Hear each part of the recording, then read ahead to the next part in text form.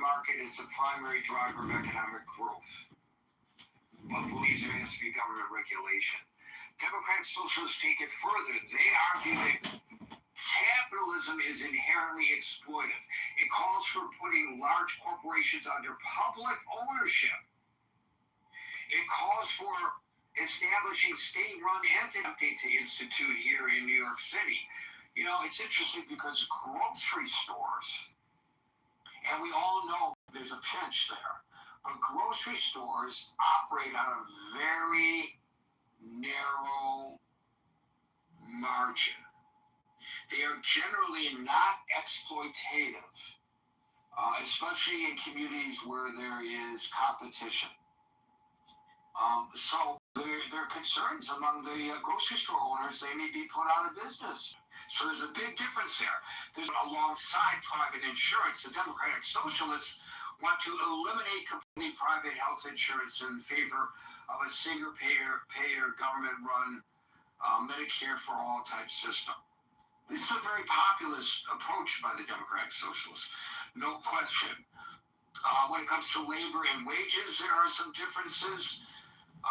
The traditional Democrats support a federal minimum wage, but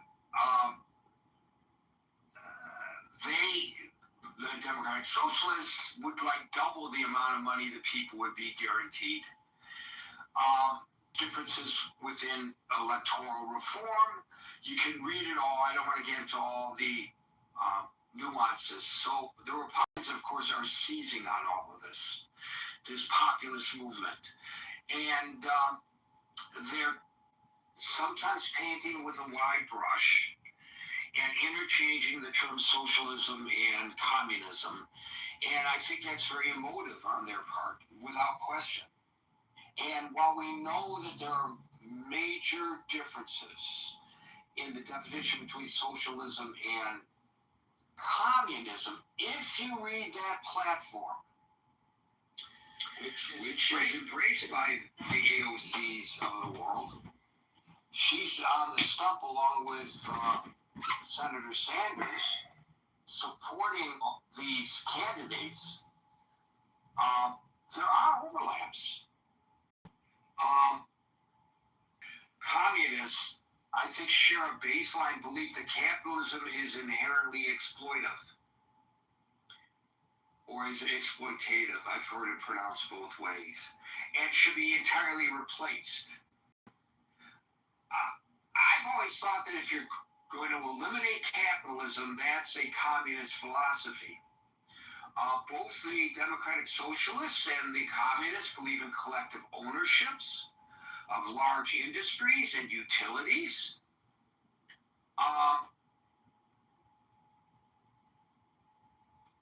Things like that. So there are overlaps. So the question here is, and I don't think it's happening yet, if you look at the number of Democratic Socialists or people who support their philosophies, it's a minute number of people within the Democratic Party. But I think when you look at this poll today, we would be remiss not to consider the possibility that there is a shift going on in the Democratic Party. Now, we know that oftentimes small changes start with big bravado proposals. So because the Democratic Party has this big tent philosophy, there might be some accommodations and things might just inch in a direction that many people may find palatable. And it doesn't necessarily mean that the words that come out of the mouths of these folks and what is published in their platform is anything close to what might occur with the Democratic Party. But you know, there were those who scoffed when the Tea Party was formed, which was a precursor to what we now know as MAGA. And they control right now the Republican Party. So there was a major shift in the Republican Party where traditional conservatives are on the outside looking in. Cindy and McCain, and one would argue McCain and her husband were Republican royalty, is actually campaigning for a Democratic candidate in the Republican Party. I think it's prudent for us to discuss today whether the Democrats are making a shift within their party, and I think it would be interesting to explore how this might affect elections, even in the short term, because we know the Republican pundits are seizing upon this, and they're trying to scare the bejeebers out of, and hey, your job, if you're a party operative, is to, by whatever means necessary, convince people to vote your way. So just because they say that there's going to be a major shift to the left, or there is one in the Democratic Party, doesn't necessarily mean it's true, but it could be an effective means of campaigning. So all of this might affect campaigns as we approach November. I don't know, but it's something to consider, and certainly it's something the Republicans have considered, seizing an opportunity here. So with that, I will open it up to y'all. I don't know whether Alan is with us on this or not. Alan? Yes, I am, sir. How are you? Okay, Alan, followed by Scott. Thank you very much for your introduction, Gary. As usual, it's perfect. Let me take the opportunity. I cannot figure it out how to tell hello to Liz. She comes in here quiet, she leaves. But anyway, back to the topic. I don't think so, Gary. It's a shift in Democratic Party. Democratic Party got pregnant, but the wrong idea because they were more adapted to the different idea. Republican, these are all my own opinion. Nobody, it doesn't attach to anything. This is my intakes after living 50 years in the United States, seeing a good glory days, and now I'm seeing it more and more. It bring to my mind a friend of mine went to Iran, he got married, brought his wife here. In the week when I saw her, she told me this. She says, I see the future of United States. It's going to be just as bad as Iran. I don't know how she comes in with that. I was laughing at her back then. I said, there is no way, but unfortunately, I see it. It's going that direction. In not that extent, but it's going that direction. This new, which there is a part is growing inside the Democratic, they call themselves Social Democratic. These people have a very, very dark plan for the United States. Take my words. I don't have any way to prove it to you, but this experience, the knowledge I have, it gave me this indication. The four, especially in the Congress, they are bound to bring these great nation down. There is nothing in it. Mamaduni in it, I don't know what he has proved, what he has done in New York to prove. This guy is the enemy within, and no one else. Chuck Schumer is another enemy within. I always believe no one has the guts to attack us from outside. No one. But they send the enemy to grow under our skin, and they going in. So be aware of these. Baby, it's inside the belly of Democrat, and it's growing. And when it's a monster, it's gonna pop out, and only God can save us. Right? Thank you, Alan. And it's always great, to hear from a perspective of somebody who has seen similar changes in their home countries. That's the beauty of our gatherings here. We get so many different perspectives. Thank you, Alan. We'll go to Scott, followed by. Yeah, Gary. Hey, nice to talk to everybody. I'm on the stationary bike right now because 1 Timothy 4:8, The Apostle Paul says physical training is of some value. Reading scriptures today. Multitasking. No, I mean, look, I think ultimately the Democratic Party is certainly like Bill Maher and many others will say, the new religion is wokeism, woke this and woke that. And look, I'm not unsympathetic to these criticisms of my own party. I am probably more of a cultural traditionalist. I don't know if that's the religion in me or what, but so yeah, I'm sensitive to that. I don't think we are in danger of seriously moving left on economic issues. I don't think the party, on the whole, is much different than it was in 2016 on economic issues. You still can't get 65% of Americans want Medicare for all. You can say that's good, you can say that's bad, you can say it's affordable, you can say it's not affordable. This is a winning issue. I don't know why every Democrat doesn't say, how often do we get a 65% issue? And the majority of Democrats aren't saying, hey, Medicare for all, why don't the Republicans want? It's a winning issue, because insurance companies donate to both parties. So I don't know that look at how much Wall Street money people like Kamala Harris was taking. Who was in her ear at the, running up to in the 100 days? Mark Cuban saying she's too tough on billionaires. And she listened. I don't think that this is the mainstream Democratic Party is just going to go that far left. I just don't. First off, we're too anti-tax. I think if we wanted to even move in a Scandinavian model, right, which is thoroughly capitalistic, in some ways more libertarian economically than we are. Rand Paul has a new movie out where it's a documentary about socialism and has the prime minister of Denmark basically on the film telling Bernie Sanders to stop saying Denmark's socialist because it's not. It's thoroughly capitalist. It just has a generous safety net, right?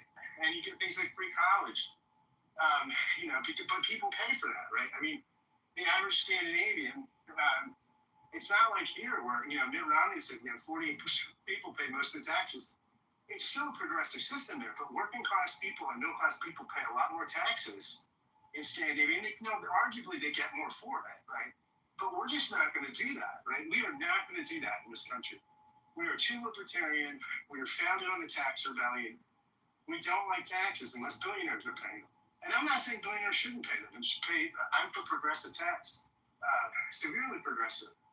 I remember when Mitt Romney said, when people doubted his conservative credentials in 2012, he said, I was a severely conservative governor. I don't know how many presidential candidates used the word severely like that.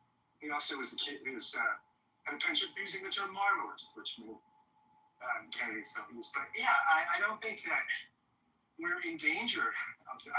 On the whole, I think that, now look, we are in a populist moment, right? And populism is taking grip on the left and the right. What do populists have in common?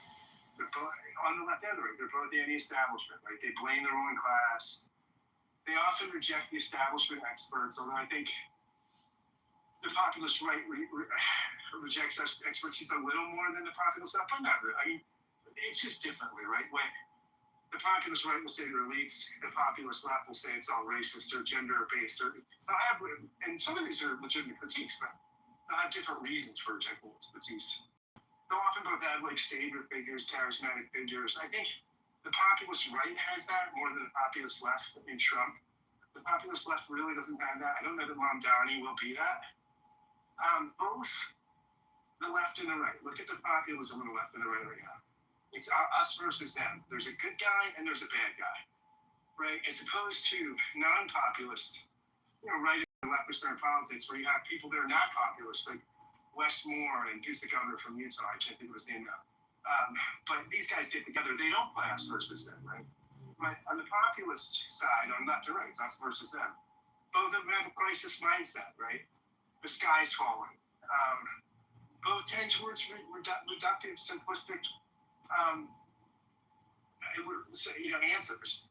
But the difference is, the key difference, I think, between left-wing and right-wing populism, we're seeing in the DSA versus sort of the Christian nationalist sort of Trump populism, is for the left wing, at least this used to be true. Now, I think identity politics is changing this a little bit.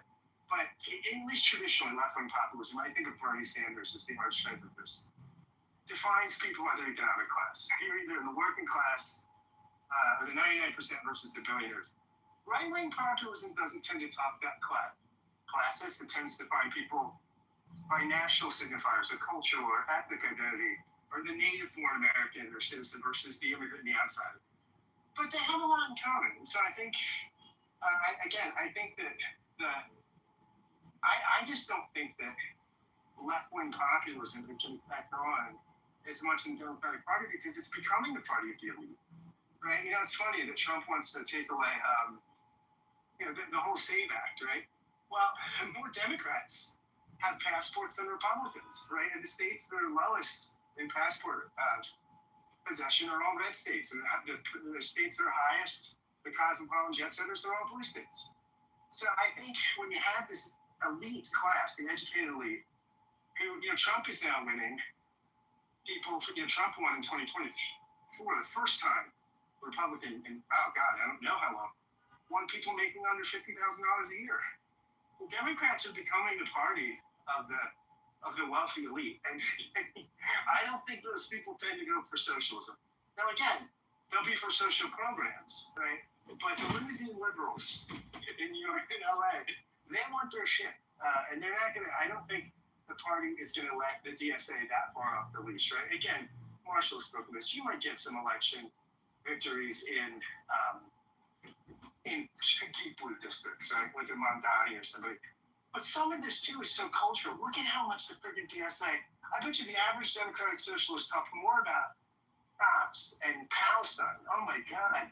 Palestine. You heard more about Palestine, Israel, than you did about Marx, Engels, or socialism, or socialism as a transitional state to classless society, or anything like this. Well, clearly Mamdani is obsessed on this issue, isn't he? Yes, and so is the woman in Colorado. So I mean, look, this is very different than a Bernie Sanders who represents a kind of more classic socialism that sees race and ethnic divisions and things like this as a tool of the elite to pit the working class against each other. So that's just interesting. I'm not dismissing that there's left-wing populism out there, and that but I just don't think it's going to take over the Democratic Party because somebody's got to pay for shit. Somebody's got to pay for lawn signs and expensive Facebook ads and TV time, stuff like that. And it's not going to be the bohemian people that smell like petroleum oil. And Abby knows these people in West Philly. Thank God Abby is further across the river from them than I am. But it's not going to, these people are not going to pay for campaigns that you need to wage on any significant level. So, I mean, I think that's and part of the reason I think people respect the DSA is they say, something like some of the right-wing populists. I think part of the reason people like Donald Trump is whether you like him personally or not. People have this perception that he gets up there, they'll just say things unfiltered to the DSA, right? That these people mean what they say and say what they mean, and they're not going to mute it, and they're not going to sort of modulate, and they're going to try to get elected and do this shit. And I think people respect that. So, but again, I don't think your average Democrat is for socialism. And again, there's huge differences in socialism and communism, largely because in socialism you still have private property.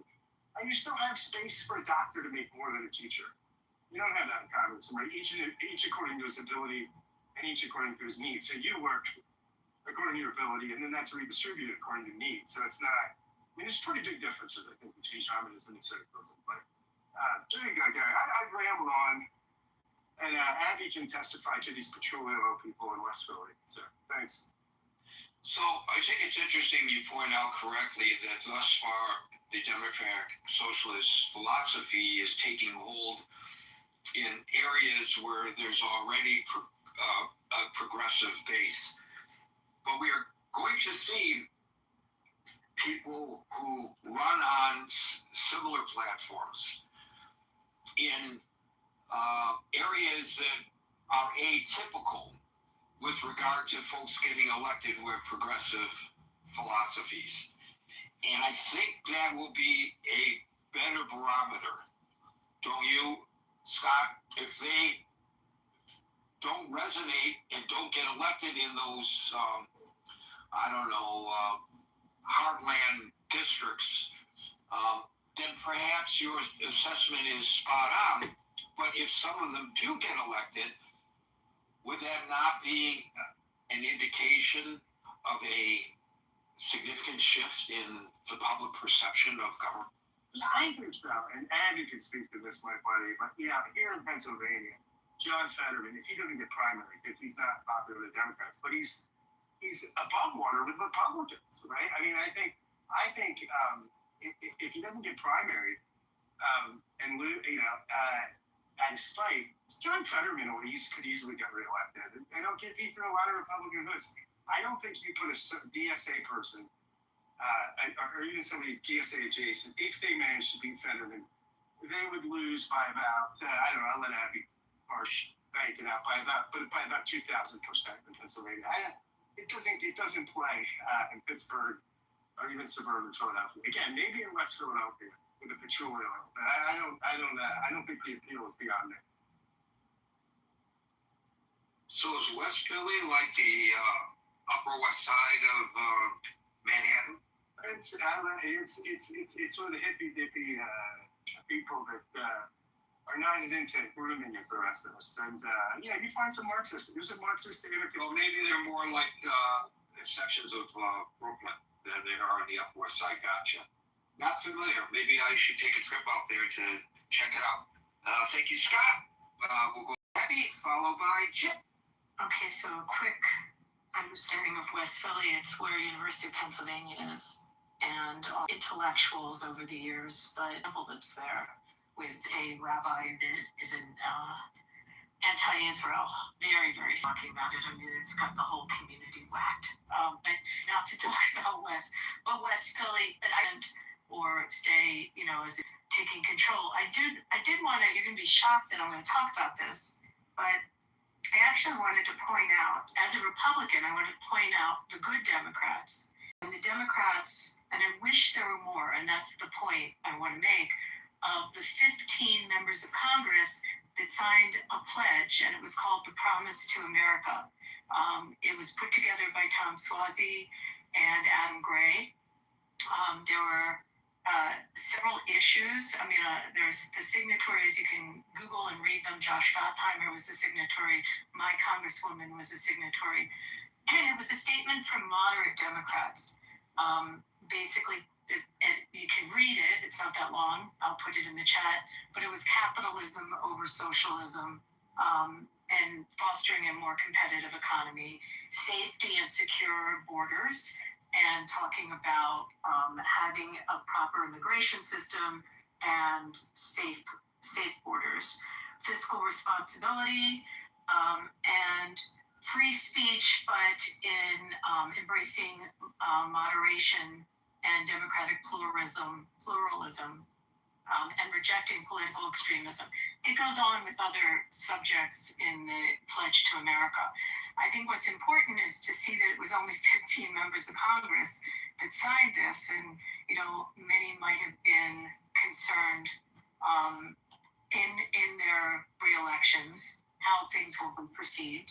I do agree that the Israel-Palestine issue has become so front and center, and I agree with also what I'm thinking about what you just said, Gary, because places like Michigan are really going to be the litmus test, not a district in Colorado that's a plus 50D district, but more so the state of Michigan, and to see how someone like Haley Stevens, who is a moderate Dem, is going to play out against a DSA very, very strong proponent against Israel, and making that subject front and center for the DSA.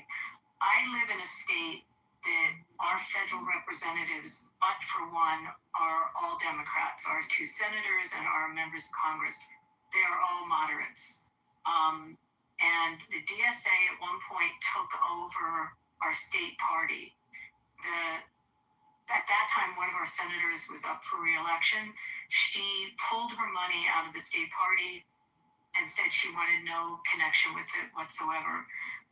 Basically, all the federal representatives pulled away from the DSA-controlled state organization until finally they voted those people out, and as a result, representatives are like. But there are pockets and areas that it has taken over, and it's a concern. I mean, even in our state, there's a few that got through in the primary, and we're going to have to deal with them in the general. From a Republican standpoint, I mean, some Republicans see it as a gift because they see it as an easy win against these policies, especially the very extreme ones that believe in no military, no police, no prisons. I mean, you go through the list of some of these positions that they've taken, and it may bode well in those areas in Manhattan or in Colorado, or even where Rab won in West Philly, but it won't bode well, I think, nationally and in the middle of the country. I don't see it. What's going to be interesting, and I don't know, someone is going to have to help me when this election is, the Cori Bush, Wesley Bell election, which is also going to be a test in St. Louis as to whether someone who's DSA running solely on the issue of the Jews and Israel will be I don't even know if I call him a moderate. August 4th. I just looked it up. August 4th. Yeah. So I think that's also going to be a test of it. I think you really have to look around the country at these primaries in the more central part of the country. But, you know, from the Republican standpoint, on those races, it's in, you know, where it's not a D+12, but it's a more competitive, battleground race, it will work well for the Republicans. I just, but there are these moderate Dems. Many Republicans will support them and will support their elections. Someone like Richie Torres, we write checks to and we support. And we hope for more of them. We hope that those voices are loud in the Democratic caucus. And for the senators also. I mean, I'm very proud of my two Democrat senators that stood out on that Bernie Sanders vote and, are moderates. So that's sort of a perspective from a Republican / I like a good Democrat voter on this. Thank you. Yeah, you mentioned the El Sayed Stevens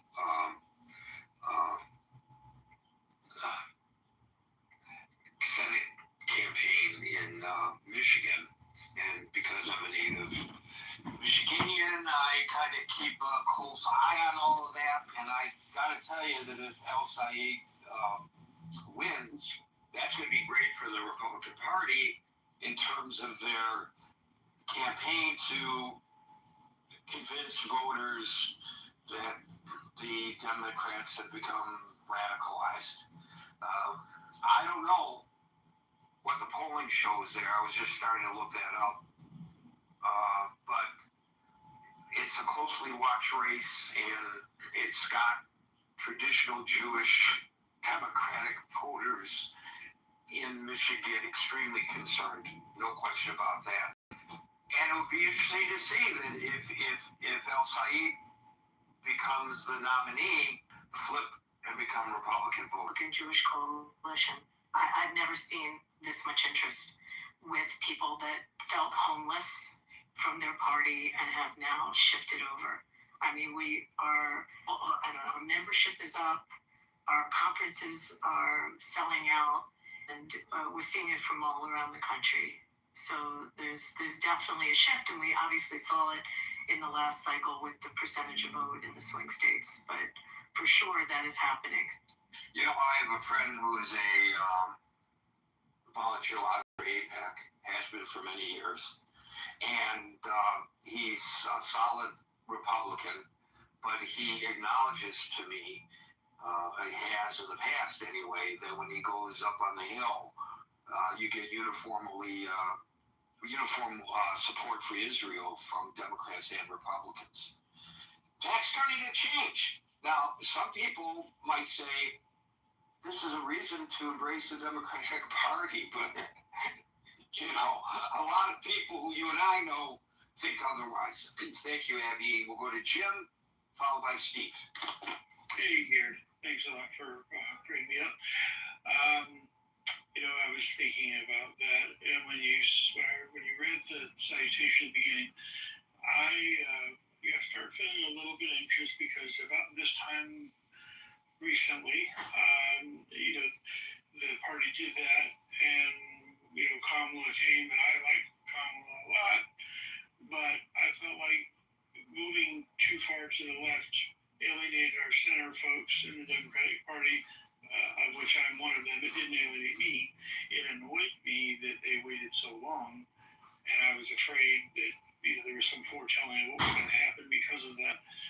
But what I'm concerned about, and what makes me a Democratic socialist, is that I see what's happening to our social safety net and programs like IDEA, where there's current litigation, Texas versus Kennedy, which is undermining the Individuals with Disabilities Education Act of 1970, which is the Rehab Act of 1973, amendment to the Rehab Act of 1954, the amendment of 1973. And if I was confusing anyone saying that, please let me know. But what I worry about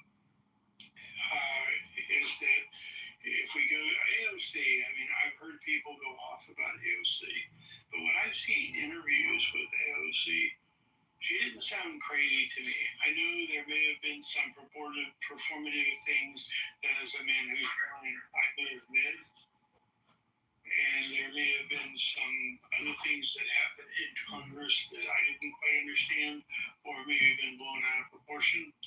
But to me, she seems like she's got her stuff together. To me, she's not an idiot. So it'd be interesting to see if she goes further on up the ladder in American politics. I'd be interested to see that. There's some other younger leaders, which I think both parties need, but the passing of Lindsey Graham, because if you don't, there's the entire party's going to dwindle. So I don't have a lot to say today except for those things. Except, like I said, I hope as a moderate that we don't go too far left and scare everybody. Land where business can start up, and you can be whoever or whatever you want to be in a country and not have either a rigid or invisible caste system like a lot of countries do. But man, I would just hope that we don't go too far left and then we have what happened again, as they say, oh well, we've learned to deal with crazy, so crazy is what's familiar, and so when we vote, we really don't want to change, and that's pretty awful. But we've dealt with crazy so much that I don't know, that I don't want us to become immune and not realize that crazy really is crazy, and if there really is some sanity left in the world, I'm done speaking. Thank you. So I think you're correct that both parties are looking for young blood. They have to look towards the future. The demographics are shifting in the nation. The baby boomers are dying off. There are new ideas. There are more attractive candidates that may be formed more so than substance. There's no question about that. But the issue here is not whether AOC, for example, is intelligent or not. The issue is she espousing philosophies that we would like to see embraced by a future president of the United States, given the polling today, which puts her way out in front among potential candidates for presidential, for the nomination for the Democratic Party for president. Thank you for that, Jim. We'll go to Steve, and then we'll give Marshall a chance to get acclimated and come back to him. Fucking faggot Marshall Ryan can get me. I slightly disagree with the analysis so far, and not really disagree, but I think there's a slight edge to this, and I think the edge is this. I think the Democratic Party, as a party, they started to shift to build coalitions. A lot of different groups that have a lot of different objectives, and I think in a way, because of this, the type of coalitions they're trying to build, that the combined groups find that if they join together and they espouse a given line that can be a vehicle to what they eventually want to achieve, that they've gained a certain amount of power. Now, the exact amount, I don't know. That to me is an open question. I think there's it's starting to build in the Democratic Party, and what's concerning to me about that is that we have a lot of people in the last 20 or so years that to me it's like a grievance culture, and everyone has grievances about things. Have a grievance without a solution is an issue, and I articulate a grievance, but they can't articulate the solution that the grievance needs to achieve or how it's going to be done. It's kind of like that mayor in Seattle was opposed to downtown office part of Seattle to the point that the vacancy rate is extremely high. Well, what do people do? They want to cross the river to Bellevue or the coast or whatever there, and got away from it. You can have a belief in something, but to have just a belief without an articulate way to convey what your solution is versus what's already here is disconcerting. And I think that's the problem. There's the grievance aspect of it without the solution aspect of it. For instance, I've heard some people, get wound up by ICE, and ICE has had their troubles. But to say we're going to eliminate ICE and we're going to eliminate a border, okay, what does that look like? I mean, how do these things manifest themselves in that? And what are you saying in that? What kind of effect? These type of things are never thought through well. Or like, let's defund the police. Yeah, okay. 2 a.m, you got a guy kicking down your door, and you call him, and there's not a cop to come and see what's going on. That's a solution. But that's where I think this fraction part of the Democratic Party is trying to drag them off the rails, where anyone with a brain in their head will say, "Oh, hold it, just a second, we can't go there." You want to do these things, and we can see where this is going, but you don't provide a solution.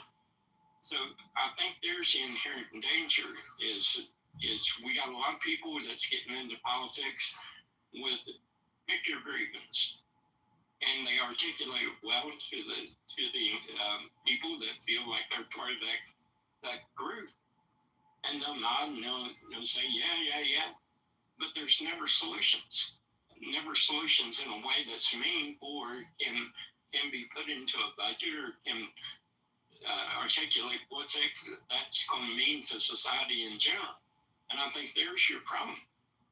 So I think the Democratic Party, by the nature of how they've run the past 15, 20 years of their coalition, has allowed this to fester, and it's become more prominent. I think it's become more prominent because we're seeing a younger generation that's coming in that has grievances but no solutions.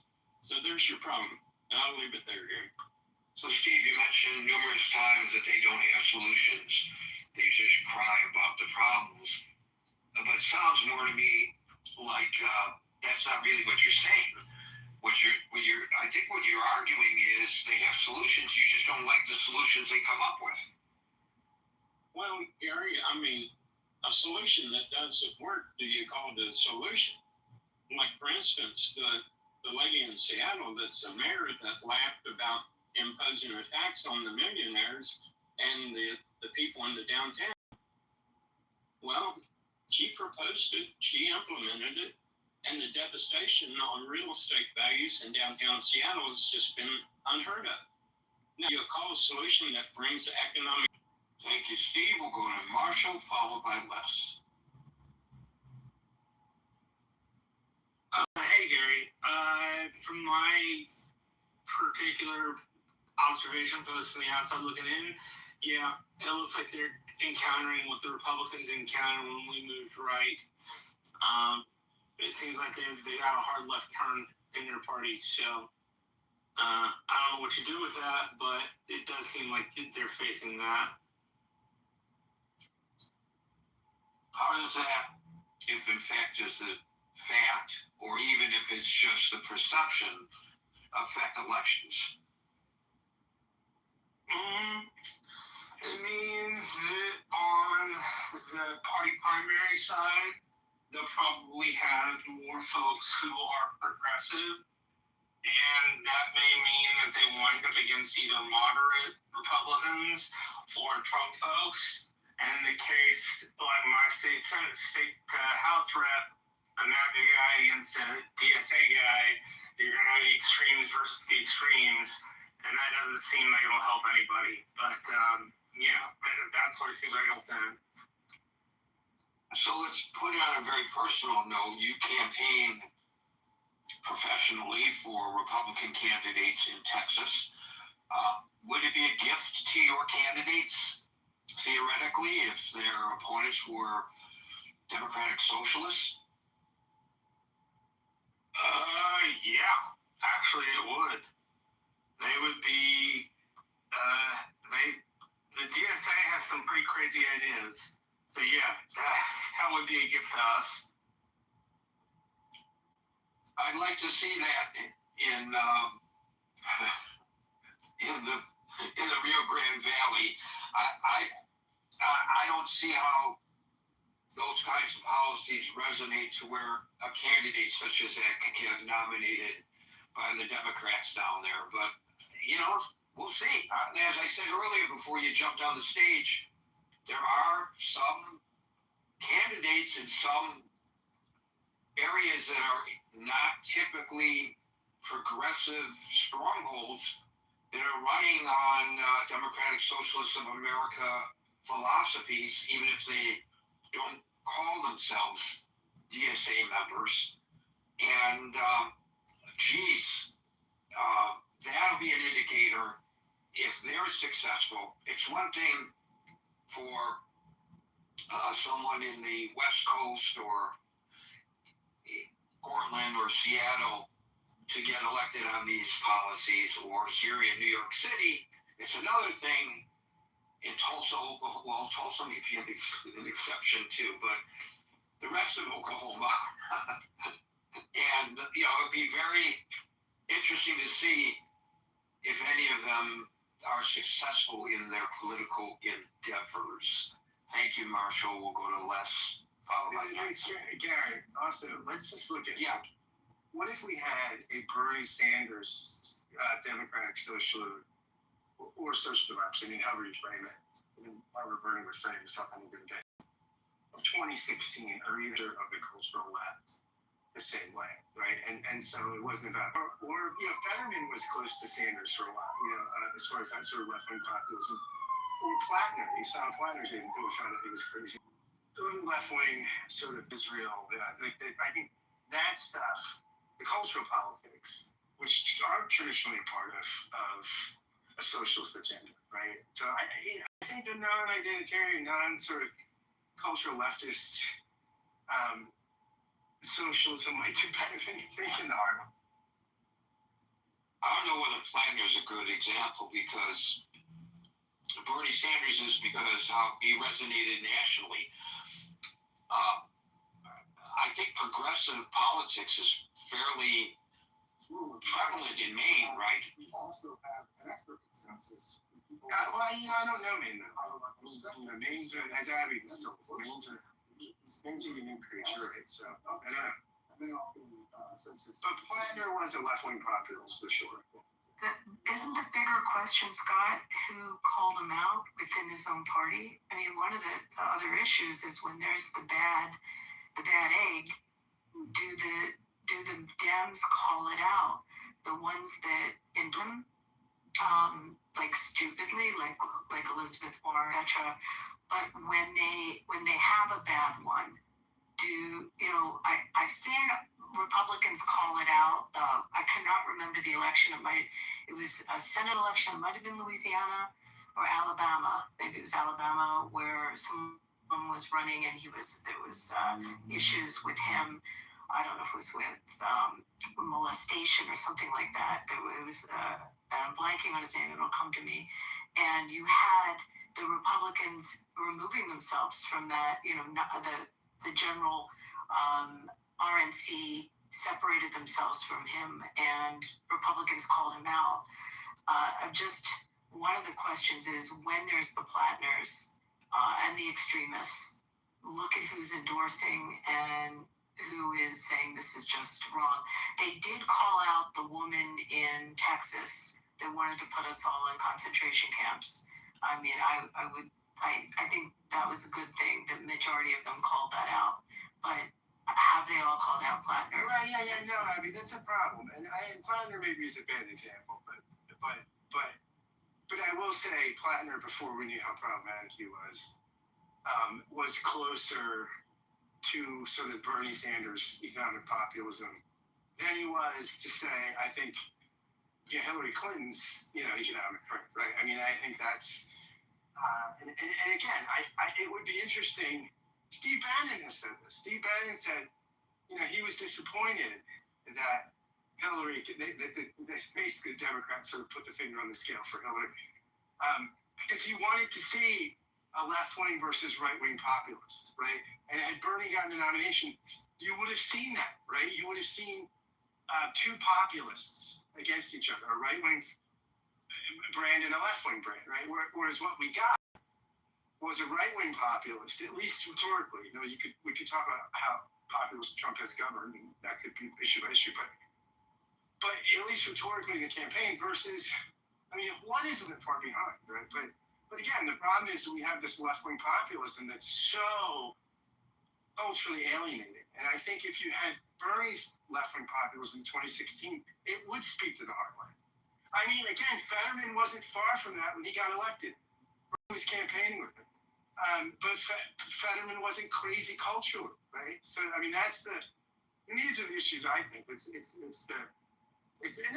is the thing I fear, is I fear that the party, I don't fear the Democratic Party gets dragged to where the DSA is economically. It's not going to happen. Just because, again, the donor class, these people, look at how much people used to say to me, Obama's a socialist. I would say, look, Wall Street people don't give money to socialists, okay? The issue is not the economic stuff, it's the cultural stuff. It's that the DSA would infect the party culturally. And then you see it now. We talk about Israel a lot, but look at the J Street position now. The J Street position, which used to be sort of like, I hate Netanyahu, but I love Israel. And it's kind of, and I always defend. That's become like a hardcore right-wing position now. That's the most extreme right. That's even untenable now. Wouldn't you have no? First of all, they never embraced Israel. Right? This is not what the room's about, but no. I have a lot to say about J Street. So okay. Well, let's next. And by the way, it was Roy Moore that I was thinking of. Mitch McConnell removed himself from, and the head of the RNC, and the president. Everyone separated themselves from him. Well, that's why Franken got torpedoed, because it was in response to Roy Moore. So Democrats thought we have to police ourselves, and Franken was the guy of the hour, But no, I just think that, look at Israel, right? And now that, with the dance Rahm Emanuel has to do, that is what scares me, is that you'll get this rhetorical stuff becoming mainstream. The the abolish the police, the abolish the, it's stuff that I think is never going to happen, but it's stuff that rhetorically infects the party, right? And I think if that sort of rhetoric, those sort of cultural politics become mainstream, that's going to hurt the Democratic Party. Again, I don't think any mainstream Democrats ever going to be a socialist just because you're not going to get enough money to get elected. People with money don't want socialists, but you can't get elected. But the cultural politics, the limousine liberals buy into that shit sometimes, and that will be the death of the party. I think one aspect of this that we've not discussed that's very important, part of the equation that's now been raised, has to do with Donald Trump. Plattner, every vote for the Democratic Party for the U.S. Senate is so vitally important to the party that they set aside what's right for the expediency because they are so focused on the possibility of gaining control of the Senate in order to hold Donald Trump in check. And so they tried their best to stay with Plattner as long as they could until it was so untenable they had no choice.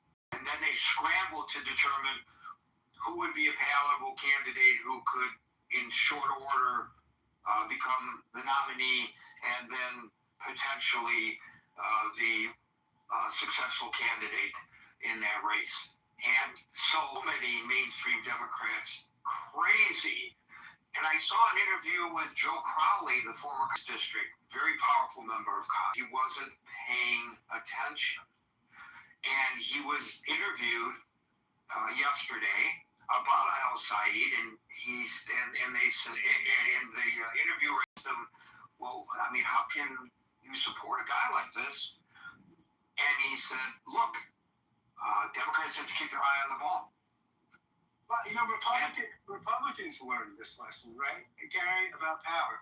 You know, somebody like Lindsey Graham said said about Trump in 2016 when he was running that Trump was a race-baiting, xenophobic, religious bigot. And Lindsey Graham changed his tune when it became clear that the xenophobic, race-baiting, religious bigot was going to win the nomination, right? I mean, but parties do this, right? And Lindsey Graham, you know what that's called? You know what that's called? Selling out.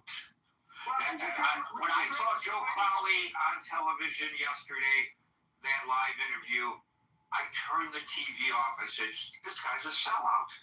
And I had a lot of respect for him when he was a congressman here in New York.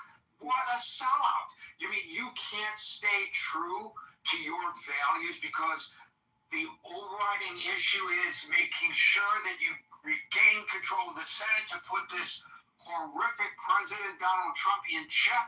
So that's more important than standing up for what you truly believe in? So you support somebody who's opposed to your point of view? This is just ridiculous, and this is the problem with party politics right now, Scott. It's come out quite, in a lot of interviews and stuff, post Lindsey Graham, that this was calculated by Graham, right? That he didn't really change his views. He just wanted to be relevant and powerful. I thought that he was probably better off closer to the president than far away. So he didn't really change his views on Trump. He just changed the way he dealt with Trump. And so, yeah, parties do this. And you're right. I think it's sad, but people are. What is Steve Appel trying to hear? So the number one goal of a politician is to get elected. The number two goal is to get reelected. And so often you see this kind of hypocrisy, or at least a lack of conviction. But this is the nature of the game. Indeed, less followed by hands.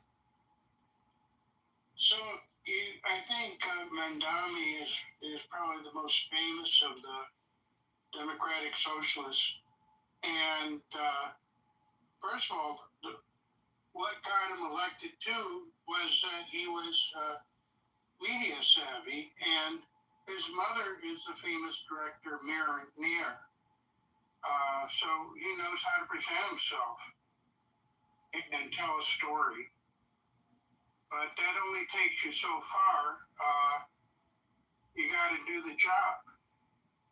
And, these are old ideas. The idea of having government run. So I don't know what makes them think it'll work in the future. There are ways you could have it done. You could take money from people in New York State, perhaps, and subsidize it. But it's just there's no free lunch. The best way to do things is to do whatever you can do with capitalism, and then use government to fix where capitalism doesn't work. There isn't really a market. And so if you have government grocery stores, why should any other grocery store come in there, or the small mom and pop stay? If they're being unfairly competed with. If you have housing and you say we're not going to allow people to make money from their housing, rich people are just going to take their money and invest it someplace else, and there just won't be as much housing stock. There's a competition for capital, and if the local government says you can't make money with housing, then people will invest in something that is more lucrative. So I'm just hoping that with Mr. Mandami, they hold his feet to the fire. Just like I said last week, they should do with Mr. Trump and some of the statements he's made in the past. Check on him. Just have newspaper stories, and 3 months from now, just put a, just see how that's going.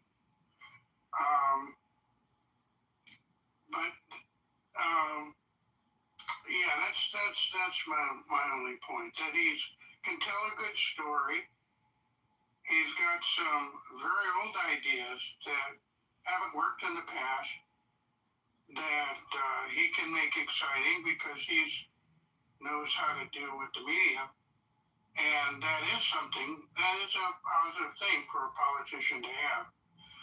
But the other thing is, if you're going to do your job, do your job. I don't see how, displacing half the Jews in the world and driving them into the sea is part of the mandate for the mayor of New York. But it seems to be a bee in his bonnet. Thank you. So the thing about Mamdani, and I don't want to just focus on him, but of course we're talking about democratic socialist policies here and how they're influencing the mainstream Democratic Party. He proposes things and makes pronouncements when he knows full well they cannot be achieved. So I'll give you an example. He announced that that it was part of his platform, free buses for all. Tell me now, he's going to give us free bus. State legislature, if he really wanted free bus service for the people of New York, he would have proposed legislation that would have made that possible. Not that it would have passed, but he would have said, I believe that there's free bus service, and he would have fought for it, but he did not. He waited until he lacked the authority or ability to influence that, and then claimed that's what he was going to do, knowing full well he could not. And you point out his pronouncements about Israel, and most notably, we're going to arrest Benjamin Netanyahu when he comes to New York City. He knew full well, and finally yesterday he acknowledged he lacked the authority. He knew full well he lacked the authority to arrest Benjamin Netanyahu, and furthermore, when he issued a video statement yesterday in which he acknowledged that, but he called upon the United States government to arrest him. He knows that they lack the authority. Right.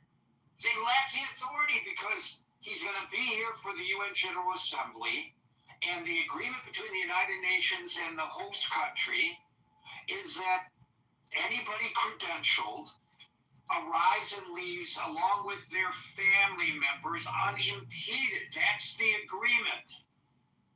That dates back decades. You do not have the authority, even if you had the desire, as President of the United States even, to arrest the most despotic dictator who comes in September to New York City. You do not have the authority to do this. In fact, the only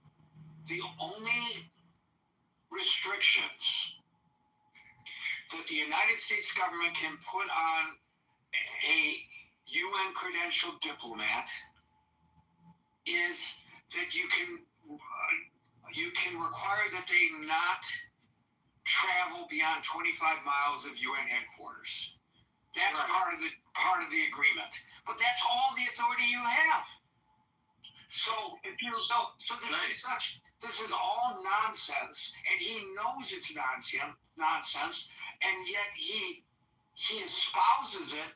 And the thing is, these idiot voters in New York City, oh wow, this is great, yeah, free Palestine, free buses, etc., and they all think he's doing a great job, and he hasn't done a thing.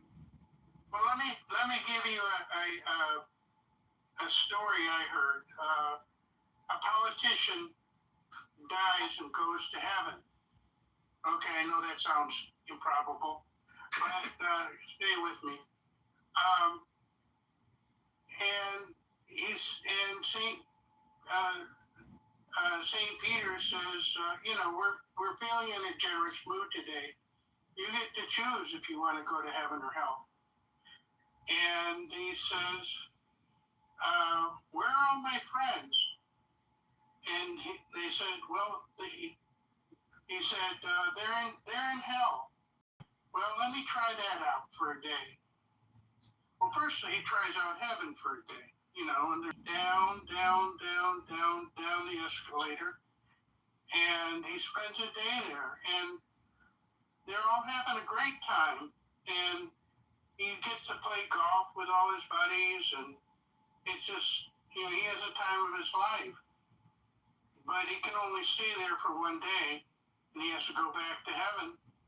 And so he goes up the escalator to heaven, and St. Peter says, so do you want to stay in heaven? And he said, no, I like it down there. And he says, as you wish. And he ends up in hell. And it's just, unfortunately, it turns out to be a place of fire and brimstone. And he asked the devil, hey, what happened? He said, well, yesterday was a campaign. Today we're actually governing. And that's the way politicians are. Exactly. Thank you, Les. We'll go to Hanson, followed by William. That's a cute story. Hanson.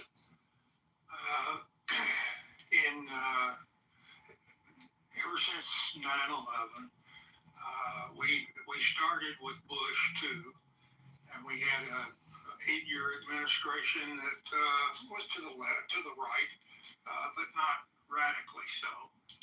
And then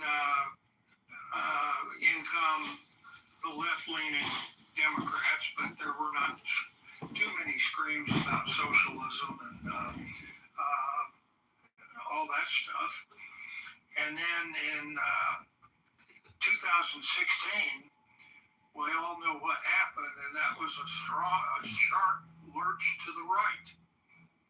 And then we lurched for 4 years, and then we lurched back to the left, which was further left than Obama had been. And then here we go, another 4 years, and we've lurched back to MAGA on the right, which sometimes borders fascist. And we're going to lurch back to the left. The question is, how far are we going to lurch back in 2028?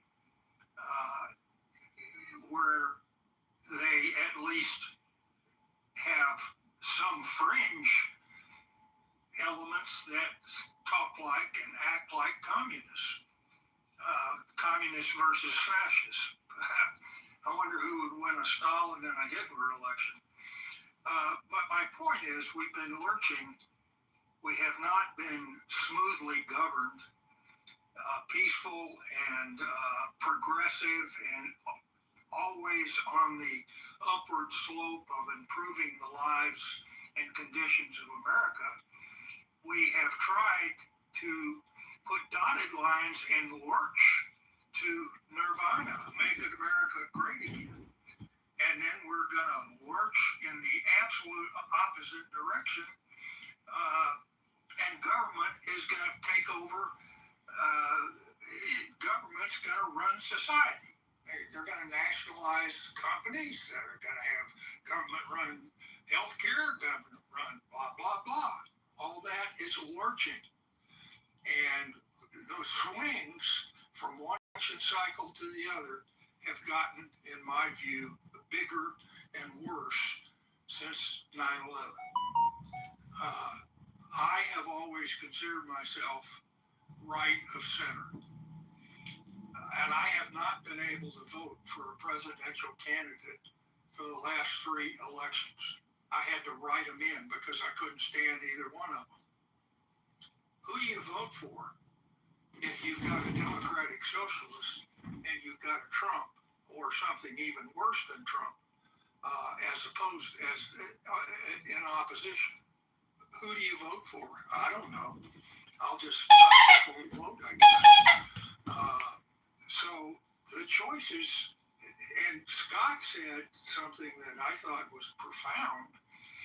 This whole house of cards is going to collapse when we figure out who's going to pay for it. I don't know what the national debt is going to have to be, but at some point, the debt payments, we're concerned about $1 trillion a year for the Defense Department right now. It's not going to be long before we're going to be paying $1 trillion or $2 trillion or $3 trillion a year to service the debt, because of all the wild plans and the wild ideas and the promise to the American people in an effort to buy the election. I remember when Obama was elected, there was a online video of a woman that said, "Oh my goodness, I am so glad that he's been elected because I don't have to pay for my cell phone now." I mean, that pretty much expresses, I'm so glad all these people are going to be elected, or I'm going to vote for them, is because I don't have to pay for whatever you want to say, because the government's going to provide it to me.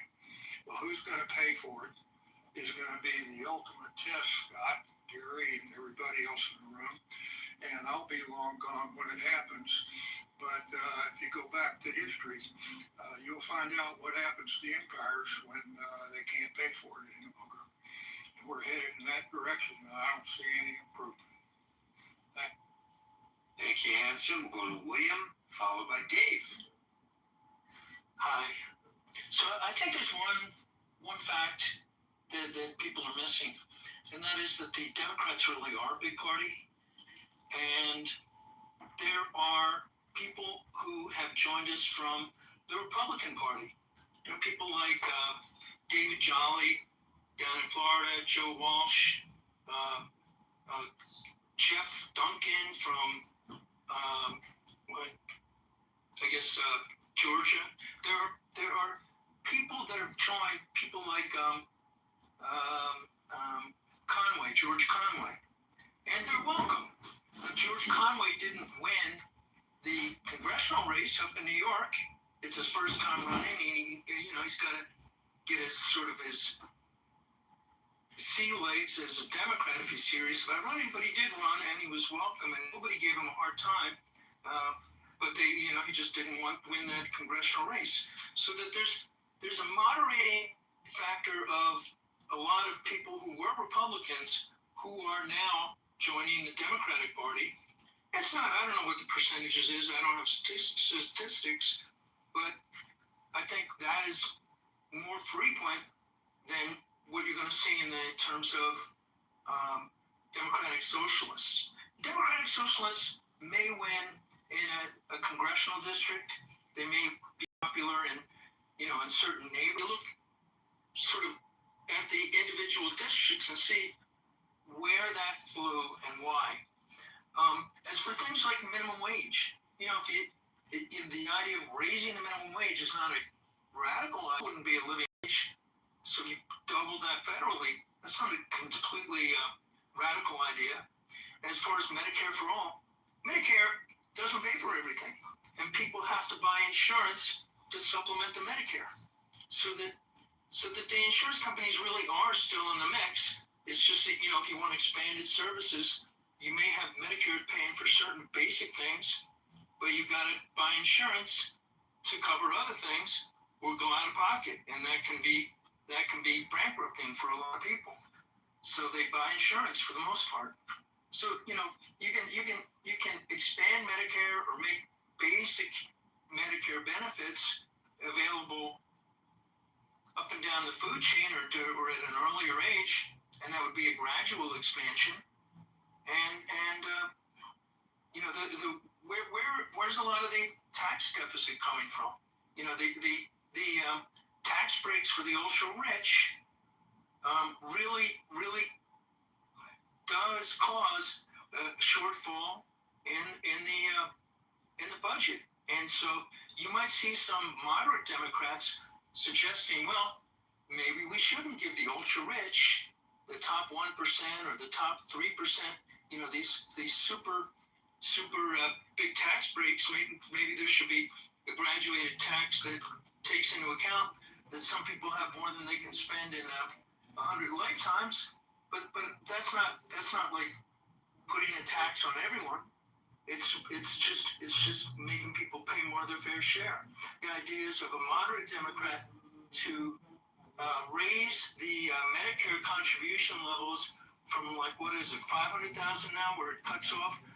I don't know the exact number, but raise that up to 750,000, and that would make Medicare solvent for decades. If the chip-in was higher for the wage earners earning up on the first $750,000, you contribute to Medicare as opposed to just the first $500,000. So those are moderate changes that are not going to turn the country into a socialist country. And in fact, we have a mixed economy. We have mixed elements of socialism and capitalism. It's primarily a capitalist country. I'm a capital moderate Democrat.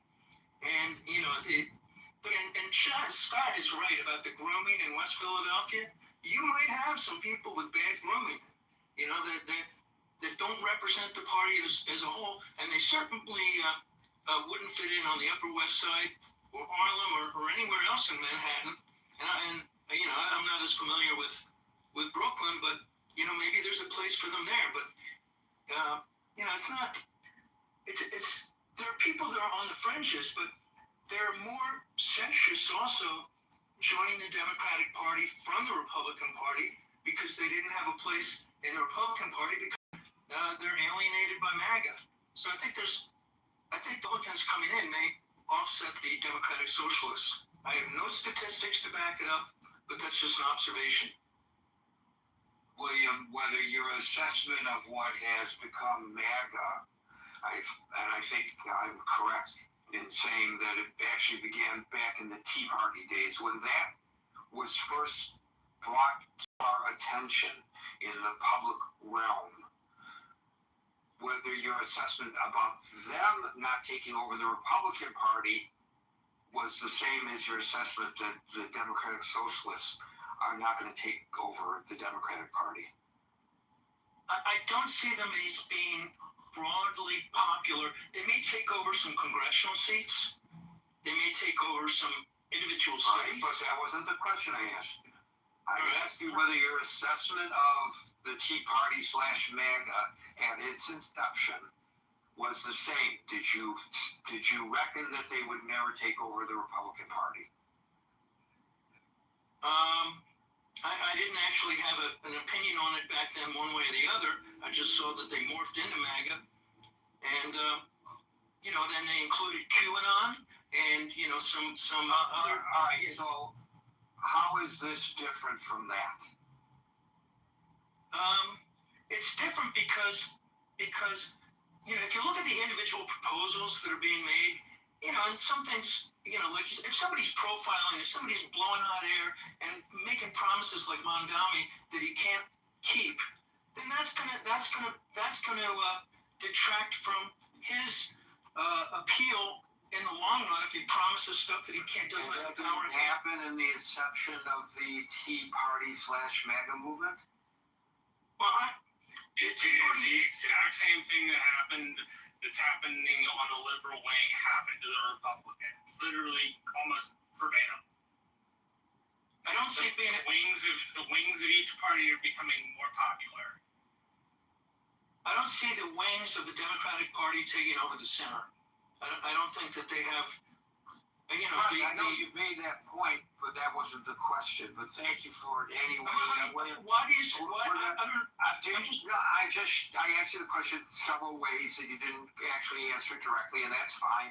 You're not on the witness stand, and you're not. My answer is no, but I don't see it happening. But no, I know you don't see it happening. I'm asking you what are the market differences between what happened to the Republican Party and what may be happening to the Democratic Party. I'm asking you to back up your point. I'm not arguing that your point is wrong. I'm asking you to back it up. And you're not answering what I'm asking. So I'm going to move on to Dave, followed by Leaping. When I look at who are the people joining DSA after 2024, I would say many come from the campus-wide protester, right? And that constitute about 80 to 85% surge in the membership. So who are these people, and how do the world look at this DSA? Basically, they constitute the continuation of useful idiot joining DSA. Purpose DSA to use to arrest Netanyahu, not for the American people. These are for the 2 billion Muslims out there, and say, look at it to be a useful idiot population. And then who are the useful idiots? Some of them are May 21st, 2025, who chanted Free Palestine after murder 2 Jewish diplomats. And now in this new platform, they increase the hate among the American population who is hating, who is have a lot of rage because of the war in Iran, because they have the Trump's rage syndrome. Join DSA. When you have so much rage, then you are legitimate to kill anybody look like Charlie Kirk. That's the whole platform. Useful idiot in American platform. Let me ask you a question so I fully understand your point, and tell me if I'm getting it wrong. Are you suggesting that all of these domestic issues, the populist issues that people are quick to embrace of the Democratic Socialists of America is subterfuge because their real agenda is to support Islamic extremism? Is that what you are? Against America, as you point out, right? Against America, right? You need to stop Trump from winning.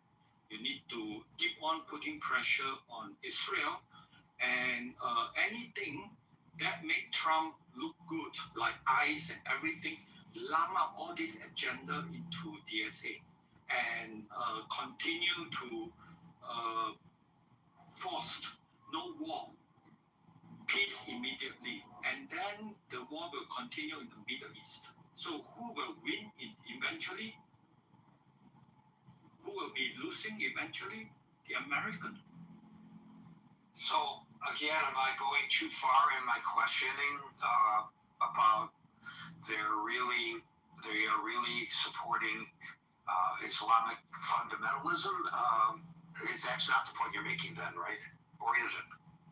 I mean, for the American, they will not think as far as you. They still think, oh no, it's still Democrat. Right, but I'm asking you if that's their hidden agenda. Are you arguing that that's their hidden agenda? Because I'm hearing an allusion to that, and I want to know whether that's what you're actually arguing. Okay, who? I say yes, because who are crazy enough to say arrest Netanyahu and make it a political showcase? Who is crazy enough to do this? And you already point out it totally make no sense. You spend so much of your cognitive ability to say no makes sense. For them, it's total sense. For who? For the 2 billion Muslim out there. Thank you for that, Dave. I just want to make sure I understood you.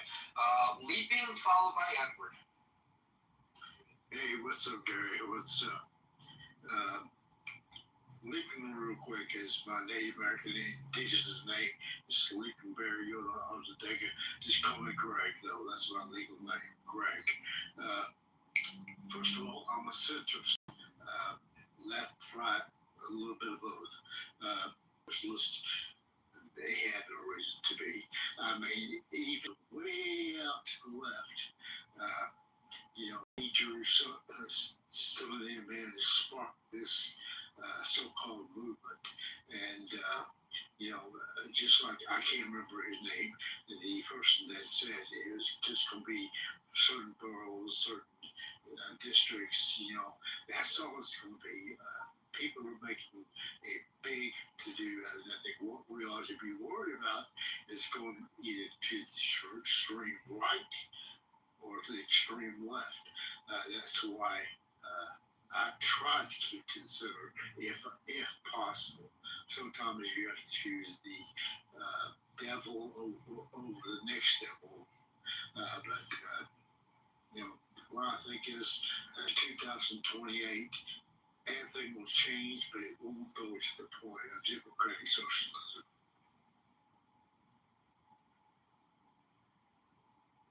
Thank you for that, Glenn. We'll go to Edward, followed by Rambo.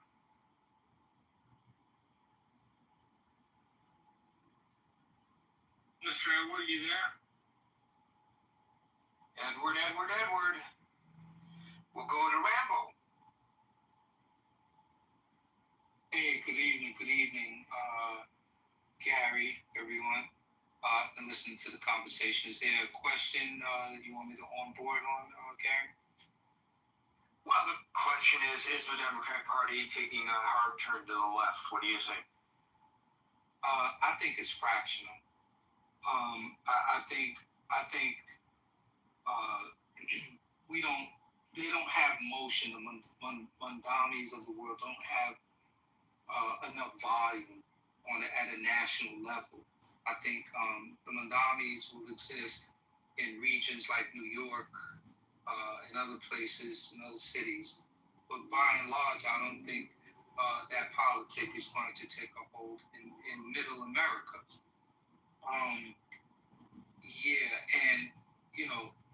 We knew, at least I pondered this question 2 years ago. What is the new? Because the outrage or the way people feel about the Trump administration and it being an authoritarian regime, right? The MAGA party piggybacking off of Republicans and then eventually taking hold of the party now, right? And then the Democrats finally getting a backbone, right? So the question I posed was, what's going to come of this? Like, will there be a new party that will emerge and be more of a centrist party? Because The only difference in a lot of this was certain issues that I'm not going to get into. Certain divisive issues and on policies were the divide. That made a lot of Democrats vote Republican in 2024, right? Certain key issues that meant so much to a group of Democratic and independent voters that they went ahead and voted for the Republicans. So, to answer the question above, I don't think it's taking a hard turn to the left. I think it's going to continue to more votes from Middle America. I think their platform will soften a little. I think it'll be a little bit more malleable, and they will try to find a sweet spot somewhere along the way in order to get votes at a national level. And I'll land with this. I saw a picture of Mandami, and I looked at this image, and I said, wow, this was a couple of weeks ago. I forgot he was making an announcement. He was sitting behind a desk, and he had people from all different hues in his background. And I said, that is a play. He's going national, because that was, basically the White House desk, right? And the way the imagery of it, and some of you may have seen it, it just made me think that this guy's he's going national.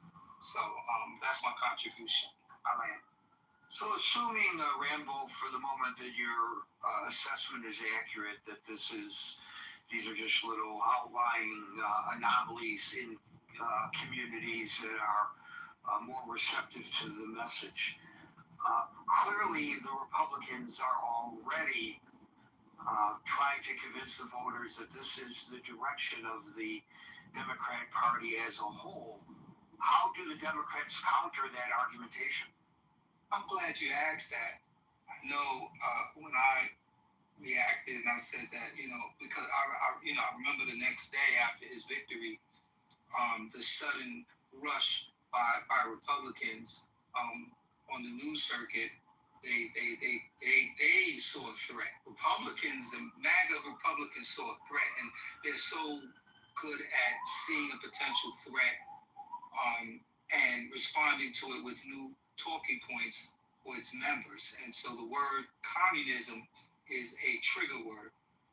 And so they're using that trigger word, and you guys have heard the rhetoric. They're launching investigative parties, and they're monitoring them, and they're calling them violent. They're doing all of these things. They're not even giving it a chance to take hold. So yeah, I'm glad you did mention that. I think the Republican Party sees it as a threat, and they're acting as if it is a serious threat. They're not letting that seed get any roots. I hope that answers your question a little bit. But yeah, I think the fact is that the Democrats don't like being labeled communists, and the Republicans don't like being labeled fascists, right? Thanks, Rambo. Let's go to Sue, and we'll try Edward again. Sue.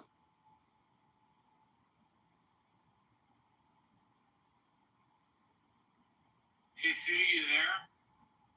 Sue. I'm sorry, guys. Here we are.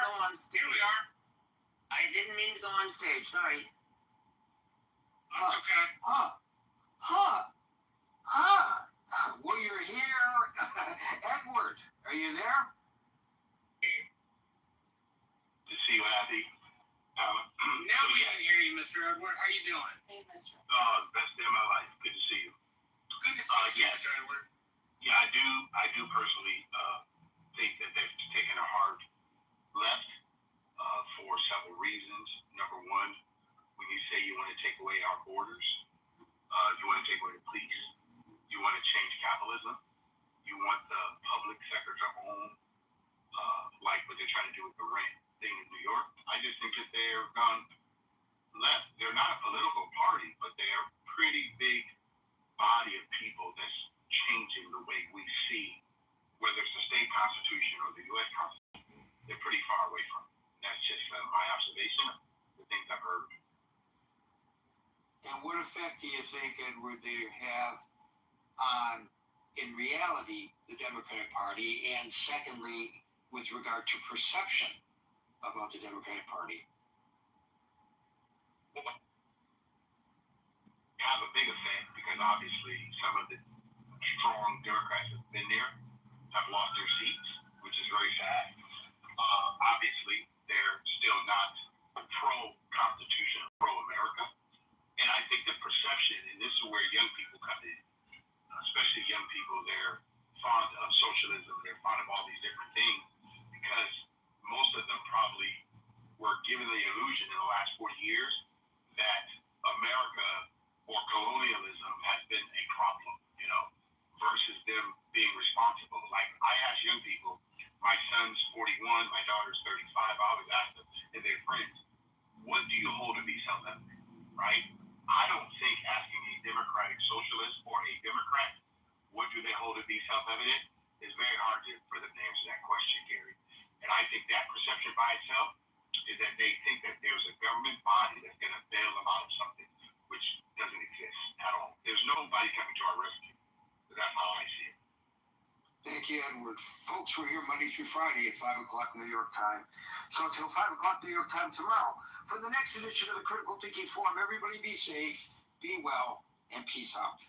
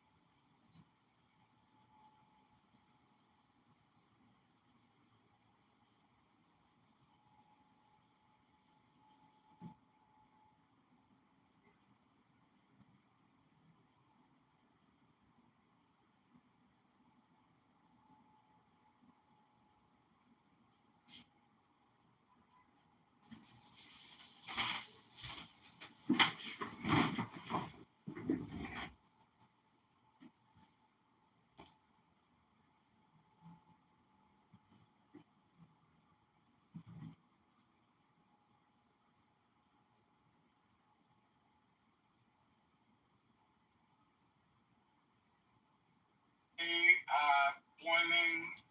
I'm still debating of whether or not to have a woman like leaning over a tiny casket. For the background of this video, I'm really mad at John, so I'm trying not to be too, harsh when I do this. So. Not a First Amendment matter because he's mayor. Yeah, and Bren is also recognizing the ICC, which the U.S. does not recognize, that he is conducting foreign policy, saying that he agrees with the ICC and he's going to act on whatever warrant they have for Netanyahu. I mean, again, we kind of have to break it into what he said before and then what he said last night. Because before, he was definitely interfering and they could have picked his ass up. Afterwards, he is still over the line because he is the executive officer of the city of New York. If he did not hold that job and he wasn't making that statement as a press briefing as mayor, you could maybe have an argument, but he does not have the same...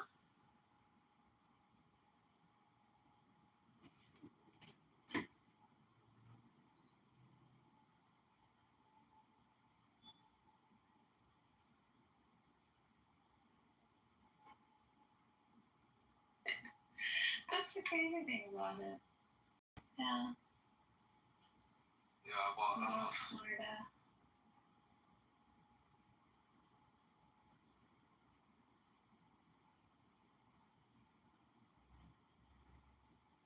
being like a 5-year-old while we're trying to have a conversation. Comrade, are you saving the world right now? No, it's Oh, you're not, though. But should we take you seriously, comrade? You're such a serious person. Comrade, what do you think abstractions are? Can we just go there? Because I feel like that might be helpful for you. I don't think the way that you're utilizing the term extraction is appropriate. Okay, what's the right way? You're trying to say that the concepts that describe natural phenomenon, the concepts themselves are abstractions, and that is not what the fuck I'm talking about. I'm talking about the physical processes themselves. And the physical processes themselves are not abstractions, right? I know, which is why I kept distinguishing between the abstraction, biological, or electronic correlates. The words that we use have meaning. I know. Are assigned to things in subjects. The subjects, unless they're abstractions. Words are abstractions. Words are abstractions. Are physical phenomena. And I'm sorry. Words aren't physical phenomena unless you write them down, I guess. Phenomenon. Qualia, as you described it, is a specific phenomenon. No, it's not. Yes, not that living things that are able to produce. That's the problem you're having. You're smuggling that in. You have to prove that. I'm not smuggling. You don't know what qualia even is. It doesn't. It's not even. You want to know? You want to know what's crazy? One of the main features of qualia is that it's non-physical. So how can it be a physical phenomenon, comrade? Riddle me this. Oh, that's false. It literally is in the definition. Because it's in the definition. Qualia is just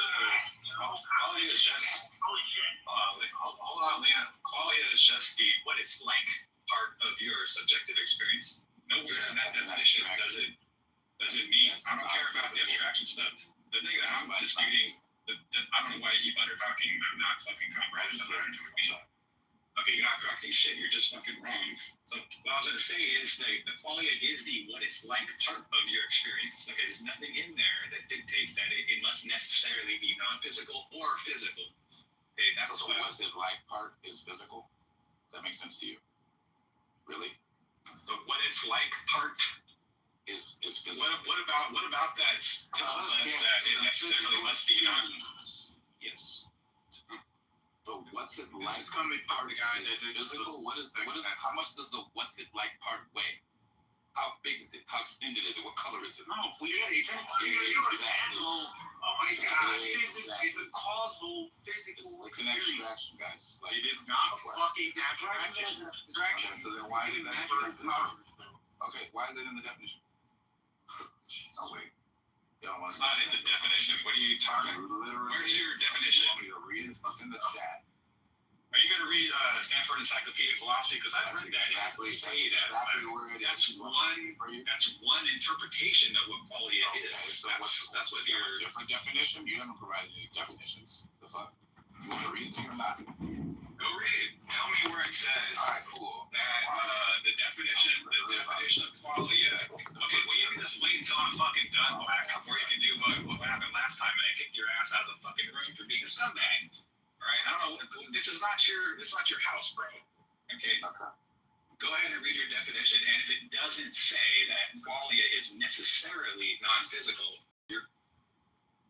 Okay, it doesn't say necessarily, it says it's not physical, which is what I said. It said, so don't change my words and move. necessarily non-physical. That's No, what you said. I just said it was not physical. Don't lie. You quite literally interrupted me to say it is. You want to put this to a vote? You want to put it to a vote? Sanity by consensus is not a good measure. Let's just move on. When I described that one senses were necessary, even experience fucking qualia. You literally said that. Stop being a fucking dickhead. No, I didn't. All I said was that the definition says that it's not physical. That's all I said. So we can bet $1,000 if you're not bitch made. You want to bet? How are you gonna prove it though? We have the recording in the room. Really? You have the recording? What recording? Oh, I thought this is not recording. Oh. I guess you guys just lied. Do you want me to read the thing that proves you wrong or no? You misspoke. It's okay. We can move on. Let's go. That's fine. What's up, T? How's it going? So I'm not allowed to read it now? You've already conceded defeat. What's up, man? How are you? No, I didn't. I told you what I said, and I was about to prove it. You misspoke. It's okay. We're moving on. So wait, I just want I'm not allowed to interject one to be clear. Just move on from this shitty point. Jesus Christ. I guess. I wasn't here before, Elliot, but Black, are you a dualist, or I'm assuming you think that consciousness? Hey, look, it's Abe, the little bitch Abe. Look at this. He's here with us. This is so we're not gonna do that here. I'm not a dualist, no. I think we need more gasoline, Elliot. So I'll go for it, Abe. What are you disagreeing with Elliot about when he talks about the consciousness is physical? Consciousness is physical. You're talking about qualia as being physical, not consciousness. I'm saying that qualia is definitionally not physical. It's like one of its defining features in the literature. So. Oh, so you just again stated what you said you did not say. What did I state? You said that it is definitionally non-physical, which means it's. I didn't deny that I said that. Non-physical. What I denied that I said was that it was necessarily, because you guys lied. Fucking God. If it is definitionally non-physical, that means it's necessarily non-physical. No, it doesn't mean that. Those are not anonymous terms. The fuck? It's like, are we just going to say words don't mean what they mean? That's right. We're going to fight with dictionaries. Let's move on. No, bro. Definitionally does not mean the same thing as necessarily. That's something you fuck. Anyway, the point is this, Black. Like you already lost this debate. I don't know why you're going back into it, but go ahead. Sorry. The point is this: when you say qualia, right? You're just taking a word from the philosophical literature, right? I am. There are plenty of neuroscientists who don't even accept this word qualia. That's so true. Thank you. So you seem like mighty attached to it, but instead of like arguing about the word qualia, why don't we talk about whether qualia are even real? I mean, we could, but I was interested in the concept, and I was just trying to make sure we knew what it meant, so that people like Combat and Elliot were saying dumb shit about it would stop saying dumb shit. You think that insects don't have brains? Stop. No, I don't. I simply asked if bees had brains. You said yes, and I said you asked them. I never said they didn't. Brains. You should not. I didn't know other people's intelligence. And I don't know if praying mantises have brains. That's insane. That is insane. They have fucking. Oh my God. Okay, but there's a lot of things I don't know. I'm willing to admit it. Like, I'm not gonna sit here and pretend like I know something. What do you mean? Unlike you, dude. Like, you've been pretending like you know qualia was the entire discussion. Call something fucking insects. They have brains. Okay. I mean, it's not the win you think it is, but okay, you win. No, it's embarrassing. Are you fucking serious? Not the really. People are muted are probably laughing at you. How the fuck are you an adult and you don't know that fucking praying mantises and bees have brains? I'm pretty sure a lot of those don't know that. Okay. Where's Lisa?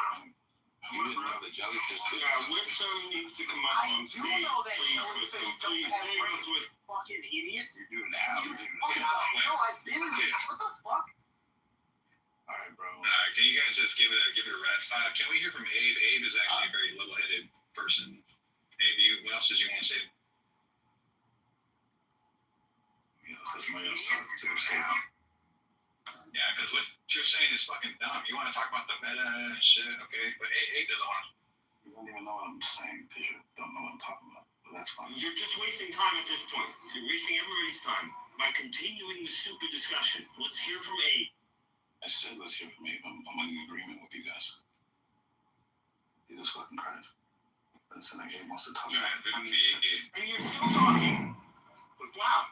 I guess I'll wait for Abe then. Yeah, sure. The point is that there are two basic ways you can approach this phenomenon. One, you can approach it from a medical perspective, like a neurologist, a biologist, people who brain, and then they talk about what we found. The other way is philosophers who, in my opinion, basically either sit around on like their couches just hypothesizing, or the good philosophers basically bootstrap off the scientists who they look at their literature, their work, their experiments, and then they start philosophizing based on that.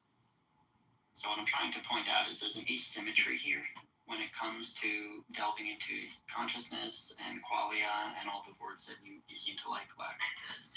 And all I'm saying is I think the matter needs to be researched and adjudicated by the people who are actually looking and experimenting with the brain, not philosophers who just make up words and then stick to them, and they don't really have any like empirical basis. And what do the expert neurobiologists say about qualia?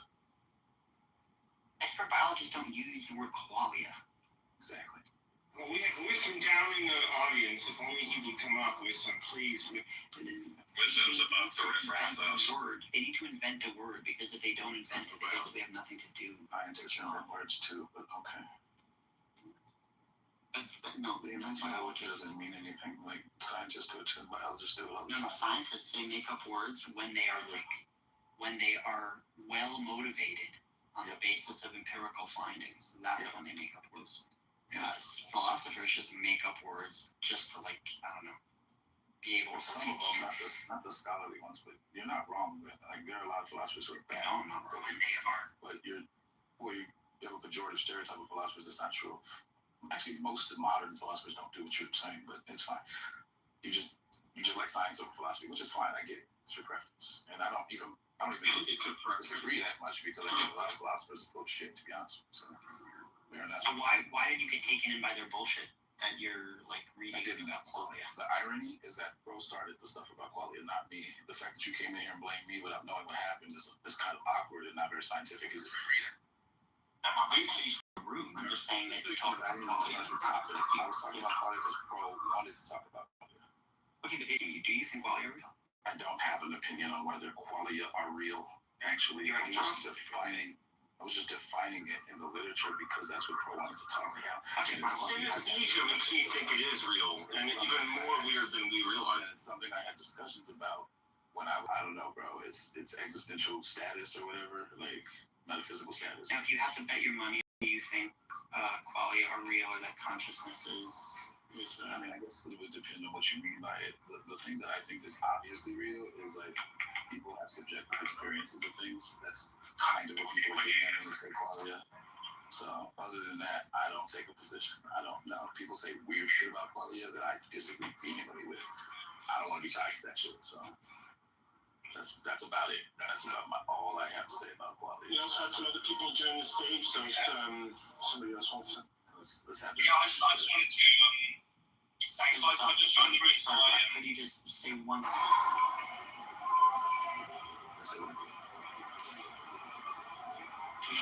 You broke up a sec. Could you just say what is the one thing you said you for sure knew? What I know what a real is that people have subjective experiences, and that's kind of what people are getting at when they talk about qualia. Also, there's a bunch of weird shit that people say about qualia that I do not agree with. So I'm not trying to like lump myself in with the weirdos on qualia. But if all you mean by qualia is that people have a kind of subjective, what's it like to be experience of things in the world, I'm cool with that. I think that that's not that spooky. You know, Yeah, I don't think it's spooky either. I think it's also you guys converged to the same endpoint in the end. This is insane. You know that if inputs are finite, that the subjective experience can repeat, right? Obviously. Okay. Yeah, there's many ways to slice this. That's right. Should probably carry that with you. Has nothing to do with what we're talking about, but yeah, I mean, a fun fact, I guess. I don't know why you keep interjecting that vision into the conversation. Suture, you wanted to say something? You're open mic, Suture, or Deepak? Yeah, cool. Sorry. Yeah, so I just sort of stepped into the conversation and I was just trying to get my head around what the disagreement is. I thought that Qualia genuinely just meant some subjective conscious experience, and I just wanted to see what the disagreement was broadly.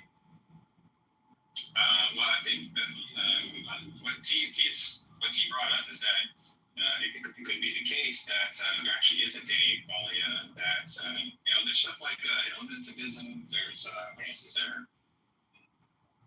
Like there's illusionism. These are real theories of mind that are like the serious philosophers and people with PhDs in development fields think is the case. So we should take it seriously. And it is germane to the room title of qualia of life. I don't know. Elliot, I actually am an eliminativist. What's up, Suture? Hi, Carlos. How are you? Hey, I didn't know Suture was trying to say something. It's kind of like flushing water to me. Oh, sorry, I'm driving. I'll try and get up to the Riding in the toilet is crazy. Hey, what does that mean when you say you're a lunaticist? Is that right?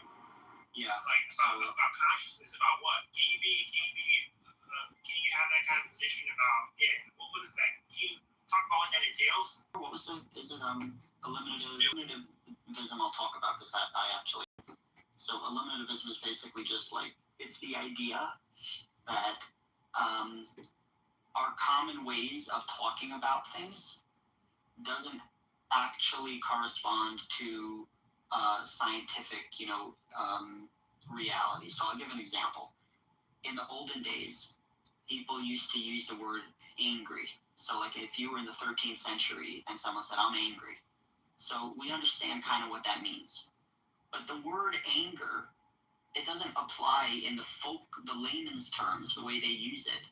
It's not really what anger is. Nowadays, when we research it scientifically, anger is actually a bunch of biochemical responses in your body and brain. It has to do with adrenaline, cortisol, your heart rate increases. Like that's all those physical things are actually what anger is. So basically the layman's definition of anger got eliminated under, more scientific inquiry. And the idea of We can't hear you, Deepak. Your mic sucks. This ain't even wrong as usual. Yeah, that's not accurate. So let me just finish and then you can respond. So the point is, Leon. Yeah. So the point is that also like we've eliminated a bunch of other stuff like in history. There used to be like the ether in physics where they thought that everything's moving through an ether. We eliminated that once we understood that like light can travel in a vacuum. So the point is that the idea is that we have historical precedent that every time we learn more about the universe, our old layman's terms that people use to describe certain phenomenon becomes eliminated and we no longer use it anymore. So in the context of consciousness, the idea is that even the words we use when we use qualia or consciousness, those things will be eliminated in the same way we eliminated ideas about the ether, or in biologists, remember before we knew about like evolution and stuff, we thought that there was like the vital life force that was animating everything. That got eliminated once we understood biology and chemistry. So that's just the basic idea about eliminativism. Oh, okay. So, but you, like, it wasn't clear when you described it. You do think that like anger is like an okay shorthand for all of that stuff. Like it's still a usable, it still fits, but when we use it and we're describing what's happening with someone, even though we're not describing the set of physical processes precisely, we're still indicating something that has some value for helping us understand what's going on. For layman, I think you're probably right. Which remains, in the, I don't know, for peasant form, when peasants say, I'm angry, it works. But the point is that if someone starts claiming, if the 13th century peasant would start claiming anger is something special or it's non-physical, how could you get angry if it was physical? It has to be non-physical. That would be that we could easily eliminate by understanding the biological substrates that are, making up anger. So the idea is that, it's going to be eliminated and we're not going to need it. When people say consciousness, they're using it as a shorthand for brain processes that are currently complex for us to fully grasp. But why would we stop using it? I don't know why we stop, because we talked about the ether, that's a very, I don't even think that relates, because even though we may understand, we have a complete understanding of consciousness, we may still use these terms because they still have some type of pragmatic fit for how we interrelate as humans, on the whole social realm. Wouldn't that be the case? Okay, we can change the underlying or the exact definition for the thing, and maybe eliminate it in the sense that we now understand whatever the referent is, but we can still use it at the social level, and we can still indicate things with it, and it can still have some use value that's important for how we need to understand each other or interact or carry on social processes, right? That's the thing when you say eliminate, I'm what does that mean? With the ether, that makes sense. You can eliminate that because we have a use, it doesn't really have any use value anymore.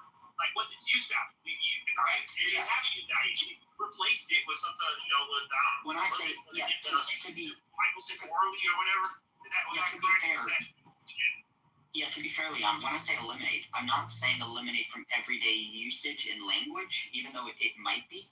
But what I'm arguing for is when people are making unwarranted philosophical claims on the basis of these words. I follow you. Okay, I can.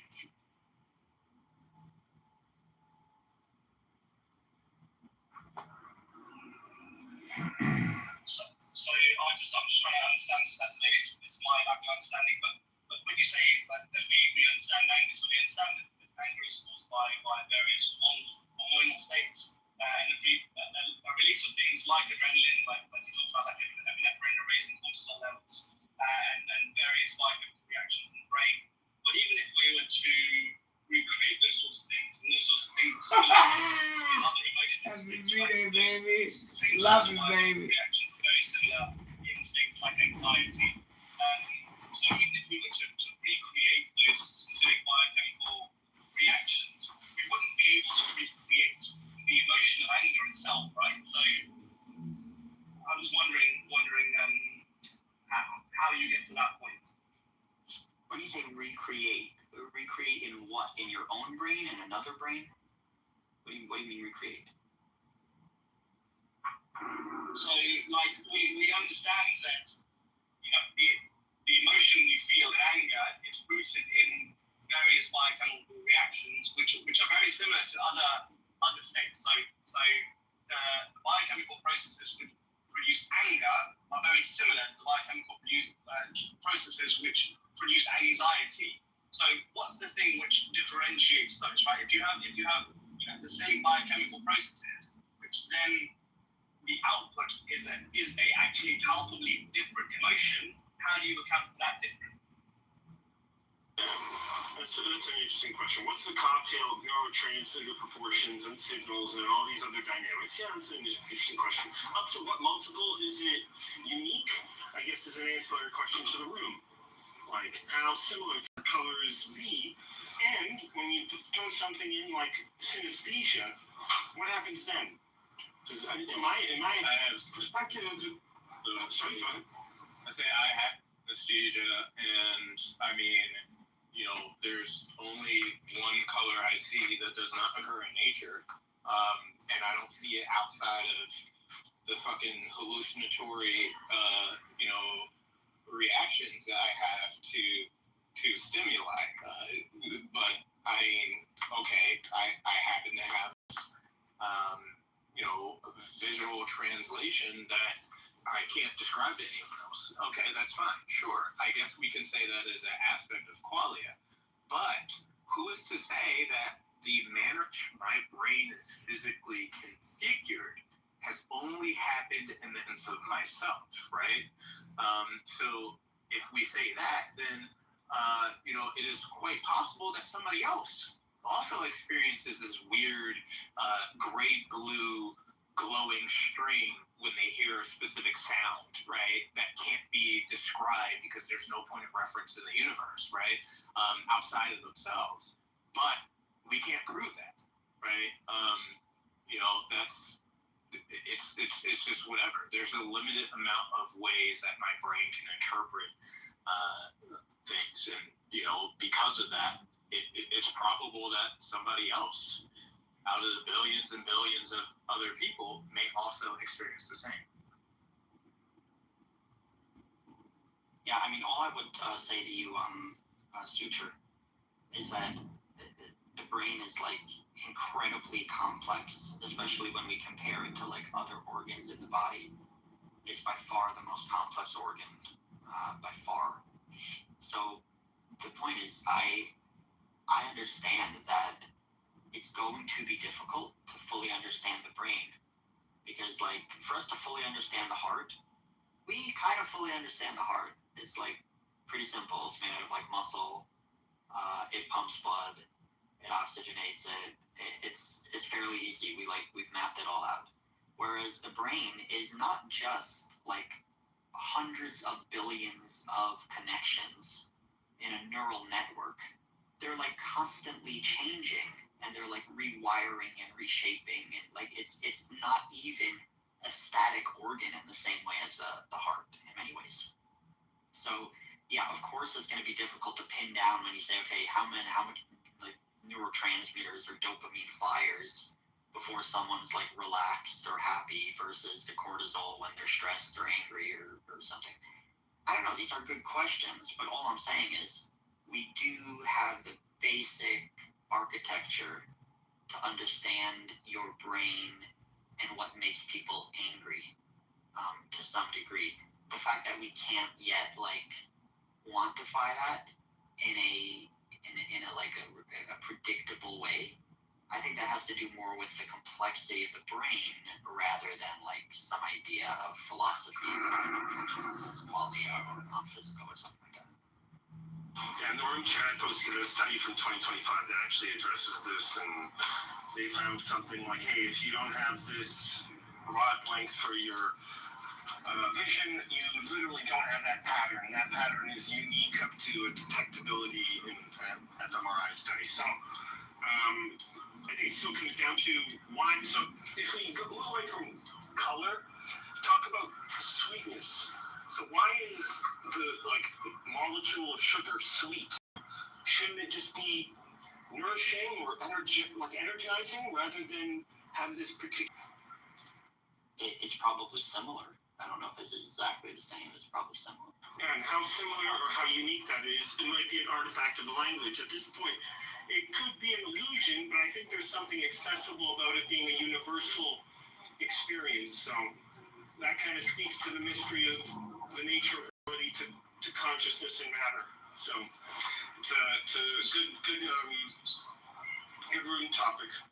Yes, so it's the fascinating thing with it. I was just gonna say is how many levers can you pull? Like I was speaking to that same thing earlier, too. Like why color is even color? Like you can imagine somebody's color might not be color at all. If we think of it, and we still agree that we're seeing red when we see red. Even that thing is hard to figure out. Like it sneaks up on you. Yeah. Obviously, my sweet could be your sour, but it doesn't even have to be what we consider taste at all. You would never know that thing either. I mean, I think a better way to to figure it out? Well, I'll give you an example from my surgery. They removed part of my tongue, so everything now is just overall sweeter. I've lost like the spice the landscape has become simpler. Everything is more sweet. Even things that I didn't think were sweet before now are sweet. Yeah. So that brings up the interesting question of it, and I said this earlier to Black.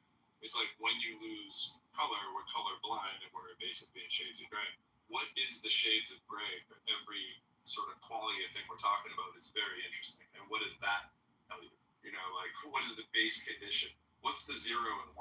You know what I mean? Is really that's it. And then all those things that get filled in between, it even seems arbitrary what you're filling it in with, and like what levers you can pull from to, hey, the brain figures out I have this thing that can make you think sweet, make you think sour. Well, what the hell is that? That's fascinating. Yeah, absolutely. Yeah, and I think so. So it's a really great point that Mayo brings up actually, and it shows us that, and we know this. So we know that different people when they taste certain things have different affinities to them, and we've actually tied this to various genes, right? So there are certain gene mutations where if people have a certain gene mutation, they find things like chocolate more addictive. So they find it more difficult, palpably, to give up things like chocolate because the way their brain responds to it is completely different. And so if we're, I don't know, I think that it's hugely simplistic to say that the brain obviously is a hugely complex organ, but actually we know a hell of a lot about neuroanatomy. We know exactly, which parts of the brain are responsible for various sensory inputs that we have. We have various parts of the brain which are responsible for the motor outputs that we have, and we're using technology now to map onto those things, right? But to say that it's going to be reducible to simple inputs and outputs, I think is overly simplistic, because we know that even if you give multiple people the same inputs, the way they experience those in their subjective experience is palpably different. So we can't just say that this is reducible to inputs and outputs, right? That's just overly simplistic. I kind of disagree with that. Yeah, well, it could still be. Oh, go ahead. Same thing I was going to say. You can say it. I was just going to say the very last part there. You don't know if it could be not reducible to inputs and outputs, but it might not be. But it's very difficult to say that. Yeah, thank you. I was going to say, to make the positive claim, it is possible that the reason it seems more difficult than it is because, for example, Sam Harris talked about these type of studies that have been done. For example, if you it's kind of like a burning pain and it's tight, and you're scared or anxious or want to go to the doctor, because that's what your brain interprets. Whereas if you take the exact same pain and burning, and then we put you in the context of you in the gym lifting weights, you're fine with it. And you even get excited about it. You're like, oh, I'm having a good workout. This is gonna make me stronger. So our perception of our sensations is actually influenced by a lot of stuff: your experience, your environment, stuff like that. So it could be the case that it is just inputs and outputs. It's just the inputs and outputs are so complex that they just defy our current computational ability. I just want to say that in both of those scenarios, the person was having a heart attack and they died. They were like, "Oh, it's okay, I'm in the gym," and still has. When Black first came in the room, I was just sitting in a room by myself on a bike, and where I was going with it is kind of like what I put in the overhead jumbotron thing here, getting away from the reason I was trying to stay away from this is because I know there'll be one camp that goes to philosophy, Black goes to philosophy, another camp will go to the neurosciences, and so on, right? The math better. To be more creative for discussions, I agree. Yeah. Just kind of be like, what are you generally thinking without citing the references at this point? Just dumb it down, right? And getting at the essence of the idea, right? Of that, and admittedly, we have ingested all of consumed our own, information from various sources. But if we're going to agree generally with the, we get into wave particle duality, all that kind of stuff, but we say there isn't really much to the whole physical thing, right? I'm going to skip past the lesson, assume everybody knows what we're talking about here. If there isn't really much to the physical thing, what is it when we say physical? And if it isn't this piece of vertical qualia in the bird doing all the heavy lifting, because it's like at the end of the day, kind of like we're talking about the redness of red, like we're picking and choosing from these electrical impulses that are also picking and choosing from the waves of electromagnetism, so to speak, dumbing it down again, just keeping it simple. It's like, well, what are we really doing, right? And it does get interesting wherever you want to go with it, whether you're in the Matrix or anything like that, in terms of what you think that all means, right? If everything is just, I'm also doing some work with just, right? If everything is just, waves and electromagnetism, so to speak, or fundamental forces, whatever, what does that say about everything that there is? That's super fascinating. I don't think anybody necessarily has, the right answer, so to speak. We're going to necessarily go back to, well, I read a thing, but what do you feel right about that? And does that even land with most people?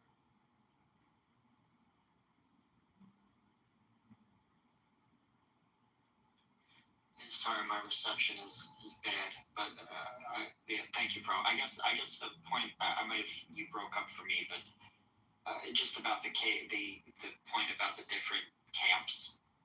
Obviously, I'm firmly in the camp of like the scientists, and to me, I don't like seeing like. Do you know O'Connor, Cosmic Skeptic? Wonderful citation. Yes. Oh, sure. Yeah. Like I said, most of the stuff I like him. He's good enough. I really think he just doesn't understand like scientific inquiry. He talked to Sean Carroll, who's obviously like a philosopher or whatever, and I think he schooled him pretty badly in that discussion. But I don't think he understood it. The point is that from a scientific perspective, if you ask us a question like, I don't know, what's an onion made out of?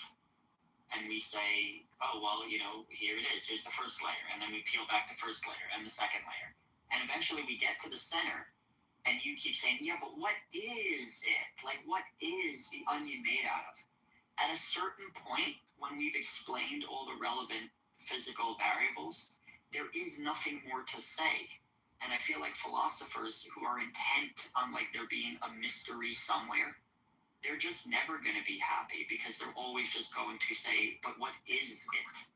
And to me, I feel like if you've peeled away, I agree. I do want to give credit, but I do want to give credit to the idea of sort of, that horseshoe philosophy where it's like, well, at some point you do come back around to, that's very, very close to, well, everything really is pretty damn mysterious, right? And it's like, in other words, if the substrate of everything that we're talking about is that, it's one thing, like in other words, if everything is fields and electromagnetism, that's all there is, that is pretty damn fantastical, right? At the end of it, no matter how physicalist we want to be with it, I'm being very physicalist in my representation. Black pointed this out correctly, where I'm just saying that physical thing is very, very, very small. Right? Whatever that physical thing is very, very small. I don't have a claim that it's very big, but that itself isn't necessarily magic or woo or wild. It just might be what it is, and what it is we can define as weird because that's what we almost never see. We don't really, we don't see the tiny building blocks. We don't see the quantum realm. We just experience what we experience, and that by itself is fascinating enough. And it might be the case that, for example, the phenomena of qualia only exists at, let's say, this scale of phenomena, in the same way that chemical laws, the laws of chemistry, only exist at the scale of chemistry. We have other laws that are more dominant in a different scale of analysis. So, to me, it's always fascinating because humans find themselves at around the 100-kilogram mark, which is approximately halfway across the scale of the universe. So I don't know if you know this, but halfway between an electron and a star is a human, about 100 kilograms. So it's an interesting place to be because it allows the maximization of complexity. Yes, I do. Yeah, wonderful. And Pro, I appreciate that.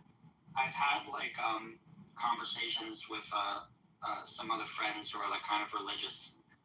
And I really tried to like understand their perspective because one of them said to me like, "Oh, Abe, like, I can't imagine how like life formed on Earth. Like, it just seems so improbable. I just can't understand. Like, there has to be some explanation. It can't just be chemicals. Improbable is impossible. Yeah. Right. Exactly. So the point is, from their point of view, they're trying to make sense of how we came to this moment, and we're having this conversation, talking on computers and phones. And they think that obviously the explanation is like God or something. Whereas I can acknowledge, and they think that takes away the improbability. Whereas it might be the case that the universe is just so large and vast that improbable events happen all the time. It makes it seem crazy for us. But that's what... Quadrillion chance, and you're like, yeah, but the universe is quadrillion, quintillion, whatever. So for us, yeah, it looks crazy. But for the universe, like, look how many... Bro, are you like just trying to I just want to make sure I understood you saying like that the mystery can still be there because like when you just attend to the world from the perspective of like quantum mechanics or like some I guess like or whatever if you attend to the world just through that kind of like perspective. Yeah, I would. Is that it? Is that kind of the? I would, but I would just say it in a different order. And I think it's their headphones in the back. They're reverberating it. We're all hearing it. But yeah, no, I would say that I wouldn't say it even as phantasmical as that, right? But I would say generally the same thing. I would say that the thing itself, right, has a fascinating quality to it. It doesn't have. It's kind of where T's going with this. It doesn't have to be an impossibility of whatever it is. It's just wild to us because we don't get to see it operating on the day to day. That alone is the thing that whatever the adjective is, if I want to call it like wondrous, cool, whatever that thing is, I'm happy changing the word.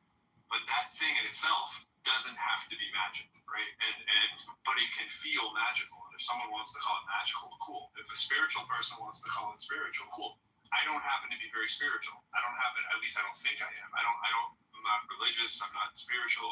I'm just kind of observing and trying to make sense of things and figuring things out. I can feel a sense of awe because I'm like, that is awesome. Like, that's totally awesome. I think we were able to do that. But I don't ascribe anything to it by default. After that, I'm just not sure. And I think being not sure is just as awesome as people who want to proclaim their certainty.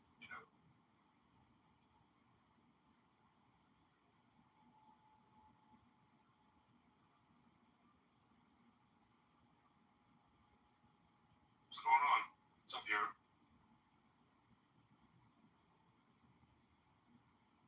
What up? It's funny timing. I just watched that the Alex O'Connor talk with Sean Carroll, and it was kind of I've watched quite a bit of Sean. A lot of Sean Carroll. I watched quite a bit of Alex O'Connor stuff over the years, not a ton, but I like him. But I found his take on this to be kind of infuriating. There's always this like, yeah, but what does it mean? Like what just like he brought up the whole Mary's room thought experiment, which I kind of hate. Like, well, if she learns everything about red, but then she's gonna learn something when she first sees red. It's like, well, what does that even mean? You can't learn everything about a thing. That's impossible. No one learns everything about a thing by reading about that thing, and then experiencing it. Of course, it's going to be. I don't know. I find that really irritating, and it seems like he's been reading Philip Goff or something like that. Those guys are just loony. Mostly. But I guess the contrast was I normally like that guy. I don't know what's going on. I saw that just interesting. I think we did not like him early on, and I gravitated more to him. But there's a lot of takes that he has that I just don't. I don't know who that is. He's the guy that came up with various thought experiments. And initially, he used it as an argument against physicalism. Questions that O'Connor had was like, even if you could write down every physical fact about about our subjective experience, like in totality, or even if you could express it in mathematical terms in totality, something like one of those or both of those. Sean Carroll said, like, still, even if you could do that, it still would not produce the experience itself. It kind of doesn't matter. The thing that would produce it is like, you know, the physical brain doing its thing. That was like his take. And yeah, I guess he's right about that. I don't know if he's actually answering O'Connor's question.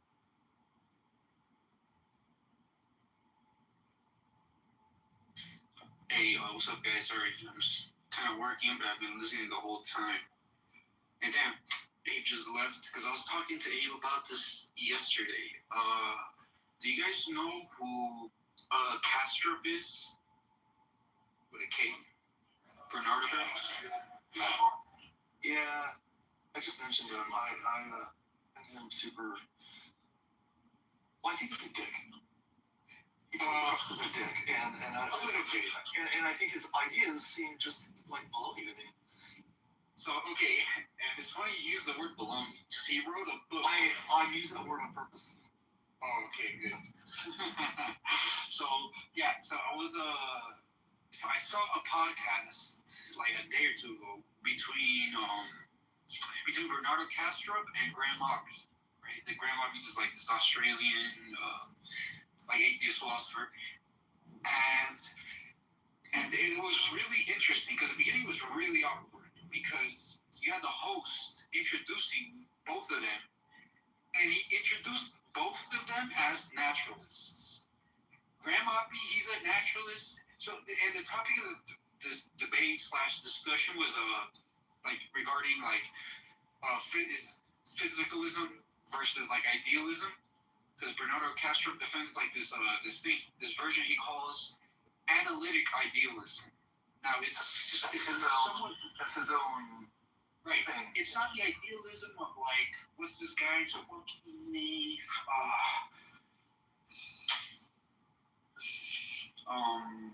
One of these German guys or French guys, but it's like this new. It's like this more modern idealism. So the beginning was really awkward because he introduced both of the guests as like naturalists, but Graham Marby's like a naturalist in like the kind of standard sense and the more familiar, like something like most of us probably, in like where physicalism is pretty prevalent, some of it at least. Whereas Kastrup is described himself as a naturalist also, but he rejects physicalism. Like he was just saying, he wrote a book called "Physicalism is Baloney" or something like that, and he thinks like these mental states, but he's still describing himself. Why I can still kind of take him like semi-serious at least here now. He described himself as a naturalist, so by that he meant like, yeah, there's no supernatural stuff, so no God, no like just magical substance shit, nothing magical going.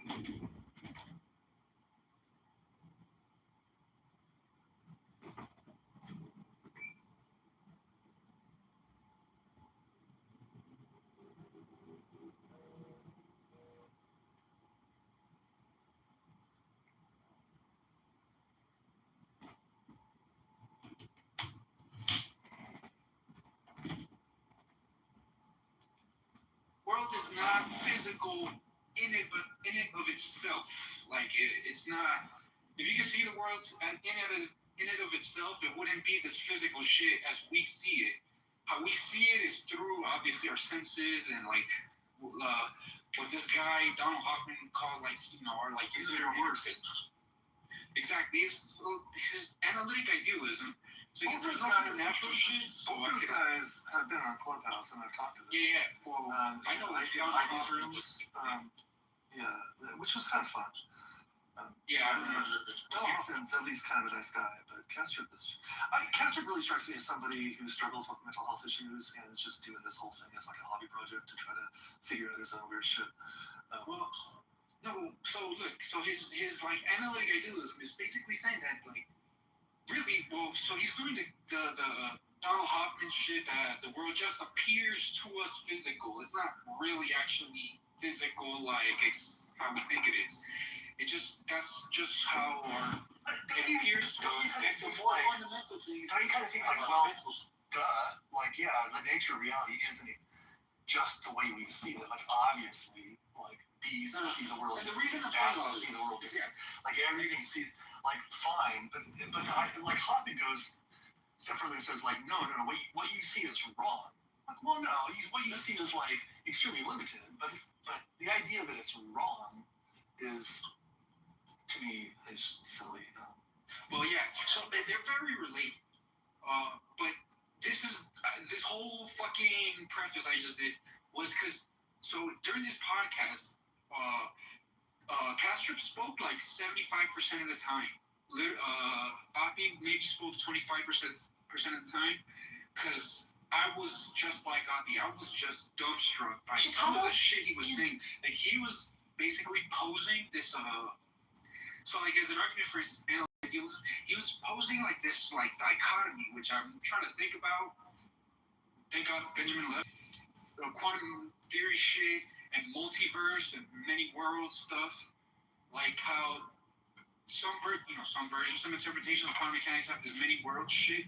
He basically said like it's either like that his version of quote physicalism, or he actually rejects physicalism because it's either so the physicalism we think of the standard one is true, or the real reality is this analytic idealism, and there's a dichotomy because of the fucking these many world shit. So like because the world, this physical world that we describe at the most fundamental level is in this quantum superposition. Hey, Sam, I think most of us are at least a little bit familiar with Kastrup.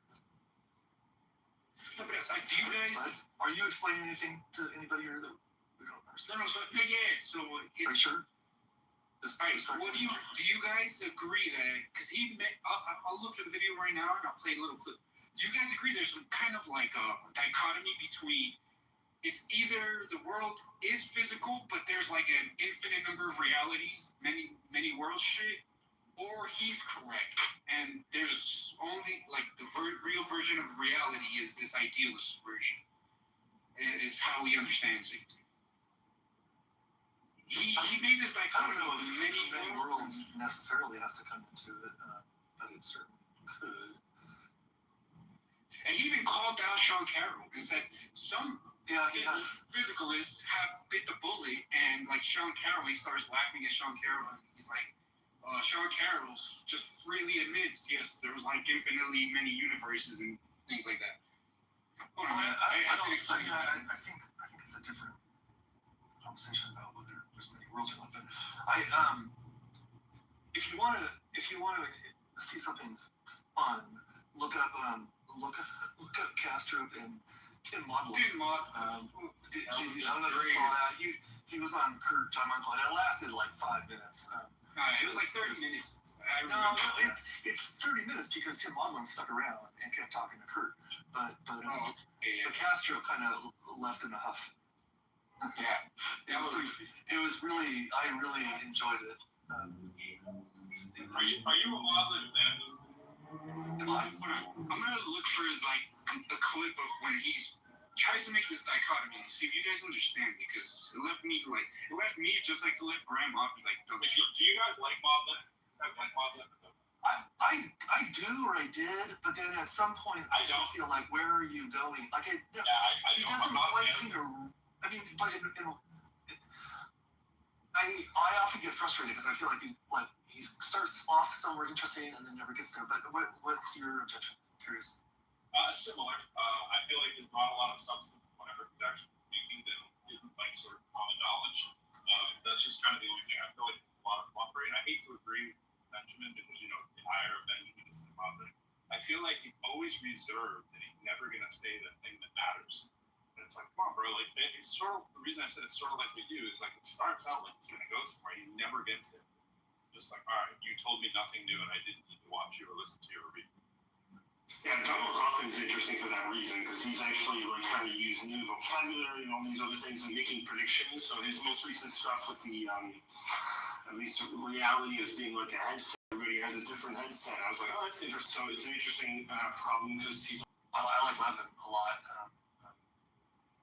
I make sure you vote in the next mayoral election. I will, but right now I just want to enjoy the sun. Reality isn't real. Like it's a good book. Look at it this way: what's in a recipe? The reality is a recipe, right? Like the songs are vacuous. So what I'm saying is, if you read like a philosophy book, what you're really doing is cooking up a recipe for yourself. But a cookbook is cooking up a recipe that you're going to ingest and then defecate the next morning. One of them stays with you, the other one doesn't. Well,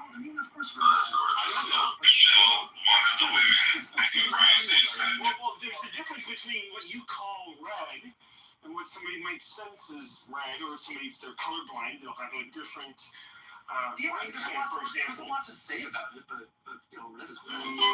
Yeah, that's what I'm going to do. So the bigger question is, does real apply? I don't think it does. Exactly. We're struggling in a lot of stuff. That's why I say. Would you say sameness? Does real imply sameness? Like, in other words, it can be real for you, real for me, and they're not the exact same thing, right? Like, there doesn't have to be, obviously it's the same thing we're saying, my red doesn't have to be your red. Like, how much does Apple exist compared to freedom? So when pushed on Clubhouse, does the moon exist when you're not looking at it? Often it's like, well, I would say no. I would say yes. Oh yeah, so it's like, fuck you. You're just goofing around. Like, if you say shit like that, you're just goofing around. It's when you say I would say no, and sorry, my food is not wearing a seatbelt. When you say no, it feels like ironically saying no is making a positive claim. That's what it feels like to me, right? It's like, wait a minute, you're actually doing the thing that is like sort of the claim that you need evidence for. Like, I don't feel like I need evidence for a thing that I already have evidence of just because my eyeballs left. Like, that's all I'm saying, right? I feel like that a third party could look at the moon, and that is a way around the answer. When I'm gone, well, as long as I pass the baton to somebody else who's watching, well, I think it's still there, right? Because that person could call me and go, hey, it's still there, bro, right? And I go back and I look at the tape and go, oh, it's still there. I would need Chicago is breaking, and they're hiding the truth. From billions in debt to endless crime, puppet masters are selling our city out. Use secret organizations and shell companies to keep us all in the dark. No, we're gaslighting you. It's the same faces and black budgets while we're treated like slaves to the machine. There, not real, but why it's there. Wait, they think leadership is just a strong beat? This is a show. Now play not even a minute of it. But come on, like we all value every human being myself. Came from Taiwan. Taiwan was about 3.5. Like the moon will still exist even if every human drove. Grew up in basic versus Holland, and they went to flea markets and sold gifts that you would convince me. Once they opened gift stores and shopping malls and achieved their country, everyone is even unique. Chicago is breaking, and they're hiding the truth. For example. Is another kind of question. So did we need conscious beings to know that triangles exist in our universe? Okay. That's Planck Institute question. That's actually that's something I'm gonna think about. Hey, but look, check this. Right. Cities of experience in its physical properties have no so people pointed out all kinds of possible loopholes which over time became more ludicrous, like conspiracy theories about elementary particles conspiring absurd stuff, situations loopholes. French Indian source of knowledge for 40 years. The jury came Brother to Joseph could only be but certainly not after 2018. It's very clear. Physical properties do not have standalone existence. Translation itself either is not physical or and it's the other optionality with its shelter. So 2 days ago, Randers and you are to see the train as the elements of state of the real universe. We are here to reinforce the Virginia regiment. No one is content for between absolute zero and your life. Believing that, what do you not believe? So for me, it's much more reasonable to just bite the bullet and say, okay, physicality is an appearance, it's an image.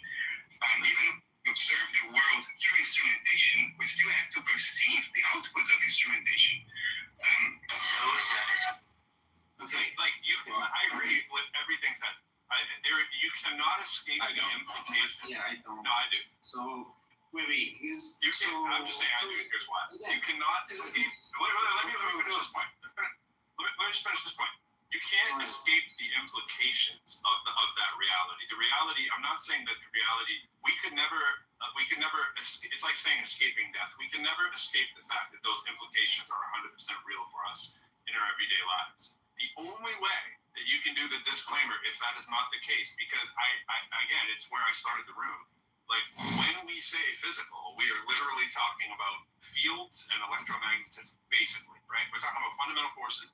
And when we can't put our fingers on those things, pun intended, right? Because we can't touch them, what are we talking about? And I agree with that as a sentence. And if you want to make the next leap, if you want to say there is a physicality, well, then you have to start considering holographic principles and shit like that. You have to start going into the worlds of, well, I know that's different than the worlds of hologram, but similar, somewhere in that vein between we're looking at a holographic Chicago is breaking, and they're hiding the truth. Between there is where you live.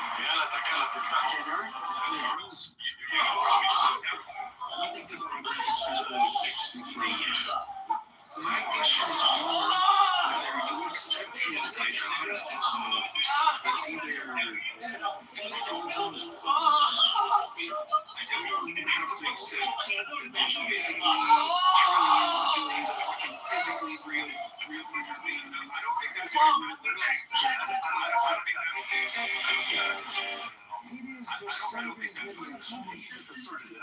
you have to see Grandmappy's face when he's saying this shit, because my face was exactly the same. Like, how the fuck appears to attack a child. Here on Kansas Street, he probably said, now the restaurant owner is putting the video out, trying to start the conversation. I think Catcher started out by defining. I don't know if he defined as a word. Chicago is breaking, and they're hiding the truth. Like the meaning of the word property, that it's sort of like the way you should understand property. I think from his point of view is that it's more like an essence of a thing. Yeah. But that's not necessarily the right way to think about properties. Properties could also just be this is that very consistent with physics. In physics, like every theory of physics is not about like the essence of stuff. It's actually about the behavior and the interactions of the things, like an electron or whatever. Not actually what it is in itself. That's not what physics is trying to do. Right, which is what he keeps larking back to and doing this whole, like the thing in of itself, etc. So like, just so we hear it one more time, because my question is whether you guys, and I wanted to play, I wish T was here, because I was talking to him about this yesterday, is whether you guys accept this, how he frames this as a dichotomy. So let me play one more time and we'll discuss it. Just as one thing, whenever people claim a dichotomy, though, there's always like a third option that's paradigm shifting. So if I were to probe this, for example, I would say what are like underserved and underrepresented variations on what this could be. So I'm just thinking of how to formulate that question to get out of that. I'm on the camp that I don't think this is a true dichotomy, but he says it like so nonchalantly. 2018, but certainly not after 2018. It's very clear. Physical properties do not have standalone existence. The world as it is in itself either is non-physical or, and that's the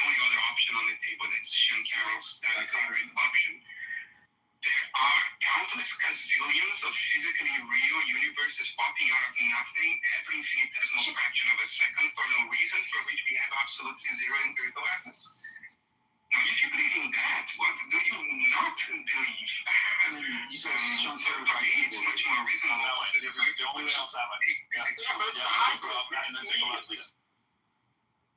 So I'm just curious. I'm just curious if you guys accept that dichotomy. I do not, because I don't. He states it so nonchalantly. It's either physical. It's already by observation, not because you can have a hybrid. You can have a hybrid of both of those ideas. So it's never a dichotomy. Whenever somebody says it's a true dichotomy, unless they're speaking of mathematical absolutes, biology is almost full of those concepts. Like what at least we are terming physical reality. Yeah, I think dichotomy is the wrong word to even use. I think it's just the baseline of the two absurdities, right? Is all that you're doing, and I agree. There's always a spectrum between. I mean, ironically, when we're talking about the thing with color and what's red is red, we're talking about, well, it appears like someone wants to go, it's either 0 or 1, it's either black or white, and then it's like, no, the magic is in the color in between, right? That we're talking about with this qualia thing.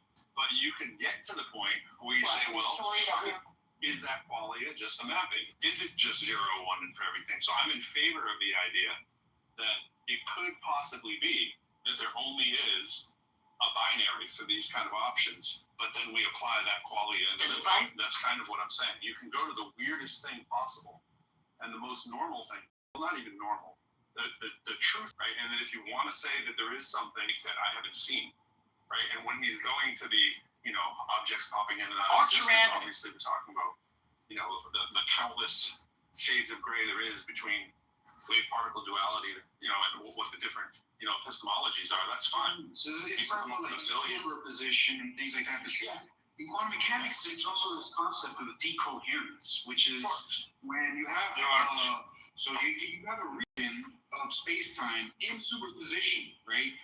And this is back to me and Benjamin's discussion about whether these quantum properties or effects are epistemological or ontological. Because you can have in quantum mechanics, you have this thing called decoherence, which is when a region that's in superposition, however many particles in this whatever cloud of superposition, once they kind of interact with another region of space-time, that for which the wave function, there's other objects here about the wave function collapse, but it interacts or becomes entangled with a region that the wave function is already collapsed. It causes decoherence. It causes and this decoherence is basically causes that region that was in superposition to collapse into something real, and I guess decoherence. It continues to collapse. So it's just since there is decoherence at the so-called classical limit, or at basically our macro scale, we say at our scale, the wave function has already been collapsed. This is why we never see chairs, in two places at the same time, we don't see anything like superposition, and we don't see no quantum weirdness in our world because these quantum properties that emerge from the subatomic level, the Planck scale level, at that level, they're described as being in superposition and entangled and all this shit. But by the time those quantum effects scale, by the time that shit scales up to the macro level, so say our scale or the scale of galaxies, even cells in biology, these quantum phenomena are either no longer in any superposition or negligible amount of superposition, because it's already experienced decoherence with the classical world, with the world where the wave function is already collapsed. Isn't the Schrodinger's thing short? Well, no. So it's just because this guy. So yeah, I was just curious because this left Graham Oppie fucking dumbfounded and left me as well. I was like, how are those two the only possibilities? I don't agree with him there. I don't agree with him at all with analytic idealism.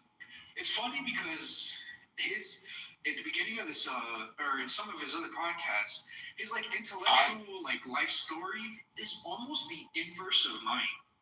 When I first started reading about like philosophy, I was a full-on Platonist and read into Buddhism and all this stuff, and a complete idealist in high school. And then, but I am like now physical and naturalist, and you can like the physical natural reality fucking superimposed on some philosophical or metaphysical shit, and then There are physics two and kinds of actual natural reality is superimposed on top of this fucking cloud of metaphysics.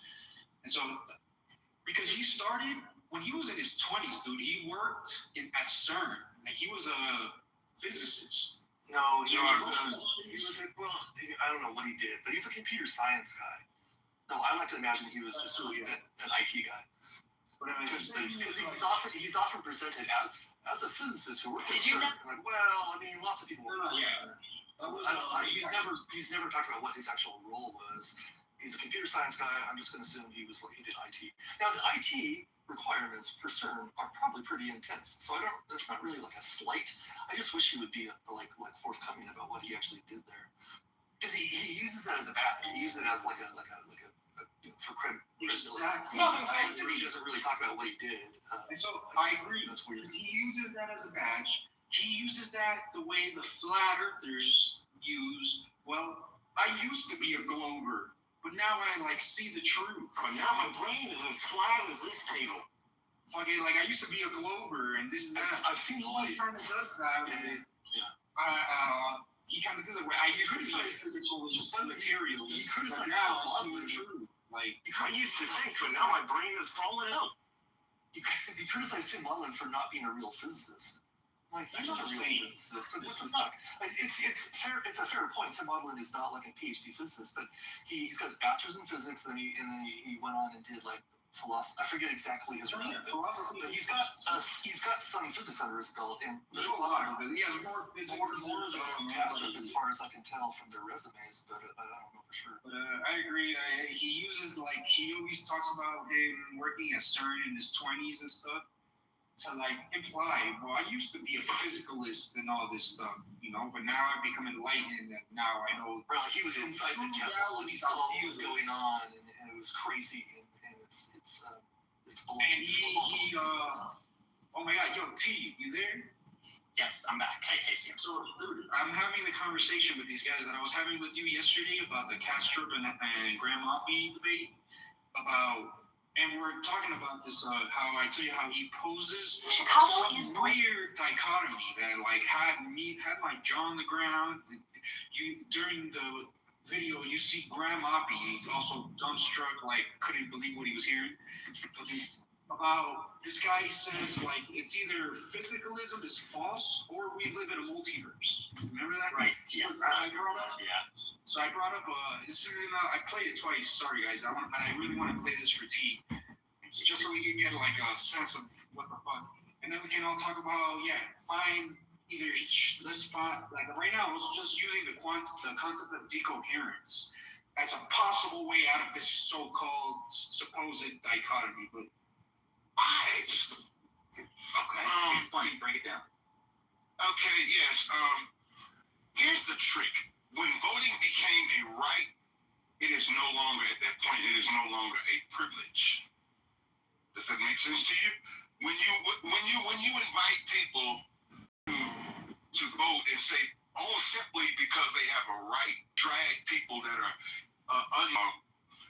game played on the people voting rights, not privilege. Okay, so you're repeating yourself. So you are fine with literacy tests?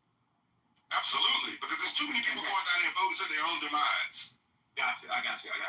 And are you okay with the way literacy tests have been used in the past? I'm not versed on how they were used in the past. Thank you very much. What about grandfather clauses? Are you okay with grandfather clauses? I'm unaware of that also. Fantastic. Can you explain? I got you. What about poll taxes? I'm not versed on that either.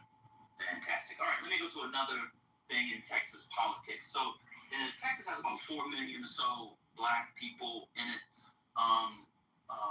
A large portion of them do not have health care coverage. They don't have health insurance. They don't get it at their jobs, and they don't qualify for Medicaid.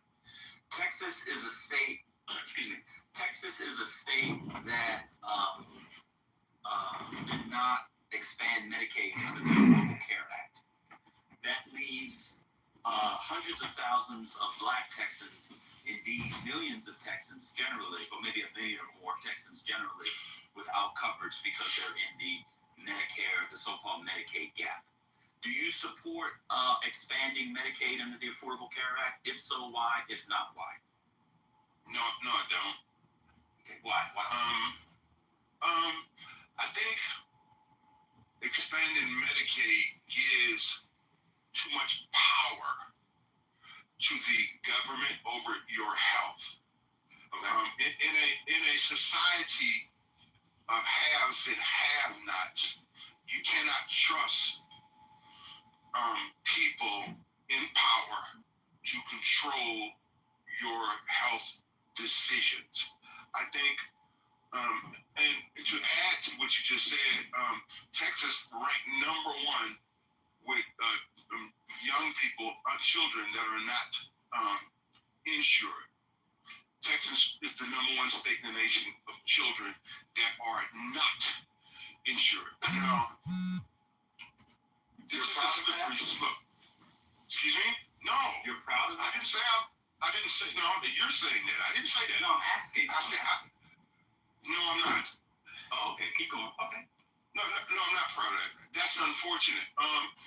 The healthcare is a very complicated issue. People have to be employed, #1. I'm talking about working class people that's employed. Since the Civil War, people get their insurance through their jobs. The companies that they World War II, not since the Civil War. That's what I mean. World War II. I know what you mean. Yeah, I know. Thank you very much. See, we can have a great dialogue. You know, the black liberal Democrat plantation guys like me are really smart. Well, I never said that you weren't. I never said that anybody that voted Democrat. I supported mutilating children. Well, no, I never asked you that.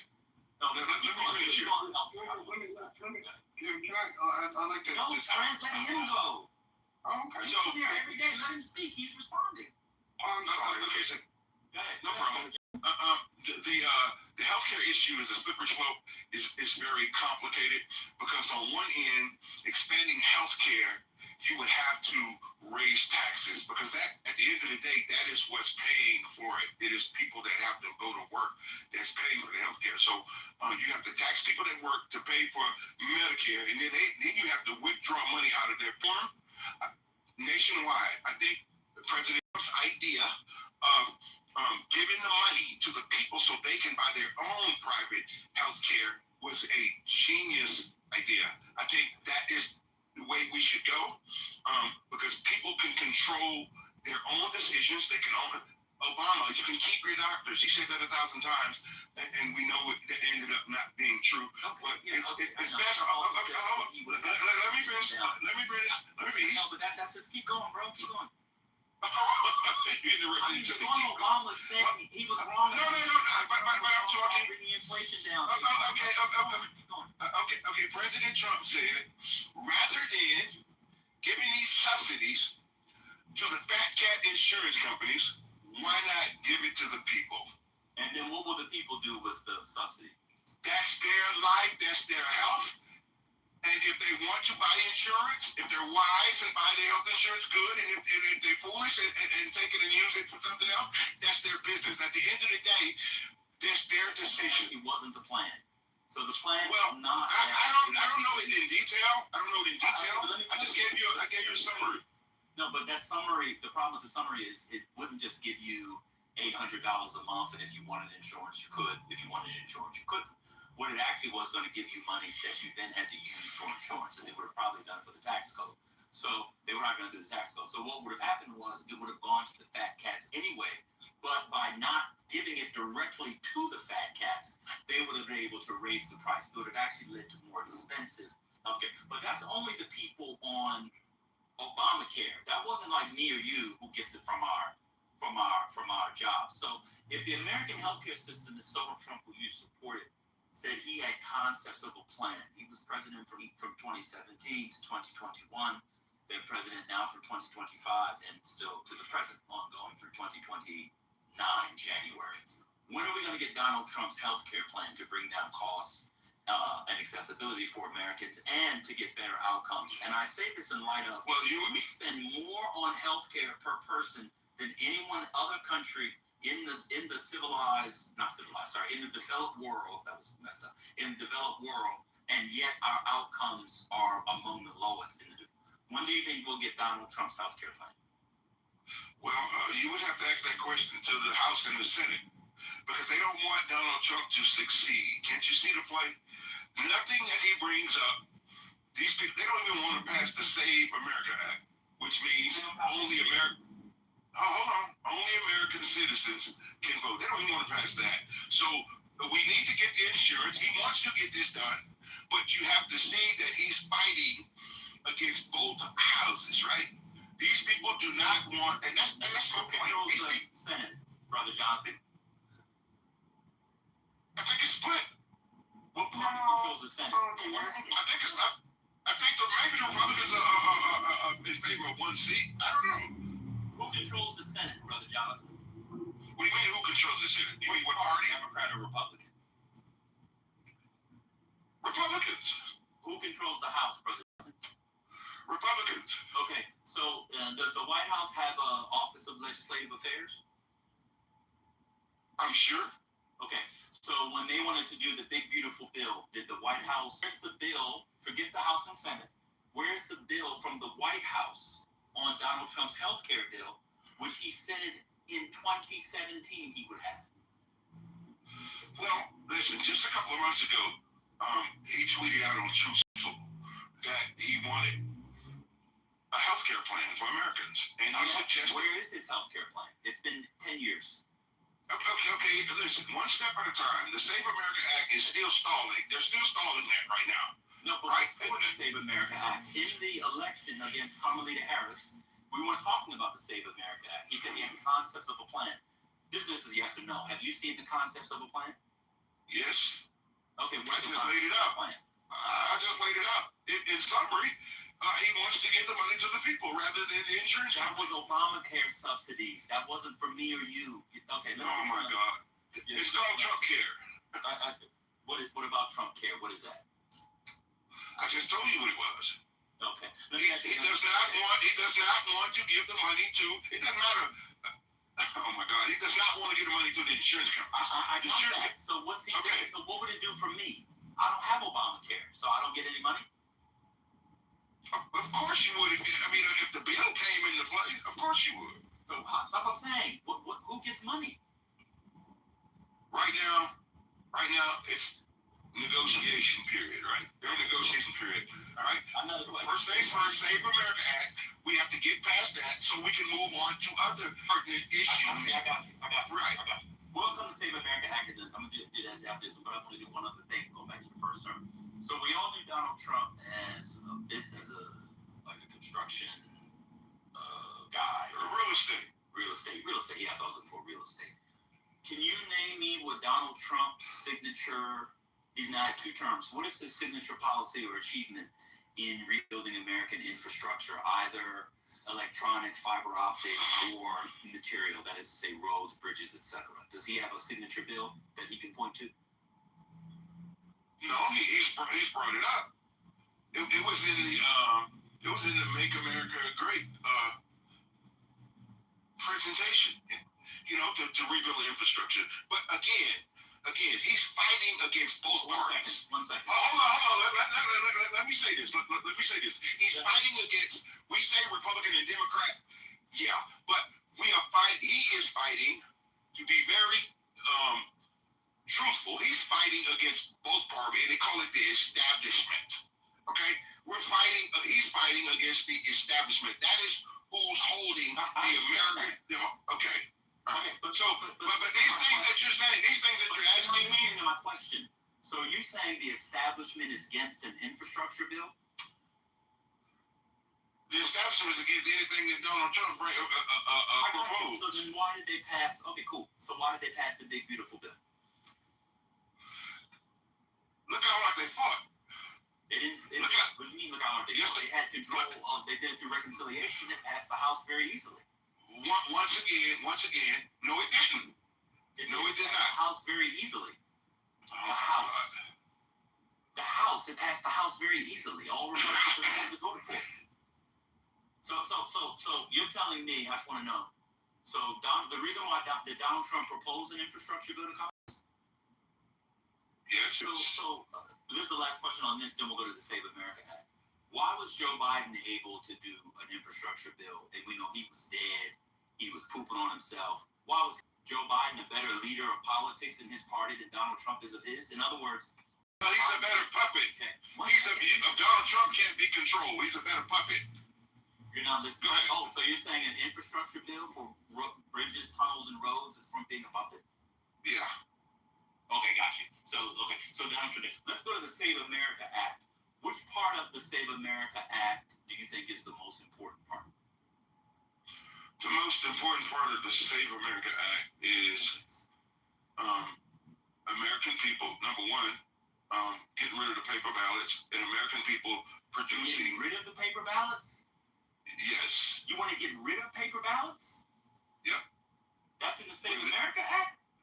I think so, but let me finish. No. I want to see that. You can verify that. You can verify. You can verify that. Bro. You don't have to go fast. We're just chilling. I don't see anything in here about the Save America Act with paper ballots. Okay. Well, I have more. What else do you think is the?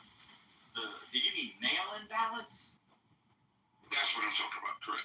Okay. Go ahead. Keep going. I'm sorry. I got you. So 1 second. So there are Republican states that Donald Trump won 3 times that use mail-in ballots. You think those states shouldn't be able to have them? So, like in Utah, for example, the vast majority of the population uses mail-in ballots. You don't think Utah should use mail-in ballots? No. Okay, cool. All right, cool. What other part of the Save America Act do you like? Proof of citizenship. Okay. Where? At the ballot box? Wherever you have to present it. In order to vote, produce that you are a legal citizen. Okay. So when you register to vote now, you already do that. You think we should have to do that at the ballot box as well? I don't know how, but that's in the bill, and I answered that. Everybody have to prove that they're American citizens in order to vote. But there's too much corruption. Do you think it should be during registration or at the ballot box? Wherever they feel that is needed best. Wherever the best place you think, if I'm asking you, brother, you lead the world. I'm not. Well, I don't. My organization, I don't lead people or tell people how to vote. I challenge them to think. I know. I'm challenging you to think. Where do you think it should be? I have no idea. Oh, so you haven't thought it through. You just go with whatever Donald Trump says. No. I know this. I trust him. I guess that's safe to. Yes, sir. Why do you trust Donald Trump? Because he's real. Oh, okay. And that's rare. You can trust somebody. That's right, and that's rare. Okay. So being real is saying you're going to end the Ukraine-Russia war in the first week, and he didn't do that. Saying you would bring down cost of electricity by half at the end of the first year, you didn't do that. Saying you would have % GDP, you didn't do that. Saying that the labor market, and you bring back manufacturing, and you wouldn't do that. Saying that you would bring down inflation, you wouldn't do that. What do you trust them on? Everything. Okay. Everything. Because I know what he's fighting against. I know. I kind of laid that out earlier. I know exactly what he's fighting. He's fighting against an establishment. He's fighting against people that want him dead. Okay. And so the people in Congress who aren't passing his bills, and they're fighting against gun. Okay. And when the Democrats have the Senate, you'd be fine with them not having a filibuster either. Right. Okay. So you don't care if there's a filibuster? No. Okay, cool. I was just consistent. Okay. And what was your other major issue? You said you have to do the Save America Act first. What happens if they don't pass the Save America Act? Shame on them, and that's death to America. because now you leave the gate open for cheating. Okay. What elections have there been cheating in that you know of? Donald Trump was cheated in 2020. Also, which states? Georgia, Michigan, of course California. Oh, you think Donald Trump won California? Shit, yeah, absolutely. So you think one of the most liberal states in America was won by Donald Trump? Yep. Okay. And how did I tell you, what? How did they cheat? I'm doing fine. How did they cheat? There's many ways to cheat, which is why. Well, I mean, I don't know because I don't cheat, but I know just. You know they cheated, but you don't know how. Of course. I mean, you would have to cheat to still have Gavin Newsom as your governor. I got you. So, well, maybe the people there are just stupid. I mean, there's dumb governors all over the country. No, I got a lot of family in California. They're not stupid. Oh, because your family's there, that doesn't mean the other 40 million people aren't stupid. No, that's just an indication. That's just a temperature. Well, no, and friends. I got you. And friends. I got you. So Donald Trump is the president. Do you agree? Yes. Okay. And do you agree that Donald Trump, as president, controls the DOJ, the Department of Justice? Yes. Okay. If you know that he cheated and they had the investigatory power, prosecutory power, et cetera, why haven't we seen any indictments on any of the cheating from 2020? That's a great question. But just because we have not seen them does not mean that they won't happen. Okay. Well, it's taking so long. He's been in office for more than a year. And I remember when Biden was in office, people said, all we need is Cash Patel, Don Bongino, and Donald Trump back, and we have the proof of the cheating from 2020. When are we going to get the proof? I don't know. We have to just wait and see.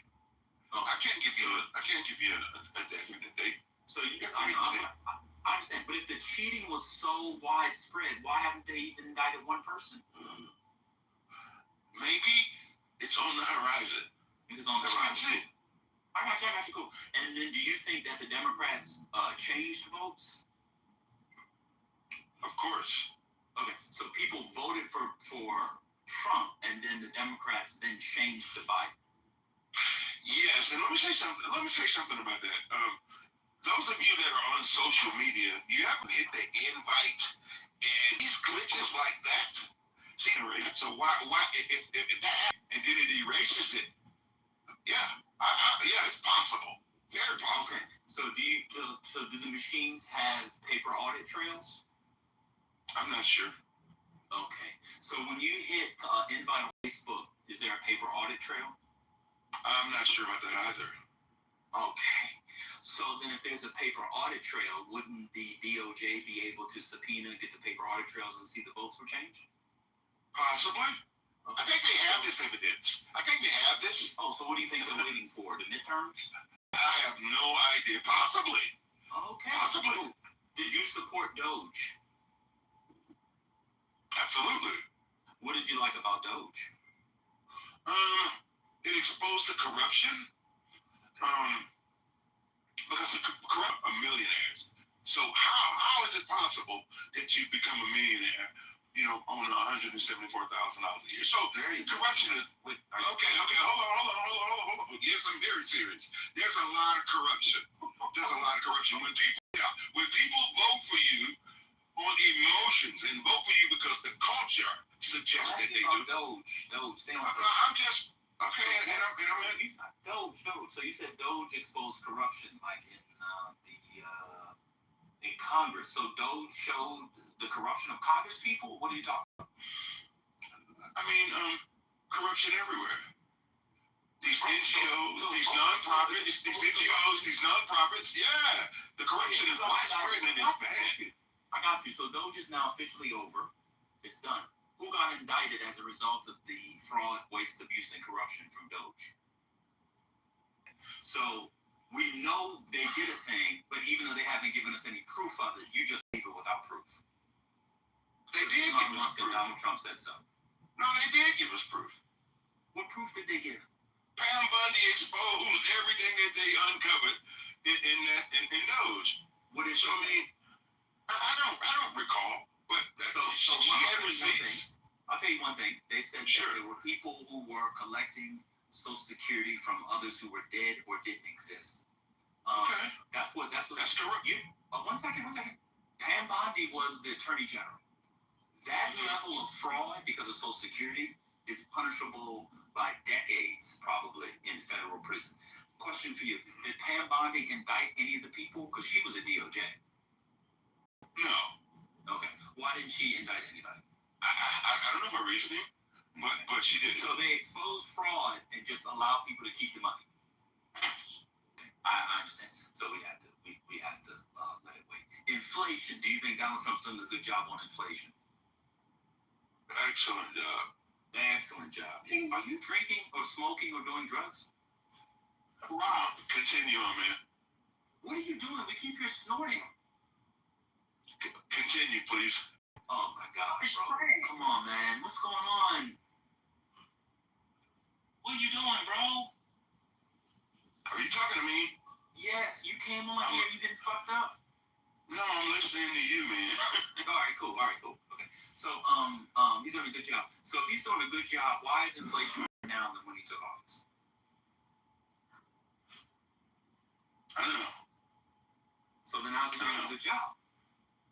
He's doing a good job. Once again, he's for that reason alone. Okay. So there's a lot of things.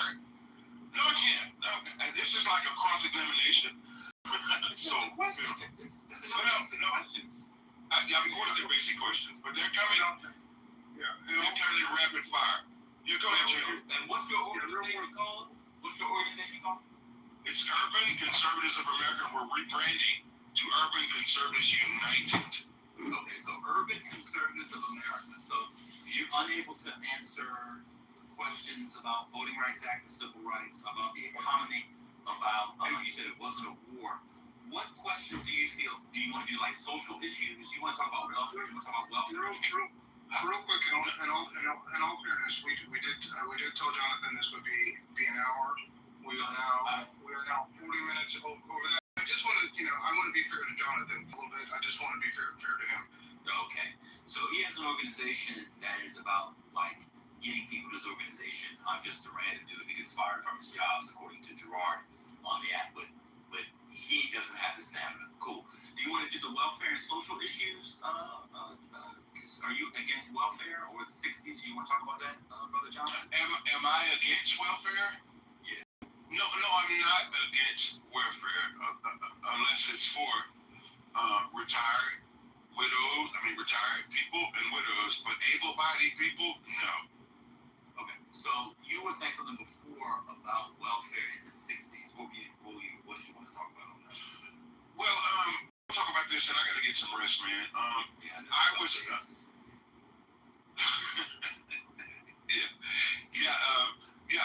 The Welfare Act. I think that was it's called the Great Society Act by Lyndon B. Johnson. It's called the Great Society Act. Okay.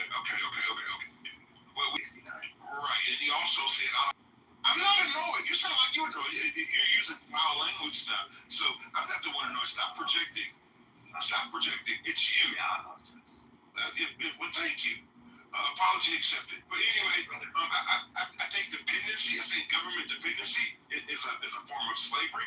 I think there's two ways to make a slave: work him without pay, or you can pay him without work. One is physical, and one. I think that's a great question. I do want to ask. Okay, so he doesn't want to end it. He's speaking. Oh, okay. No. Yes, I do want to end it. I'm tired. 1 second, John. Yes, sure. So agribusiness, Elon Musk, all these massive corporations, banks, airline industries, they're all dependent on the government. Are they slaves? I'm just asking, are they slaves? No, they're not. They're job creators.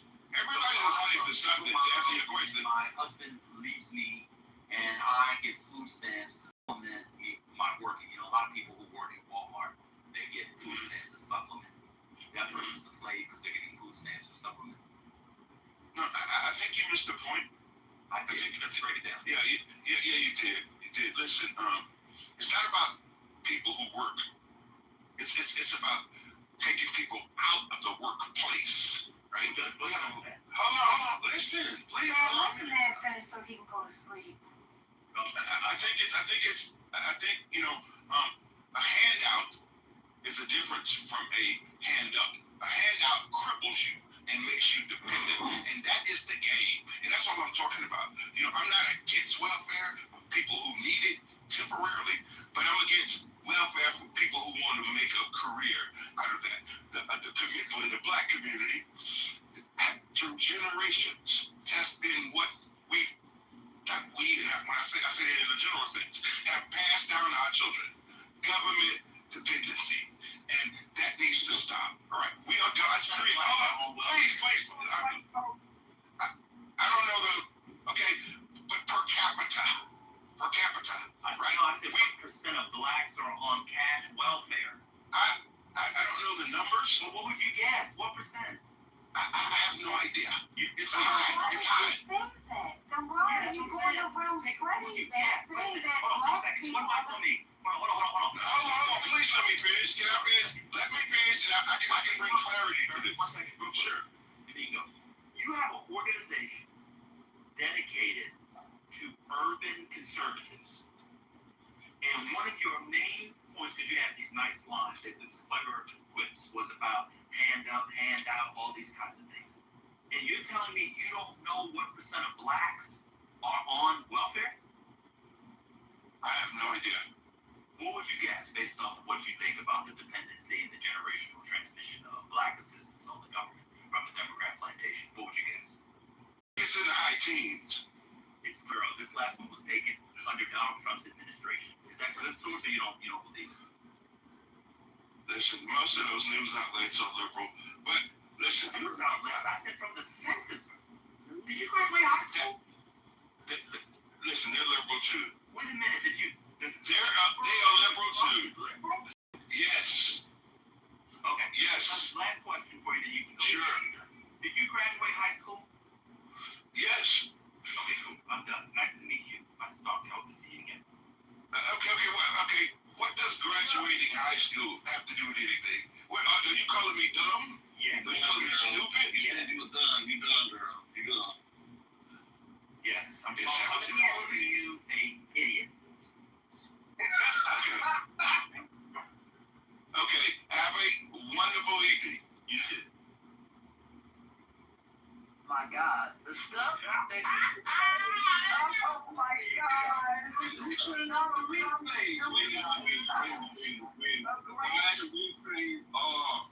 We needed to save that.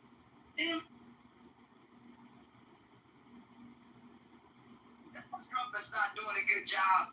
Man, I was listening to what that guy was saying. It was absolutely ridiculous.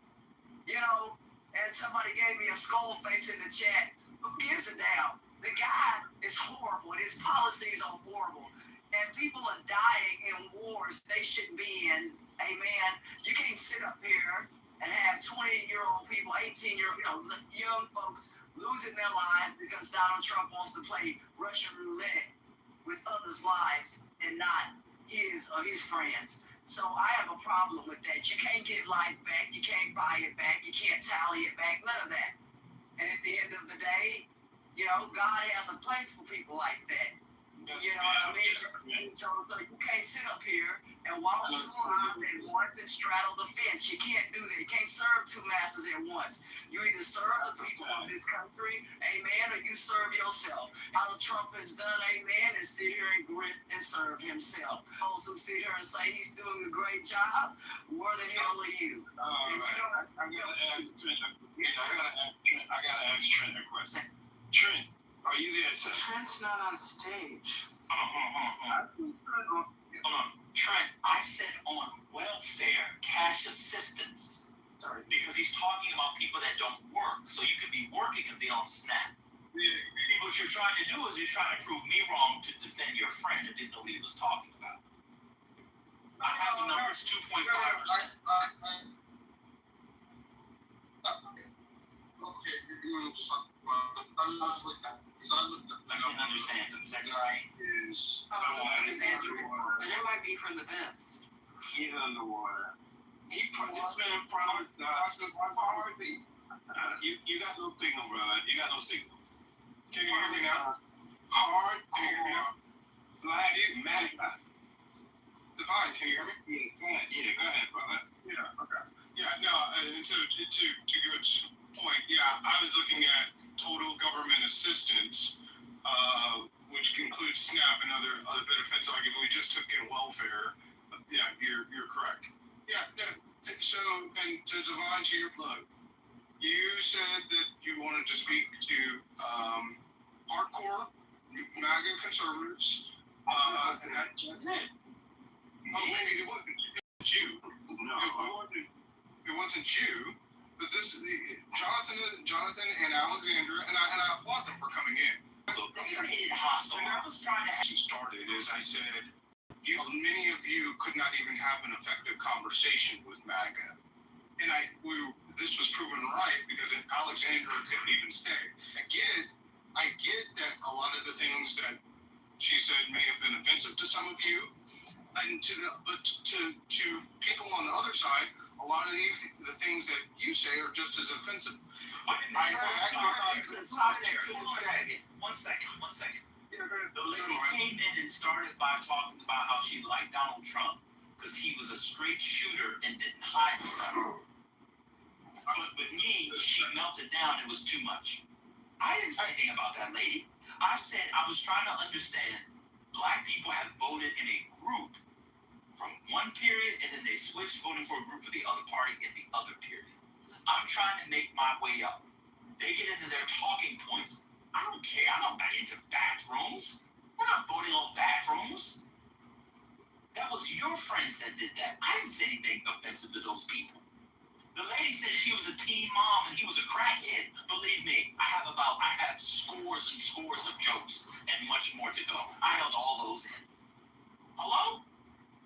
Again, one of the problems that I see with having dialogue on both sides is being respectful from both sides and understanding where they were coming from. I was respectful. Wait, I was respectful. I said, introduce how you got to MAGA. To be fair, Jonathan was about 3 minutes. She spoke for 11 minutes. Nobody interrupted her. And I said, okay, I wanted to take our way to how we got to where we are. A lot of black Republicans talk about the history of black Republicanism and going back to that. I thought they might bring that up. When you bring in somebody who's running for Congress, that's somebody that has an urban, conservative, whatever, it's my bad for me thinking they had read a book with more than 40 pages and chapters in it since middle school. I didn't know that they were just going to be regular clubhouse magats. I had no idea. So to be fair to them, when we postulated this and Gotti and First Lady were on, it was around Tallarico and Texas politics, and so that's why I was trying to interject as you were asking your line of questioning. And I get, man, that you were not I know you wrote your own questions, and you may not have been aware of that, but that's they were Texas questions. I was asking if because of the history of the Lily White Party out of Texas. I was trying to get to the history of black Republicans in Texas. Go look up the Lily White movement in the Republican Party. It's from Texas. I know what the assignment was. And I talked to Patty and or First Lady. And you are, again, you were in the 99th, not even the 90th, the 99th. Congress. Hold on, my man, calm down. You were in the 99th. You're gaslighting, and it's insulting. No. What I'm saying is, you were in the 99th percentile of intelligence in the United States. How did I know the questions that you were asking with the answer to, and I'm okay. No. But do you have an institute based in Texas to bring people to the Republican Party? But Dan, here's the thing: 99%. All she had to do was say, "I don't know." She didn't have to say, "I wanted to mutilate children." You're correct. But 90% of Texans don't give a fuck about the question. I'm not talking to 90% of Texans. I know. It's a political combo. So Trent, if they don't know, then I know, and there are other people in here, it becomes a learning opportunity to know that one of the reasons that black people moved from the Republican Party was because of the Lily White movement, which was based in Texas. They were trying to make it lily white and get rid of the black and tans. I wish you would have asked black Republicans in Texas. Okay, I wish you would have asked conversation on affordability. Maybe you can give a chance to. Your friend crashed out after a minute. It's okay. And by the way, Congressman and I did have conversations about affordability and contemporary issues. And so the she question. crashed out. Wait a minute, because she crashed out on me, sir. She crashed out on me when I was trying to bring the peace. I was trying to reset the space so that we all could get on one accord and we could move forward. But she began to continuously speak over me and then say, I'm leaving.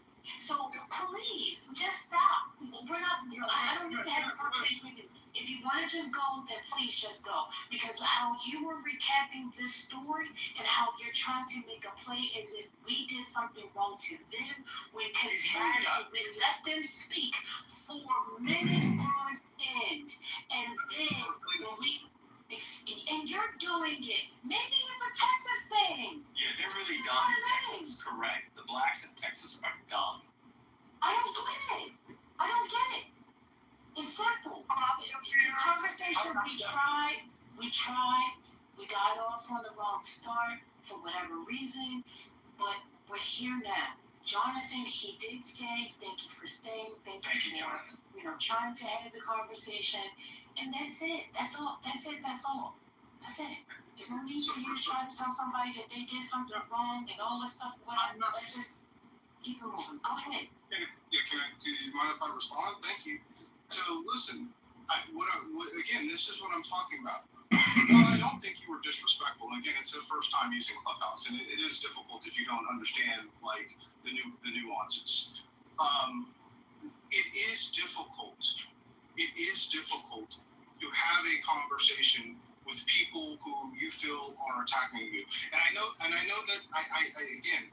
Don't tell me that! I don't want to hear it, Trent. I'm telling you, you're going to set me off. And I'm telling you, that was not the case. Nobody was attacking anyone except for them. They came here attacking. Are you insane? Do not piss me off. That's why I said, let's just leave it alone, Trent, because you're going to piss me off. Leave it alone. Leave it alone. They came in attacking. They came in attacking the Democrats, talking all this negative things about the Democrats. So don't tell me somebody was attacking them when nobody got a chance to attack them. Don't do it. Don't do it, Trent. Listen, I'm telling you, why don't you just back away, let it go. Leave it alone. Pass away.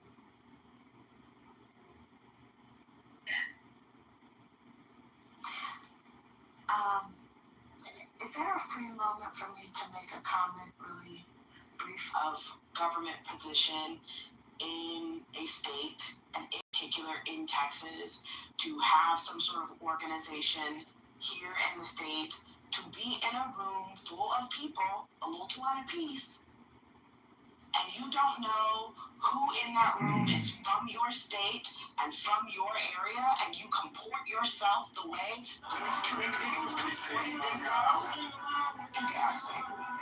The display that I just saw of people who are in particular supposed to represent Black Texans, at that, the Republican ones, it was pathetic. I can understand this idea about how it's hard to have these conversations and all these things, but everyone was very respectful. They got upset. They crashed out. They didn't know anything. I think this idea that Black Texans, or that Texans in general, don't care about history, don't care about certain things, wouldn't care about the line of questioning the minds were going down originally to set expectations. I think that idea right there is deeply troubling to me, but it's also highly disrespectful to the time that the moderators took to gather the questions, to prepare for this event.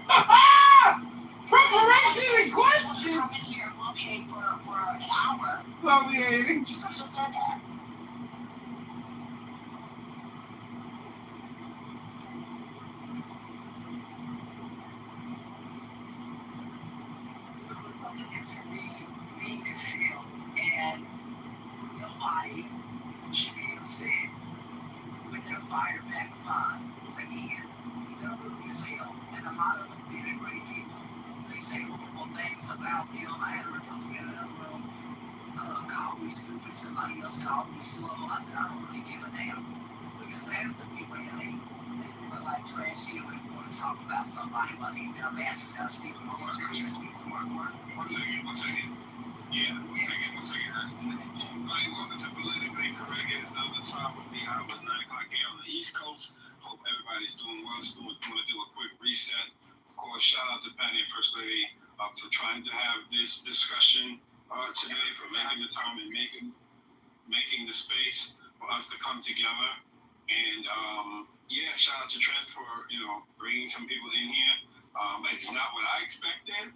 We are, of course, this will be the after discussion as to what took place. I listened the whole time. I did not partake because I really wanted to kind of get an idea of how people on the other side think.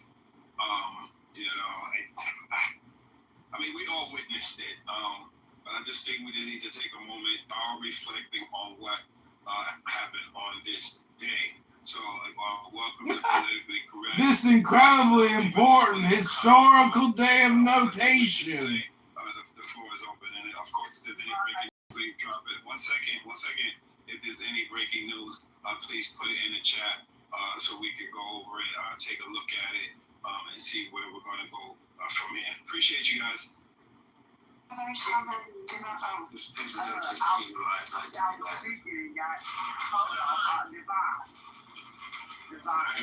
Yes, ma'am.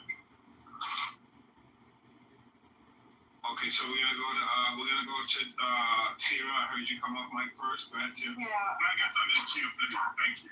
I would like to as well. I think we saw like two things. I think Jonathan. RJ, I got you guys. I think Jonathan was trying, but I also think what we saw was, and I have to say it like this, an abysmal lack of actual facts. And basically, what it was it was a belief in Donald Trump, no matter what. Besieged, the Congress is against him. He's giving all of this information. They're just not doing it. I mean, it was conspiracy theory, but it was also devoid of any factual basis, which was very sad, right? And I think that was probably the saddest part of it for me. There was literally, It was so sad. Listening to this Texas African American Republican. It was so sad. Well, it's Trump. And I think that really is a MAGA sensibility that we saw there, which is, to me, very MAGA sad. sensibility. It's just a belief in this one person. It doesn't really matter about whether... Could you imagine believing in the president? Oh, God! I think we saw with, and forgive me, I now have forgotten her name, I'm tired, the woman who was in for... So tired. To some extent, a lack of understanding of the ground rules, right? Maybe they weren't laid out, maybe she's never been here, but, what ground rules? Don't upset the first N-word. Then you have to talk as much as I did or less than I did, and it's not really as a back and forth, and I do feel that she just didn't maybe get it in the beginning, but I also felt she didn't get it. She's not here to voice her opinion. She's here to be manipulated and spoken to. She was able even to be, really questioned in any depth. Oh, the lawyer couldn't get the questions in depth. It was not even for one purpose. To me, it showed sort of the paucity of some of the ideas. The paucity! And the fact that the paucity! They don't. It was really, disturbing, but also. It was disturbing.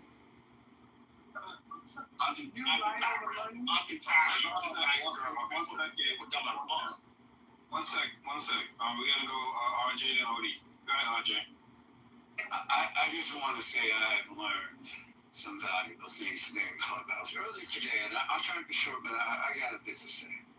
Earlier today, I heard an individual on this app, a male who is of modest intelligence, somewhat learned, speak about how knowledge is not an asset, it's actually disincentivizing today's discussions. And after listening to this, I think that they were correct. I see plenty of black men on the stage who have learned some things. analyzed, maybe read, or studied, here's some pages, or wrote some notes, maybe even did a dissertation. Really? I tell you, you're all incorrect. What you need to do is leave that library. And some of you went to libraries that have several floors, upstairs as well as downstairs. If you're in the stacks, Oh my God, a room full of that books. person you may or may not be on. Go out, find someone who'll sell you some crack, get yourself a glass pipe, and freebase under a highway underpass. And when you do that, you will get the knowledge that you need to lead people in this nation politically. To tell you what I'm going to do now to rectify the mistakes of my misguided youth. I'm going to go find my good brother Messi. And I'm going to find him because I know that he lives. I'm going to go get me some heroin. I'm going to heat it up in my spoon, use the belt to expose some veins in my arm. Oh, shit. And I am going to shoot dope into my veins, and then I will truly find the knowledge I need to exist in this America. Damn! Damn!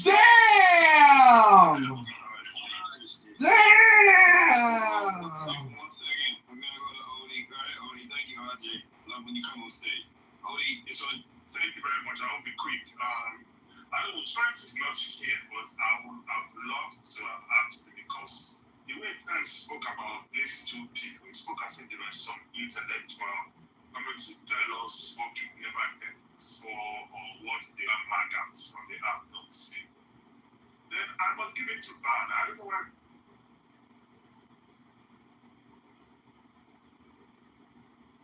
Hello?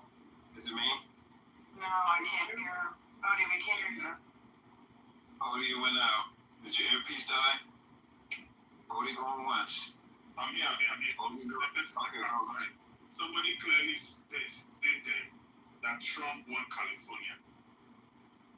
I remember when I was in optometry school, and there was a question my colleague asked one of our lecturers. I'll never forget, I was still a young child. And the question the lecturer asked the colleague is, how the fuck did you get to 400 level? She didn't use the F word, sorry for sure. How the hell did you get to this class? I thought that man would have calmed down, have some introspection, and ask myself, why the hell am I continuing this discussion? If somebody can say that, they didn't know who controlled the house. But anyways, it's Trump I want to speak to because the way he spoke about these guys, I was expecting some mother intellectualism. We're going to go into debate, maybe argue with Ban. We talk about Bill Section 1965 of the AMCD. You guys say, well, what is the capital to that? What's the freedom of 1967? Did you hear that? Instead, I hear the regular rhetorics. The Democrats are giving our children to attack. Anyway, thank you very much. So,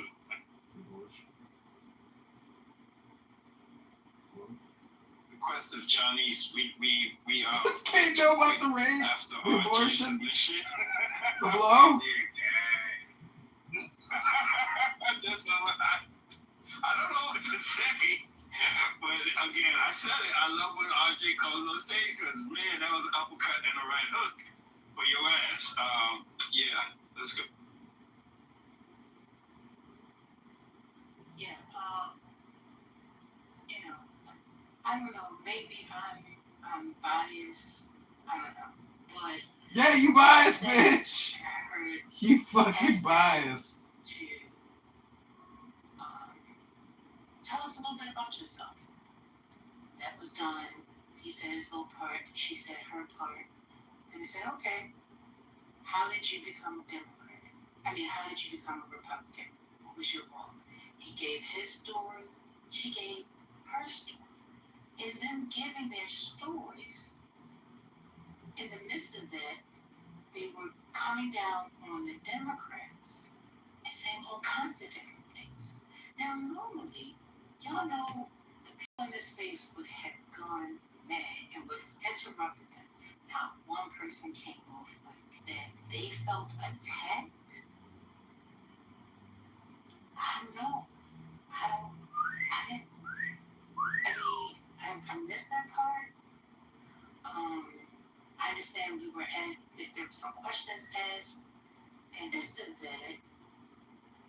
In the midst of that, I'm speaking right now. Hello? And I understand this. They're leaving the clubhouse, and I'm trying to. Well, shit, he knew. But at the same time, we gotta respect. He knew they're having a conversation. Respecting each other, right? That means just like how I listened to the stuff that I didn't even want to hear. I wasn't even saying anything about what they said, other than the fact that they attacked the Democrats. Then she just decided she was going to leave. So here we are. But Johnny, he stuck around. And, here we are. We did the conversation. I thought, the people that were going to be coming had a little bit more experience in public speaking. Oh, shit. And knew how to have the conversation. We didn't even get a chance. You mean the public speaking like you did 5 minutes ago, screaming at everybody? Hello, let's move forward. Here we are. Here we are. So, here we are. I guess we can listen to it. I thought Bam looks good. I'm sitting here at Juicy Crab eating my crabs. It was a good debate. Yeah, Juicy Crab eating his crabs. From the 90s. So I don't know what happened. Shout out to everybody in the room, the moderators. Say First Lady, I love you, Grandma. I don't know what that was all about. But it was really educational. I felt really bad for you all. So I felt like after the whole debacle, you got what beat up on. So yeah, but it was a great debate, great back and forth. But yeah, it was getting too much. But Van did really good. He did really good. Great entertainer. He's a great entertainer. All I want to say is, look, Republicans, like I said, can be rude as hell.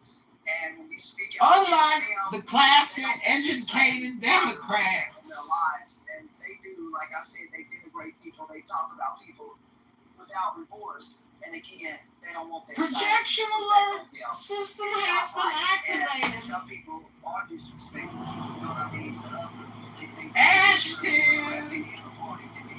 Ashton. I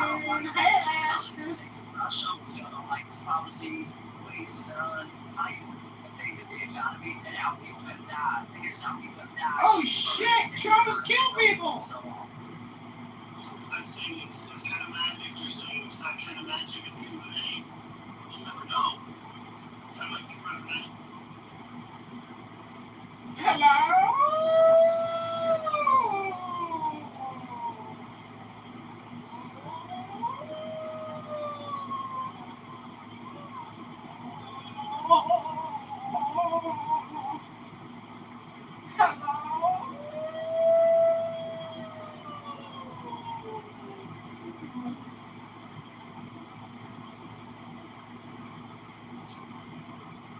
One thing and say, all you say is yes or no, right?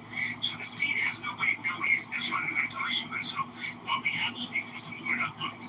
Some states have decided not to cross-populate their systems, and some states just don't have the records. And so Real ID and now Enhanced ID is actually the way that states are collecting this data so that they have it.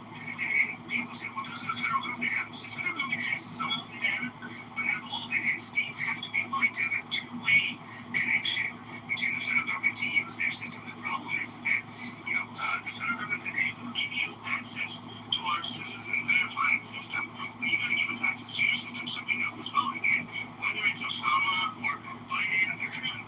The states weren't willing to do that, no matter who was in power. And I don't blame them for doing that, but at the same time, they should know who the citizens are, and they don't. And so the problem is that you're asking people to just attest. And Texas does this too, right? Tell me, are you a citizen or no? And you say no, I'm not. When you go to the DMV, so you sign like an affidavit basically when you're filling out getting your driver's license, and you check the box registered student code, and there's another check mark that you say you're a U.S. citizen. Right, and the same thing is online, Abby, right? You go to register to vote, go to any site, go to New York, say register to vote in New York.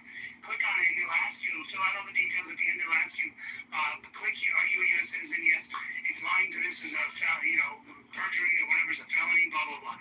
By the way, notice Mikey Sherrill or whatever David's governor's name is, basically made a comment saying that the 400 people, did she say these 400 people are being arrested? She said, no fault of their own. No, sorry, there's 6,600. And then she said 400 who?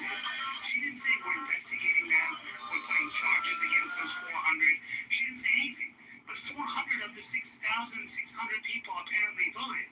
So what is happening to those people? Are they just, you voted, it's no big deal. Why are they arresting them? I mean, nobody's talking about it. She didn't mention you'll be prosecuted at the fullest extent of the law, nothing like that. I just renewed my my registration, and one of the questions was like, do you want to vote? Do you want to, I mean, I already, I'm already registered to vote. Like, one of the questions are, like, why is, like, car registration renewal asking the question if you want to register to vote? Well, that makes sense, David. That makes sense. No, because, like, you don't need to be an American citizen to register a car. But it makes sense. Do you want to vote? Right? Do you want to register to vote? So you should say yes, and then it should say, okay, please upload proof of citizenship.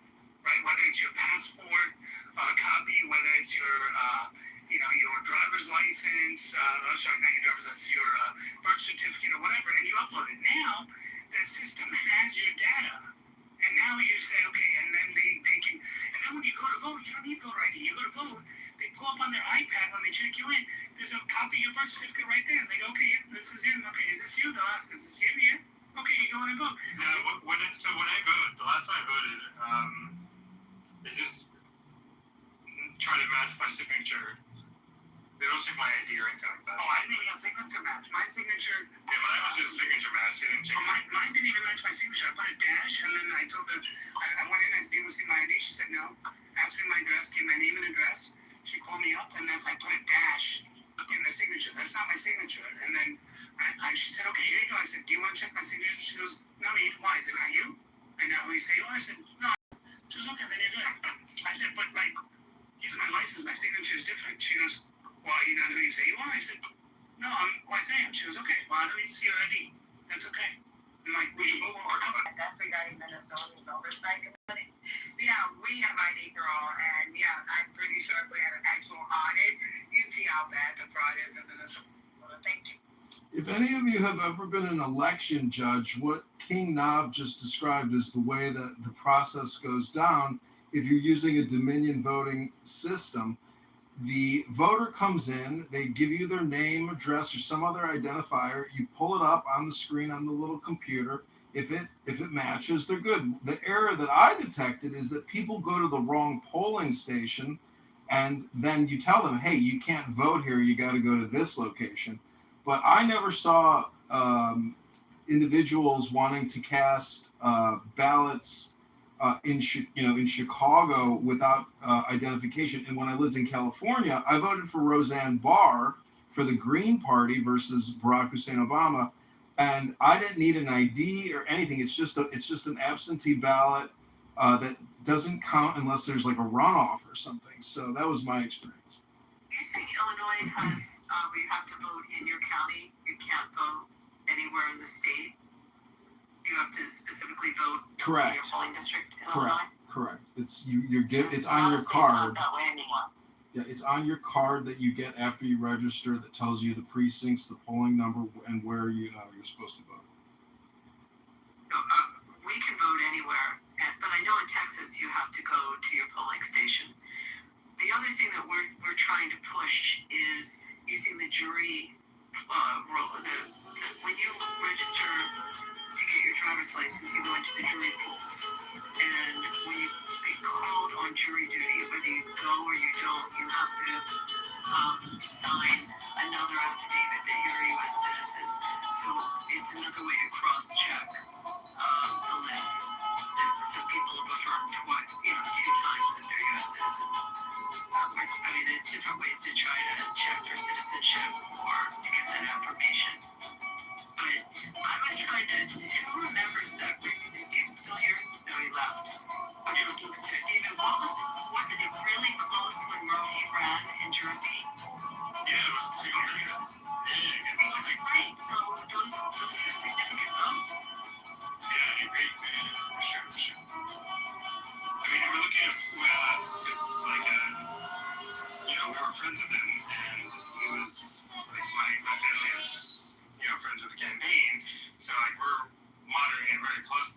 was like, he's got a chance. I mean, and then of course, like during election day, it's like, I guess not. But yeah, leading up to it, like, you know, we thought there was a chance for sure. And who knows what happens? And if there's hijinks, there could have been hijinks. I don't know. I posted an article about a recent ruling in D.C. Appeals Court about it was Trump had said that all these states that are doing mail-in ballots have to hand over their voter list and also barcode the mail-in ballots. It was challenged by the NAACP and they lost. So now I think this has gone under the radar. It's not really getting discussed a lot on mainstream media. I think this is huge. I have to give the list over of who will be getting one, plus the barcodes on the ballots. Have you heard about this? It's the last link I posted up there. Trump admin wins huge court battle, mail ballot.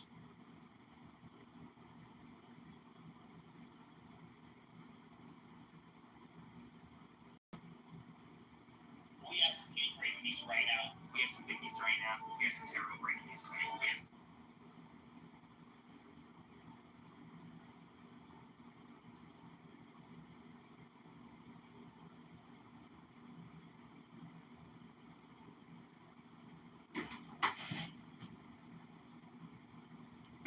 Well, I can see there's a little lull in the President Trump house. So I just want to say that we're living under a structurally white racist society, obviously. And I did my part today to help reverse the structural white racism so I could help Bima in her goal to defeat structural white racism once and for all.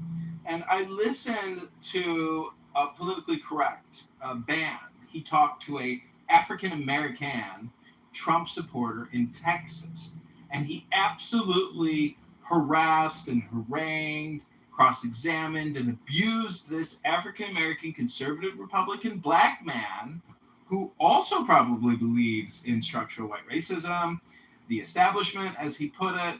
And I just want to thank Bima and Beaver. Congratulations on your engagement. I'm looking forward to the wedding this autumn. I'm so excited to be there, and Dr. Adams is going to be your ring bearer and flower child. It's so exciting, and Marshall Rankin is going to officiate, and I just hope you can get him to take a bath beforehand, maybe spray him down with some French cologne, so you guys can breathe at the altar. Breathe, because anyways. No, that's enough. Not Marshall is the gentleman of Clubhouse. You don't do that to Marshall. Well, that's why he's officiating. Oh, hey, Marshall, speak of the devil, and the cheetah will arrive. Marshall is the gentleman of Clubhouse. So what? Everything else was true? I'm reading this, guys. She's running for Congress. This is not a state house. The woman that was in there. If that's the person, Beaver, that you put in the chat. I'm sure that's her. I mean, yeah, Marshall, were you in that room at all? A woman running for Congress in Texas. No, Alexandra Butler, Republican for Congress. Marsha works for Monica De La Cruz. Texas District 9, but is that the different person? Yes, ma'am. I'll look it up. I just figured there's no way he'd get somebody running for the U.S. to see. I thought he had to be a state person.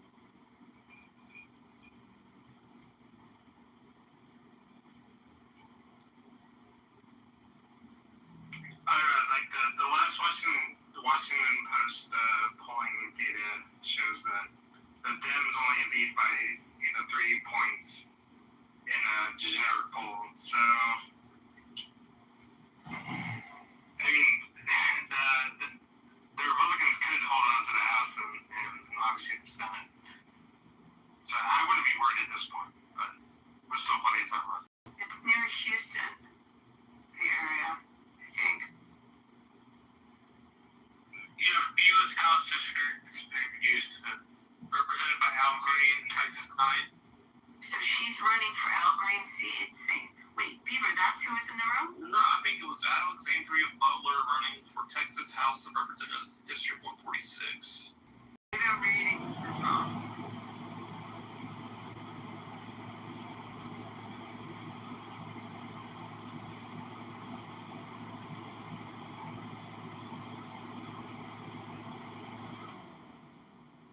Well, is anyone else super excited that the Saudis are going to begin enriching uranium to build thermonuclear warheads? I'm like super proud of those Saudis. Very excited about the prospects of creating more nuclear weapons in the Middle East. It's such an exciting time that we live in. What do you mean more? There is none. No, that's not true. Actually, the United States of America has a massive weapons of mass destruction stockpile in Oman. Chemical, biological, nuclear. I don't know if you know about that, but it's one of the largest weapon depots that the United States military has. It's in the country of Oman. Oh, man.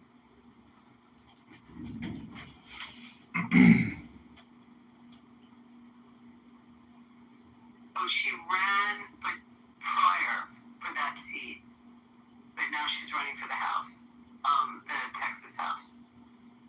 How did she get smoked in the first one?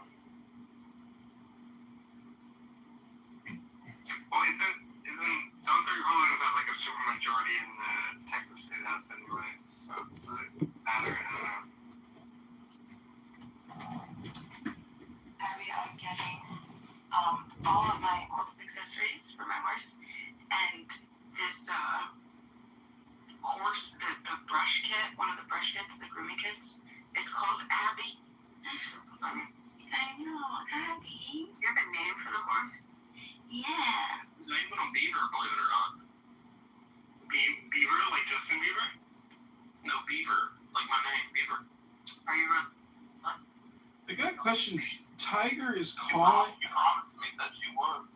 Tiger is calling me a retard in the chat, and I hear Tiger in Gary Baumgarten's newsroom all the time, and Tiger is right. yeah, Tiger is like a super academic, intellectual Chinese, agent sent here to demoralize America. Isn't that right, little Tiger?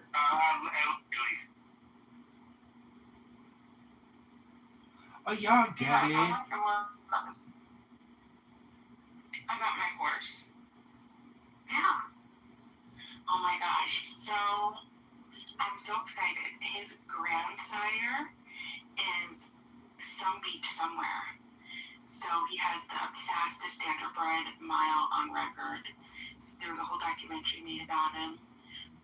His father also made the Hall of Fame, but he made like $3 million in prizes.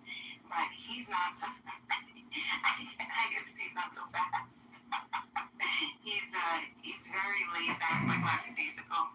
But he likes dogs, but he's not fast. And so the horse, I guess the barn that has the racehorses. So they have all, like thousands and thousands and thousands of dollars worth of horses. And so they said that they wanted, and I saw them on our local, because I'm close to the blue chip farms. And so there's a lot of racing,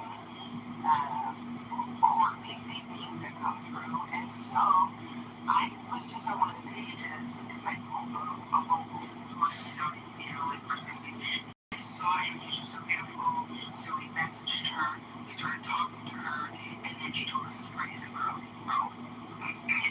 it's way too expensive for us. We're not trying to do anything with him. We just want to, play horses in our backyard, basically. Me and my sister, that is free to us. So this is why we're going to be keeping him in my sister's yard. So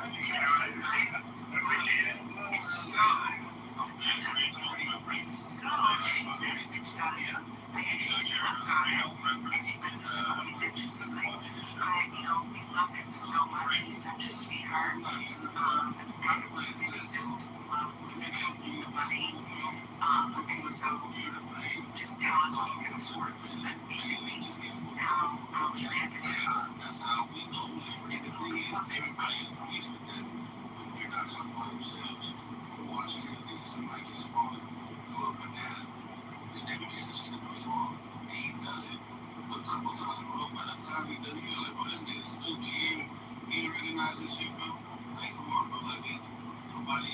somebody gets some drugs right now, prescribing else to kill your whole child. You're not about to do that shit, bro. They gonna put Hitler butter on his head. Yo, Alistair Crowley is crazy. It's a reason why they do Oh wait, Jojo, one second, because I wanted to say, based on what a couple of people are talking about, I think that's why, I don't remember who, maybe, I don't know who exactly it was, asked, what are you? And like I said before, no disrespect, but if you take it as disrespect, that's a personal problem, I'm sorry. But the way that Black Americans speak about certain things, if you are not Black American and like foundational Black American, I don't think that you should be talking about how Black Americans think, because even if you are Caribbean or African American, you are not, like, you, the upbringing is not the same. So please, yes, it is. One second, don't do that. It's not. And if you think it is, then that's your own level of ignorance that you are not addressing.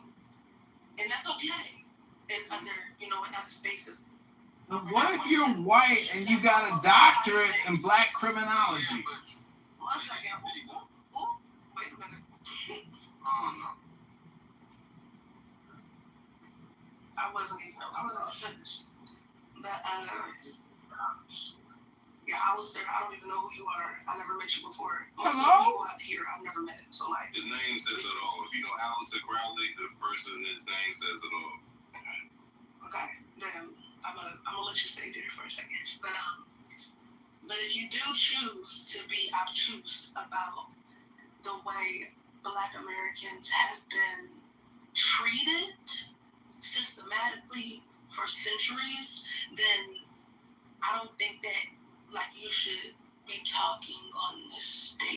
Yeah. Like, you can go somewhere else and hate on us. Other than that, mind your, like, mind yours. Mind your own lovely household.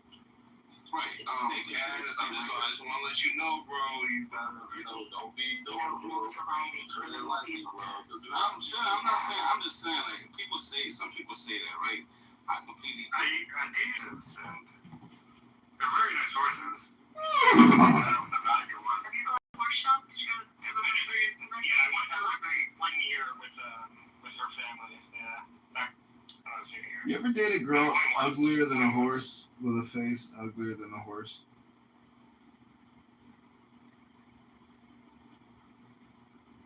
David, have you ever gone to Kennett Square to hence why am I blanking on the name of that center? It's the Equestrian center. It's where Barbara went after Barbara had the accident, and they tried to, they put all the pins in the legs. Center. It's a big equine. I think it's like the most famous in the country. It doesn't ring a bell. No, I don't think I've been there. No, I used to spend a lot of time in like the Villanova, Gladwin, Barbary area. All the way out. No, Kennett Square is all the way out. Like by the. Is it like King of Prussia area? No. Past Chats Ford, past Brandywine, by the Maryland border. But the equine center is like the big vet treatment for horses, and they have. When Barbara was there, they had like swimming pools. When they rehab the horses, they into a pool to the. There's something about them working their legs in water that heals them. It's a pretty cool place. Did they learn that? Yeah, definitely never been there. But, spent a lot of time in the mainline area. I've been to the Devon horse show once, and I only dated one girl that had horses, and she was from Devon. Did you ever notice a thing about women that have horses, like their ADHD is really high, and so they get a horse to like try to calm them down therapeutically, but then they spend all their time with the horses, and then they never develop a career, and all they do is spend time working with horses, and that ends up becoming their fake career. But they're still hot, but they're also not very nice or pleasant. They're like, very poor, and they have bad ADHD and they're just always working with horses? My girlfriend wasn't poor. She was very good looking, and she was fine. So I don't know what you're talking about. Oh, I was thinking about one of these crazy horse girls that I took out on a date that, you know, just always working with horses, could never pin down a job. Maybe the people you were associating with are a lot different than the people I was associating with. I agree. With all due respect, I do agree. But since we're on the topic of horses, I'm just wondering, you know, when a man or a woman is united with a horse and they're galloping on through the field and they're one with the horse, is that a centaur? And I got a question for you. Is there a lot of structural white racism within horse breeding, the horse breeding culture, and horse racing? Interesting. They're not Arab and not white. I don't really see them. They were exceedingly rich, far beyond the structural class of David and his little Chinese toy company. We're talking about oil billionaires, not Chinese toy import manufacturers like David and his pathetic little insignificant family.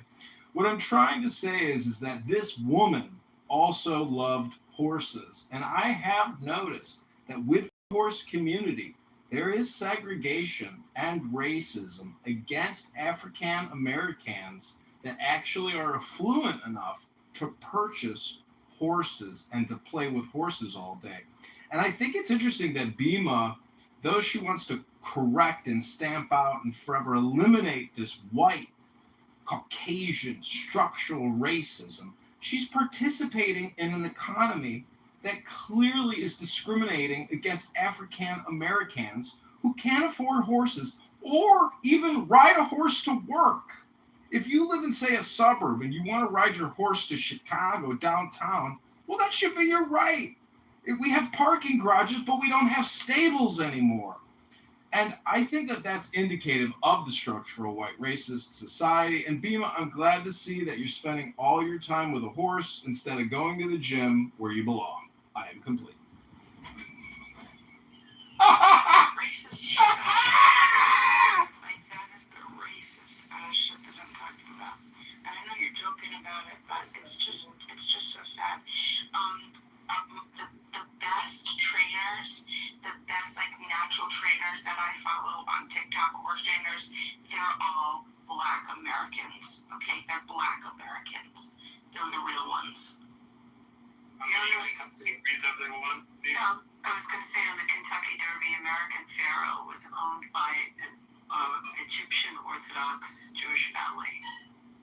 And, yeah, and American. Do you remember American Pharaoh?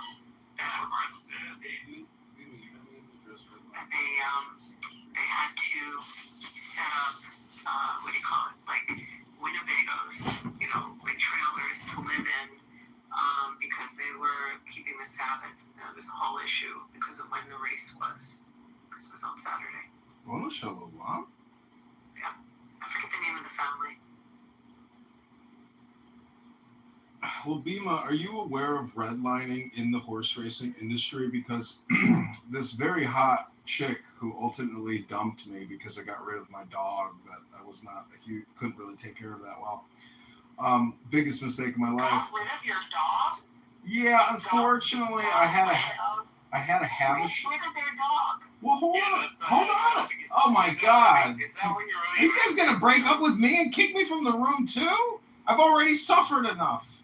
Who gets rid of their dog? I gave the dog to a great family. The dog was a Havishire. It wouldn't shut up.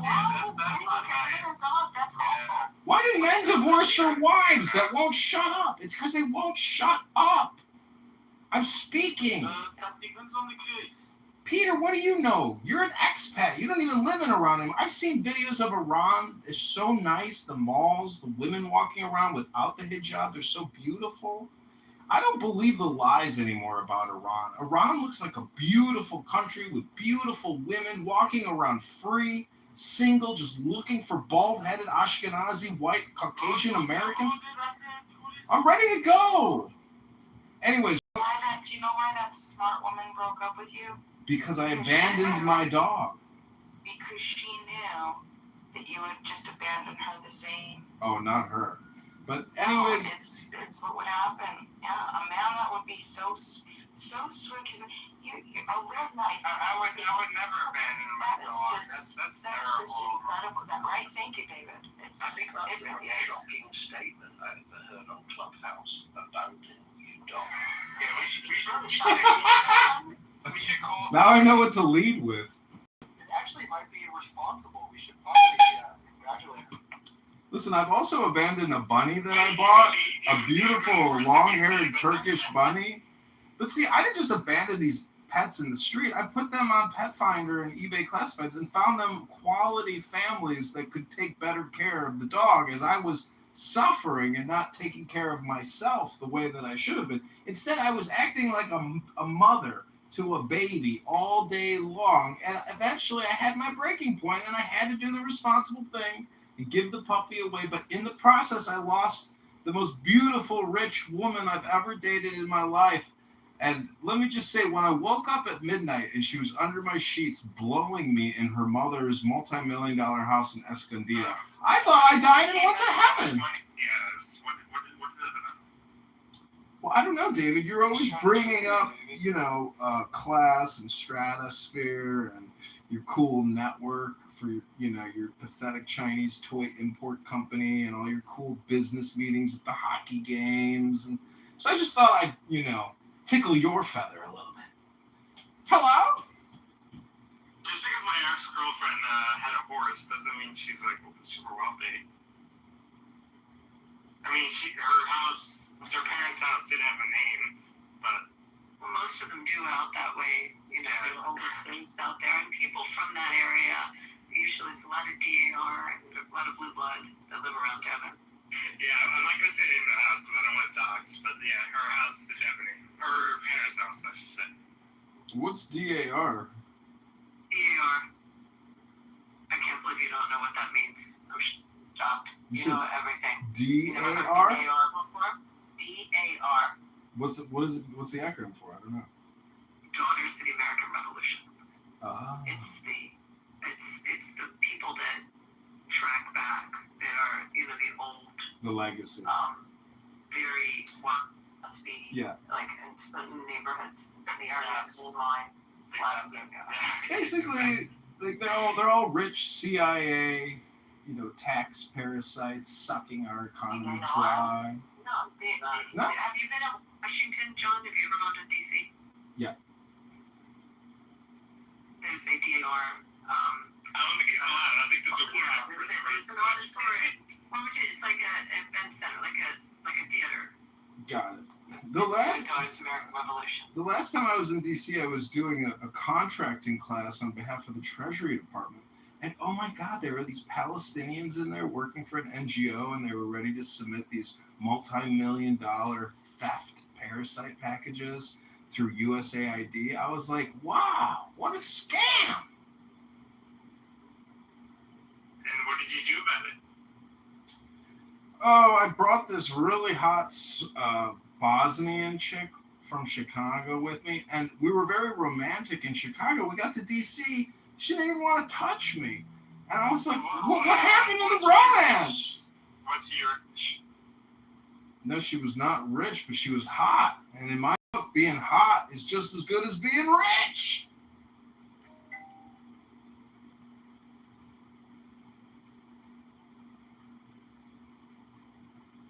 Well, we've got a real man on stage, Brad Stauffenberger, the Viking warrior who can talk unabated for 10 to 20 minutes about any topic in the world, doesn't matter what it is. He's the king of chillism.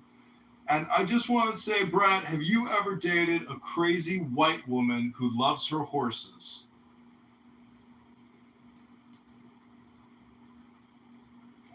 That sounded like a question, not a statement. Hey, Chicago, how you doing, man? Hey, Jacob, how you doing, man? Let's go to Lakeview and get a beer. What are you doing over here? Hey, Did you see that shooting on Lincoln Avenue last night at the Dime? Oh, my God. What's he doing? Give it up. Forget about it.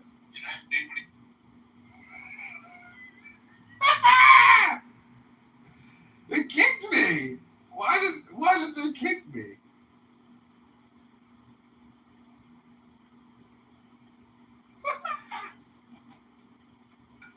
He left you.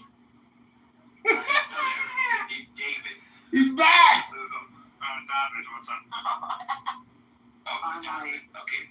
Sorry. A crazy day. I don't know how he has all this strength the way he does to like keep going. His shtick just.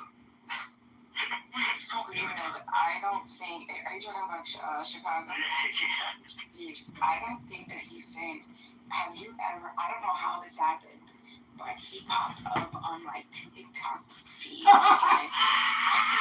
guy sits here every day, David, for hours. He sits there with all of these phones, and he like. I mean, I don't know what the hell. You mean that is not right. The guy from the north side? Yeah, he ran for Congress, didn't he? I know. Yeah. Is he still here? Does anybody know if it's like was it a traumatic brain injury or? Oh, hold on. Is he still here? No, he's not. I want to talk for you. Good. So, well, he could be being paid on just this guy used to actually dox me years ago, and I was like, you know what, whatever. He had, I don't know, he's not here, right? I'll be honest with you. All right, don't say anything because we don't know who Anon is, and it's likely him. Well, he always comes in with multiple accounts. Just comes through. But you know, but I did stay in the same neighborhood as him. I never met him directly because he said, yeah, let's get a beer and everything. Because they stayed in Lakefield, like on the north side of Chicago, where he stayed apparently. I didn't get his address, but he told me pretty quickly he was like half a mile from the street from me. And, you know, blah, blah, blah. But he had like 5, 6, 7 different Facebook accounts, you know, trying to run for Congress or whatever the hell. It never worked. Yeah. Or should it? But, yeah. He's like, hey, let's get a cool beer. Up the lake, yeah. He would do yoga and show it on his Facebook how to do yoga as a man. And I'm like, what the fuck?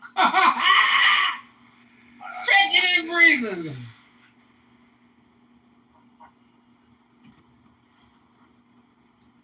Feels like he's the same person like shoot you in the head. Projection says what? Himself after. Because he puts a tremendous amount of, I mean, I'm kind of smart. He puts a tremendous, I call it online presence or footprint for you to see. So the more you want to see, you can look it up. Definitely, I'm going to let you, you know, form your own opinion. Backward kicks again! But it's definitely something that I'm not comfortable with being acquainted with something like that. This is so funny.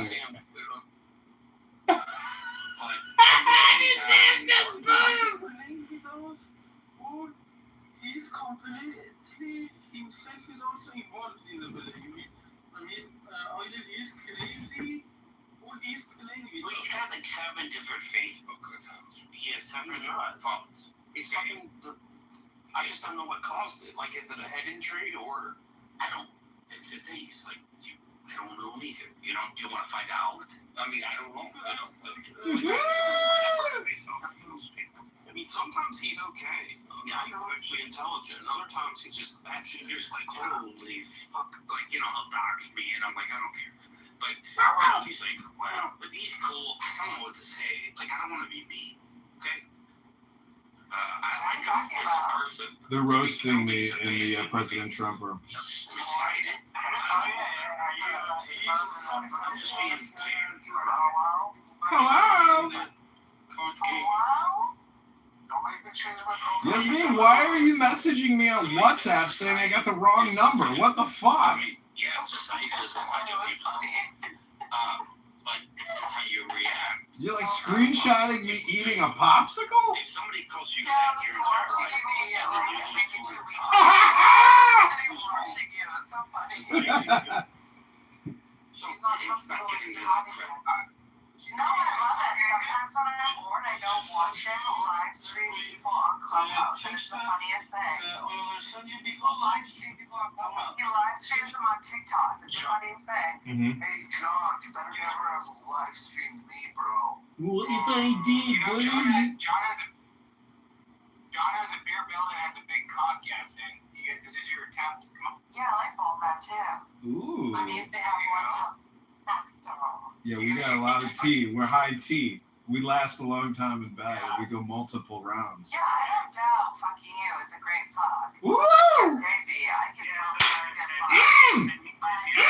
Crazy. One in my life. You can be a Congress person. You can be the first lady. I think you have too much of a headache out, John. It's not worth it. John, you already have her nudes, so like you're all good. So Wow. It's true. Listen, if you want my nudes, I'll just send them to you. Okay.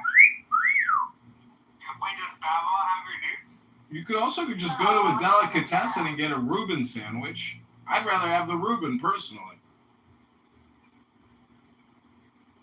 Is it an itty or an outie? She needs labia reduction surgery, that's for sure.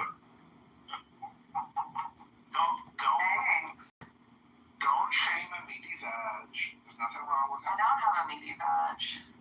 Listen, Yasmin is hot. There's just no doubt about it. Like, she's hot. It's like, it just isn't, so it's not really offensive. I actually have a very small vagina. She's Of course. Yeah. Of course. But for a woman my age, I still look far better. I don't doubt I'm it. doing okay. I don't doubt it. But do you think Clown House has aged you?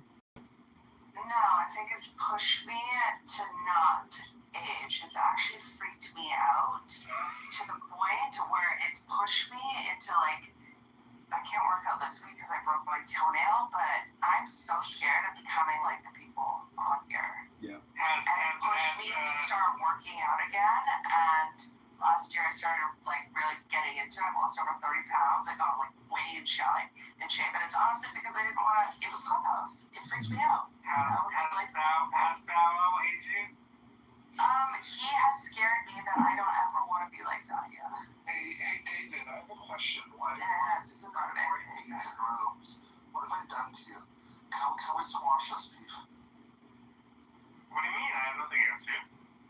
Sometimes I try to talk to you in rooms and you don't acknowledge me. Well, I'm busy. Respectfully. But you're like the tie-in that I have in the room, so you need to like in those situations. You need to introduce me to everybody else. You know what I mean? Well, like to send you nudes, you could just ask. I didn't save them. Yeah, I know, but you want me to do it. That's why you're saying it, so I sent you something. Wait, how come it's Babel is going to get the nudes? Just ask. Yeah. I was reverse psychologizing so I could get more new fresh photos. Thanks, babes. What's happening? To Babel first. Bow Wow. No, Bow Wow can never see my body. He just never had my consent to do that. Sahi, welcome to the stage. You just missed the fun.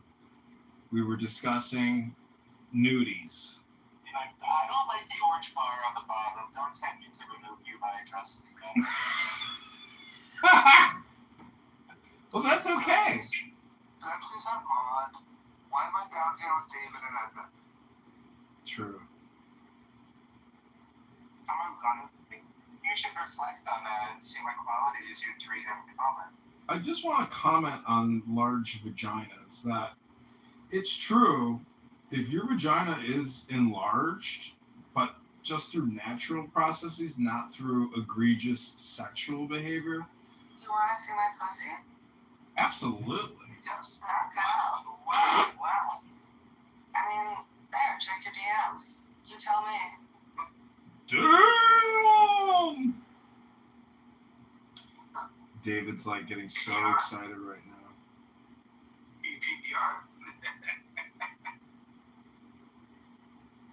Oh my god, yo. Baby. baby doll. Baby girl. Baby girl. Oh my God. Ooh! I'll be right back. I gotta go run to the bathroom. Give it a little kiss? Bathroom. Making my pussy tingle just hearing you. So have to start touching myself. Oh my God, my YouTube live is exploding. Our numbers are growing. Is there like a social audio version of Clown House, but like for dirty talk?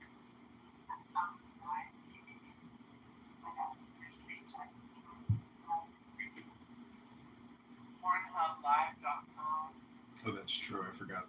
There's porn. Oh my God, Yael. Holy cow, that lingerie is hot. Look at this one. Don't my tits look good there?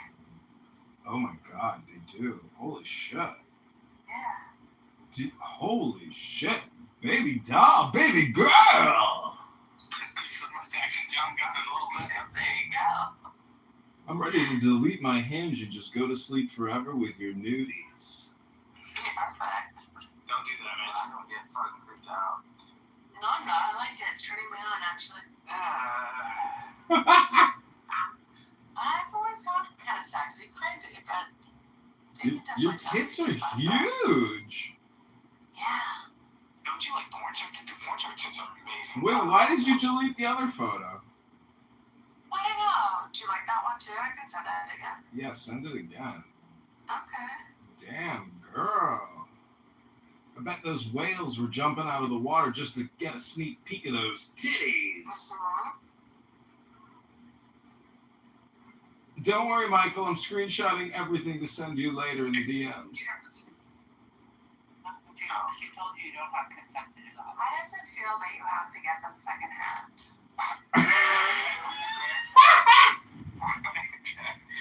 Where's the sense of pride? Does it embarrass you at all that you have to get it through, like... Michael, this is all part of the game. Does it make you embarrassed?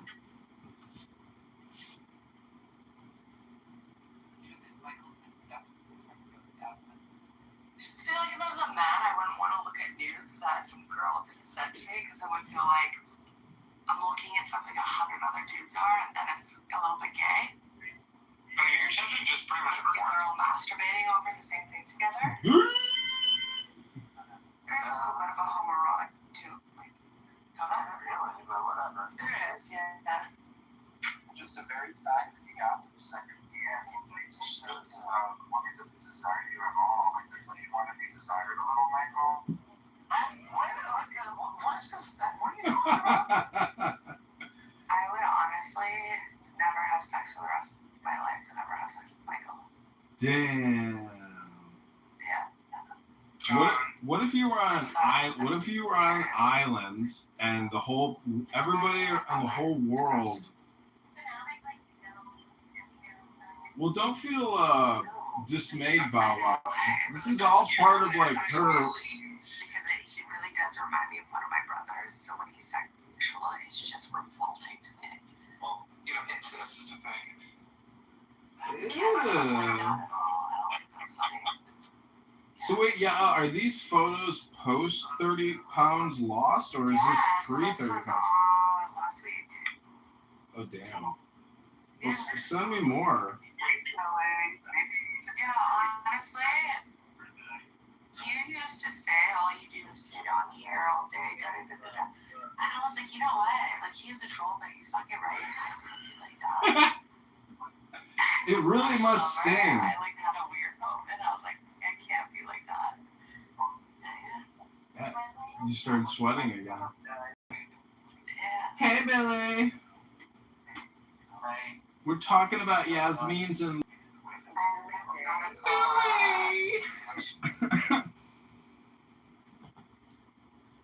Why does Billy have such a close relationship with Cha-Cha? Cha-Cha? No, he's obsessed with me. Why? I don't know. Yeah, he's a sexy little Indian boy. What do you mean? I think that the Raymond I'm not just doing that. visual at this point. Because we need to satisfy the others. I mean, you, not me. You are at the table. I think that the role of the Raymond Reddington is also very important in this issue, isn't it?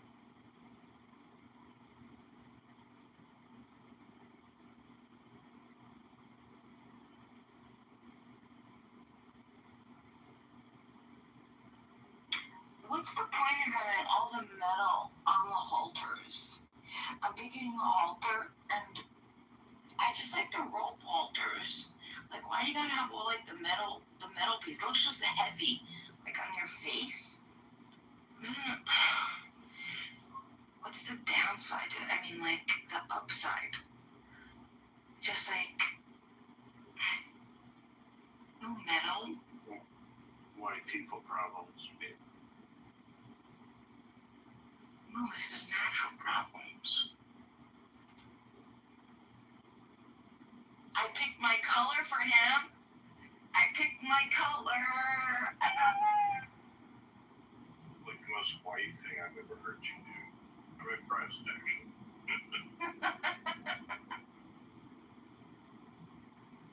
Your worst is racist. Don't you ever say that again. Well, I was dating this really hot chick with a great ass that had an Irish wolfhound, and boy, that dog barked at every. Dogs people up here. You know better too. You doxed somebody? Who did I Why did dox? you do that? Why did you do that? You talking about Jacob? Fucking guy doesn't even live in Chicago. You said a last name. Last name. You do it again, you'll get. It's Albert. I missed it. I wasn't bothered. Yeah, you weren't modded. Oh, I just missed it. I'm glad you got it, Beef. You're the best. You're the best, baby. So my sister has green. That's her color. And so I got my color. So you take your boyfriend to meet the horse is going to look at him and run. And then you're going to be left with a huge ball clip up. You're not going to know what to do. Do you know, he won't even acknowledge him. Oh my God, Yasmin, that video you sent is really hot. Michael, you're gonna wet your pants when you see it. Oh my God, Yasmin. Why would you want Michael to be involved with this? I thought this was just you and I. I don't like to share. Oh, shut up. I would rather it just be you and I and Michael not come. Got it. All right.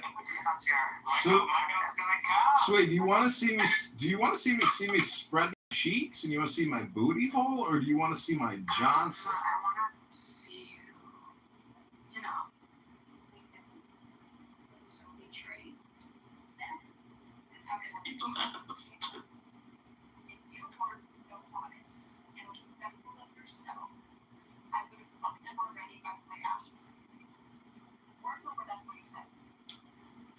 Wow. Listening to.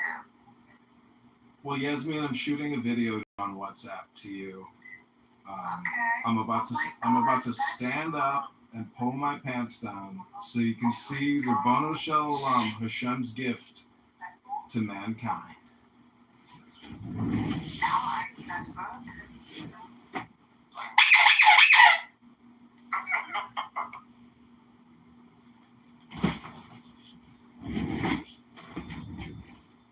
Did you tell me blocked on Instagram?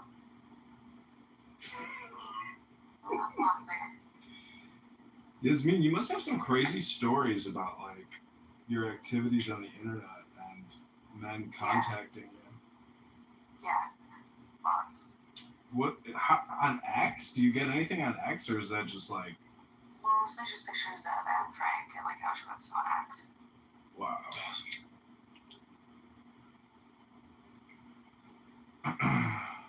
Well, I lost my shit one day on somebody on this app because they were talking about Anne Frank's like eye color or something like that, and I was like so angry that I was even sitting here listening to this shit.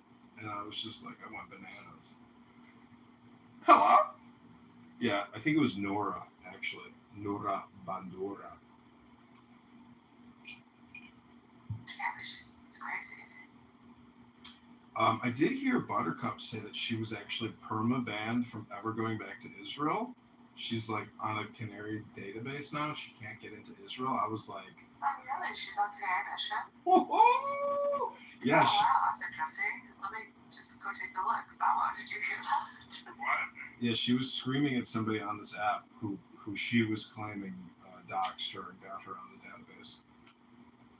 Who doxed her? I don't know who it was. It could have been Norm, but don't quote me on that. But I think Norm was in the room when she was accusing somebody of doxing her.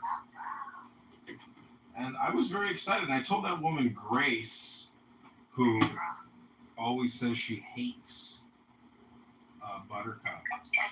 I think Pearl was crazy. No, Pearl's amazing. Pearl's an amazing no, woman. Sorry, Grace. I think Grace is crazy. Sorry, not Pearl. I was reading your name. You are kind of crazy too, but I do think Grace is like actually. It takes one to know one. Psycho. It does a little bit, but don't you find her strange? She's strange, for sure. But She's fucking strange. Like I feel but she's on her like second husband, living in a multi-million-dollar house, just living her best life. And you know, some people are pretty far out there. And the older you get, the less your brain works. So, you know. I don't know. She gives me a weird vibe. I feel like she keeps me in one basement. She's a cantor. Grace is my ex-wife, by the way, Yasmin, so I'm not surprised she didn't say anything. I also can't Canary Mission.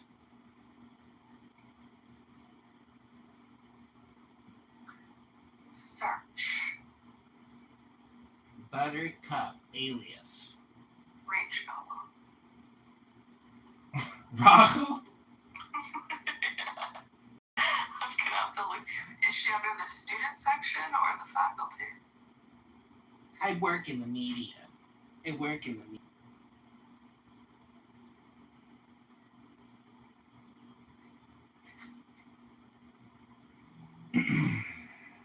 been messaging this chick in Tel Aviv. She's like, she's like, were you just in Israel? And I was like, yeah. She's like, nope, didn't work out. Want to come to Chicago?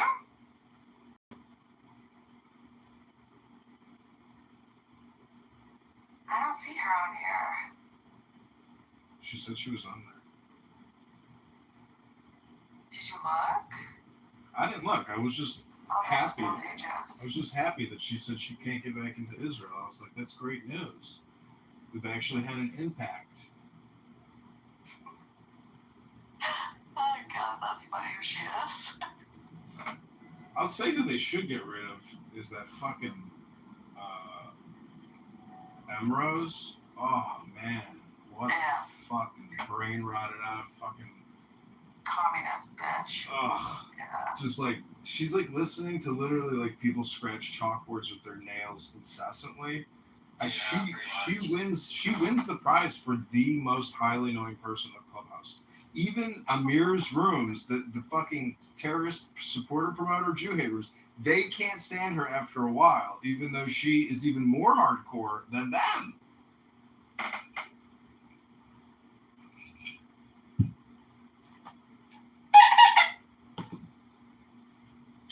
Well, I just want to play my little Chinese flute. This song is dedicated to Yasmin's perfect pussy, and each picture is $10 a pop.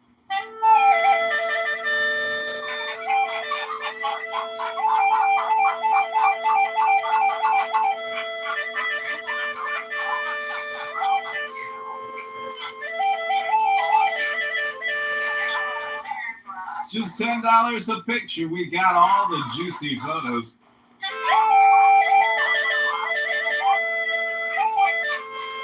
Send more, y'all. We'll send you a royalty.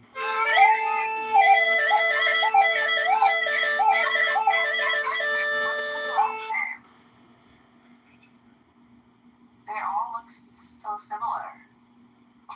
Who, Rachel? I don't know which one she is. What's Buttercup's last name? Miller.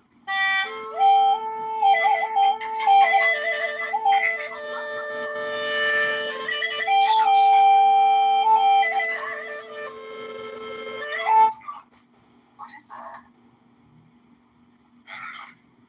What I'm playing?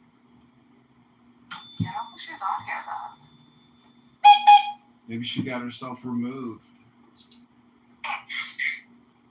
Oh my god. This girl texted me today. She's like, "Excuse me, can I ask you a question?" I said, "Sure." She's like, I sent this message just for you she's today. like, "Can you send me $175? I have some unexpected medical bills that came up, and I would really appreciate it. And I would send you pictures to make it, fair for you." And I saved her in my phone as like Anna hates Trump because like on her Hinge account it was like fuck Donald Trump or something. So I just wrote her back a polite no, but it's pretty ridiculous looking for money, and like if they actually have any. Oh. What? Apparently Lolly's giving thousands of dollars to Travis. Who's Lolly? Lolly? Yeah. Shocking, right? What? Yeah. Why? Nudies. I felt something was weird about her. Like suicidal empathy here? Like what the fuck? I know she's got a weird thing, yeah. I think she's a strange woman.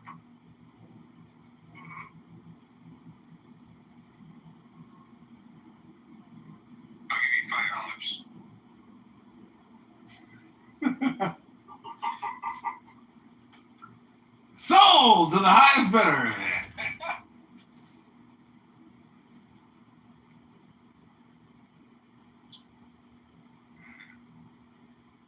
I like the AI photos of you and Michelle. Yeah, isn't Michelle great? Yeah, she's fun.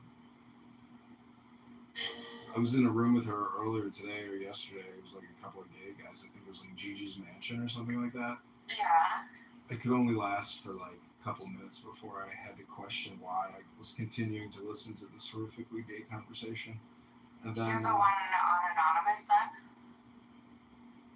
No, I think it was just like in a different account, not Anon at the time. I'm just saying that as soon as I left, Michelle left and like came to my room because she's like, he's right. This is fucking trash. This is fucking stupid.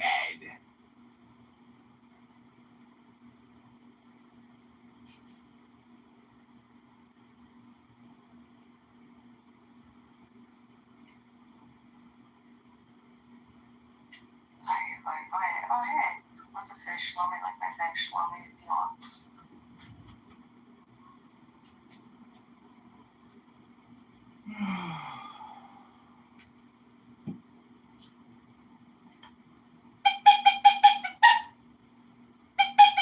How are your budgies? They're good. Hot. Temperature. I do not miss my budgies. Love them. You should have an Instagram or a YouTube for them. I don't have an interest in being a public person. And that's why people do it with their pets. That's why I stuck on Twitter for as long as I did, because I don't really want to do that. You said you were going to delete the account. You never deleted it. I know. I thought I was going to too. But then I remembered that Elon Musk liked my tweets, and I was like, oh, I don't want to give up that. Yeah. That's some big karma. Why don't we just rebrand it and just call it like Clownhouse Retards and then just live stream Clownhouse Retards? Because everyone that's following now that's still even on Twitter will just stop following me because it'll annoy them. Who cares? Well, I kind of want to hold on to it. Got it. I had it for a long time. Got it. Boring!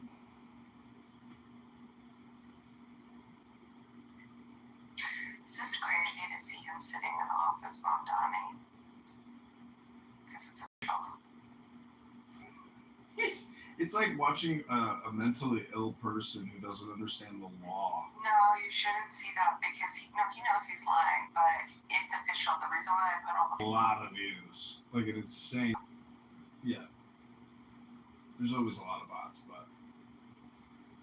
Anyways, I didn't even watch it or hear what he said, but I don't think Benjamin Netanyahu is shaking in his boots. So it's just clickbait. It's all it is just publicity for Mamdani. No, I know nothing's gonna come of it, but nothing to BB. But what will happen is it's a open target on Jews in New York. He understands that he can't do shit against BB, but it's going to incite. Yeah, that's a problem. Well, if anybody hurts somebody, well, it's a hate crime and it's against the law, but they never charge anybody for a hate crime unless it's white on black. Have you seen this thing where like all these black people are listed as white as inmates? Yeah, that's been a thing. Really? What the fuck is that? Like Laziness, or when they're writing out the documentation. You don't think that's on purpose? Could be. Some could be intentional, but I think a lot of it's just like processing. Was it nationally or just New York? Nationally, everywhere. It's like kind of a known thing. How many people are? This is with the Federal Bureau of Prisons? Yeah, so it packs the statistics. Yeah. Yeah. So somebody was I have to wonder if it's not done on purpose. Well, you know who that white people are superior. You know who we need to talk to is Pepe. This is like Pepe's, subject matter expertise. Where's Dr. Pepe when you need him?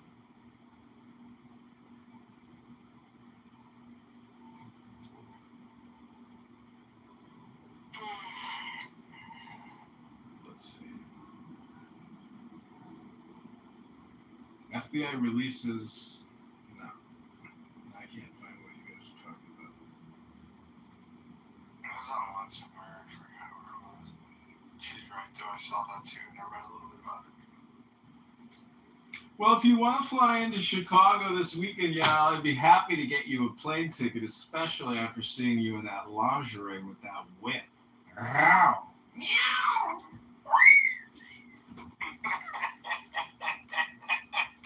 That one's going to cost you $20, Bow Wow. That's an exclusive. Thanks, Yasmin. You're the best, babe. No problem.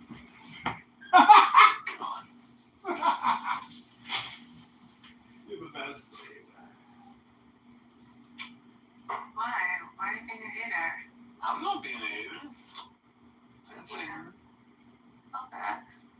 my ex-fiance, two of my girlfriends had fucking Jadar's tits and a fat ass. Warning! Free capers on your salad. I'm hungry.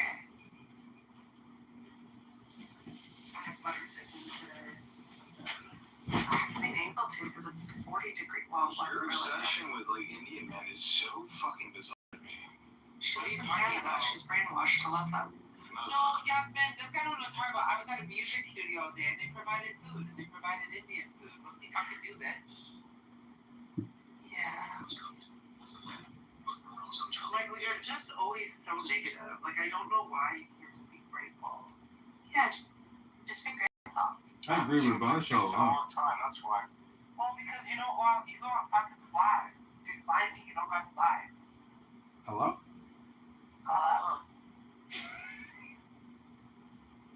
Adam. That's a good. I don't know how it's really. No, I'm not I'm Adam. gonna tell you explain. I'm gonna fill it in. I'm gonna fill it in. It's whatever your lawsuit. He's trying to what? Just my idea. Do you really think so? Michael is?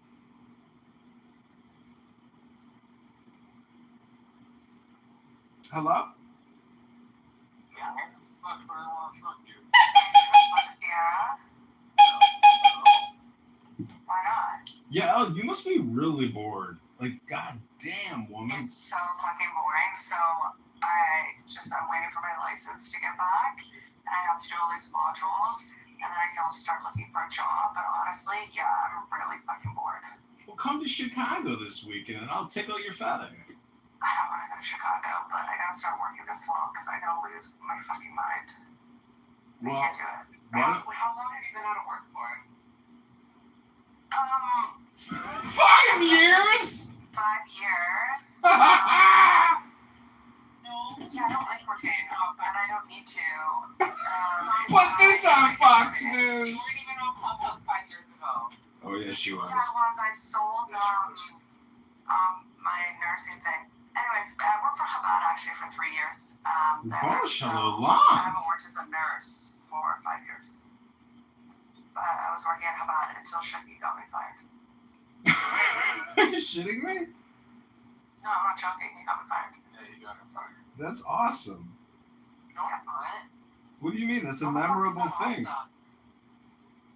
Oh wait, I see Jacob has. He gets kicked out of Israel or America and sent back to Israel. Hey Jacob, I love the new haircut. I'm in a room with Yasmin. She just sent me some lingerie photos, and they're $10 a piece. Hope you're doing well. Why did he do that to you? You guys used to get along.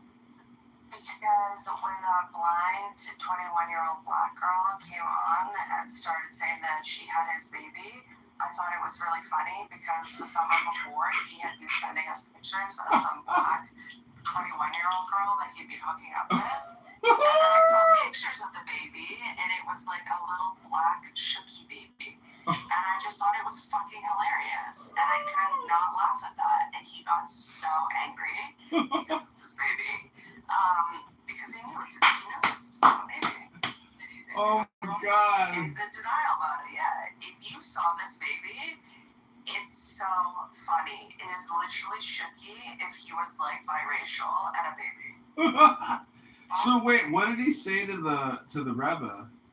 Or the Rebbe? To the Rebbe, well, he said that I went on the internet exploiting young Arab Muslim men for naked photos of them, and just really dirty stuff. Yeah, it was really embarrassing, the whole thing. Damn. So you're not welcome at that Chabad anymore, huh? No, so they knew. So Nehemiah, they know it's bullshit, but it's also like these people don't even have social media. Like they're so sheltered, and it was just such a aggressive, humiliating thing for them. I'm not gonna push it because it's embarrassing. Yeah. I don't want that for them. And it's not really a great career choice, you know, to have a contract at I don't want to Chabad career. I hate working. serving food. Well, I don't know. No, it's teaching the Hebrew school. See, people like karma. You know, oh, you're teaching Hebrew school since back, and but there's so many things you could do. You don't even have to go back into medicine. You can fucking go into private equity, capital, financial advisor. I don't know anything about that stuff, though. There's nothing to know. You know how to talk. To be honest, I hate working, but I am bored. Well, you've bored Jacob out. Jacob doesn't want to listen to your shit anymore. Yeah, I hear you. You hate men. You hate working. Sounds, you know, like you're going back to the. Oh, you don't hate men. No, I love men.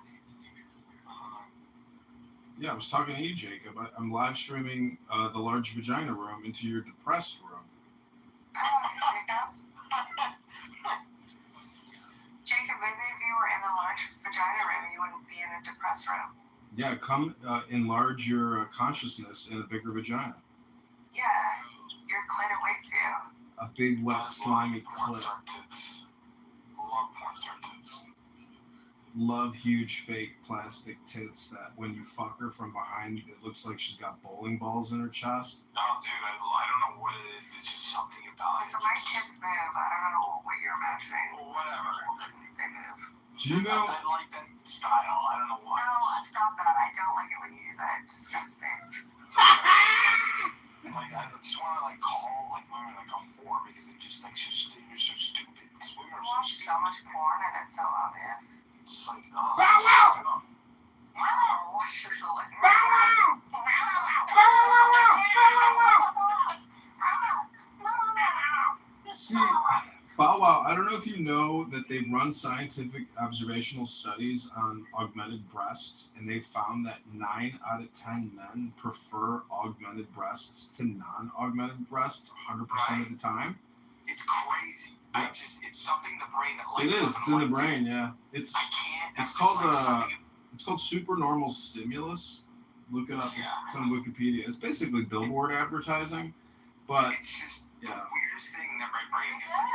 As I got older too, it's like it's even more pronounced as I got older. What are you talking about? Before I was. It's a psychological term called supernormal stimulus. It's on Wikipedia, and they did tests where they've like done observational studies on men that do Super what? Stimulus? supernormal.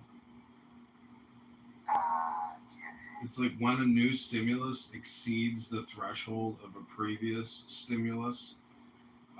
That's just basic economics, though. The more you use something, the less value it has. No, it's really more about like aesthetic and enlarging, like you like hentai porn or something. It's Oh. This is John Kitover, Jacob. Nicholas Tinbergen. It occurs when an animal's innate drive are hacked. For example, a bird will often choose to sit on an oversized brain with a polka dot. Oh, this is so interesting.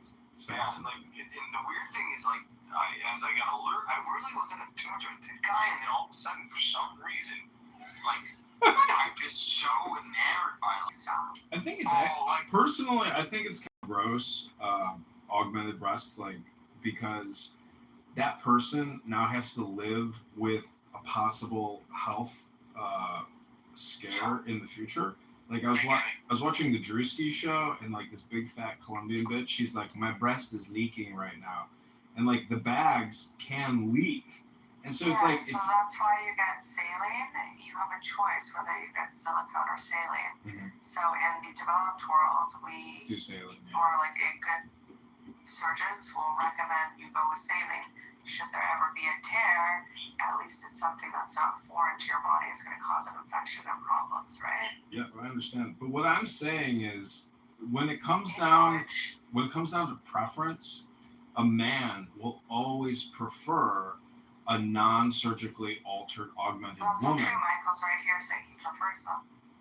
No, he hasn't actually been given the Michael option. is literally a man saying he prefers fake tits. No, so that's false. What you're saying? No, I like them. I didn't say. No, you said you can't get enough of them. You see, you just want to fuck them.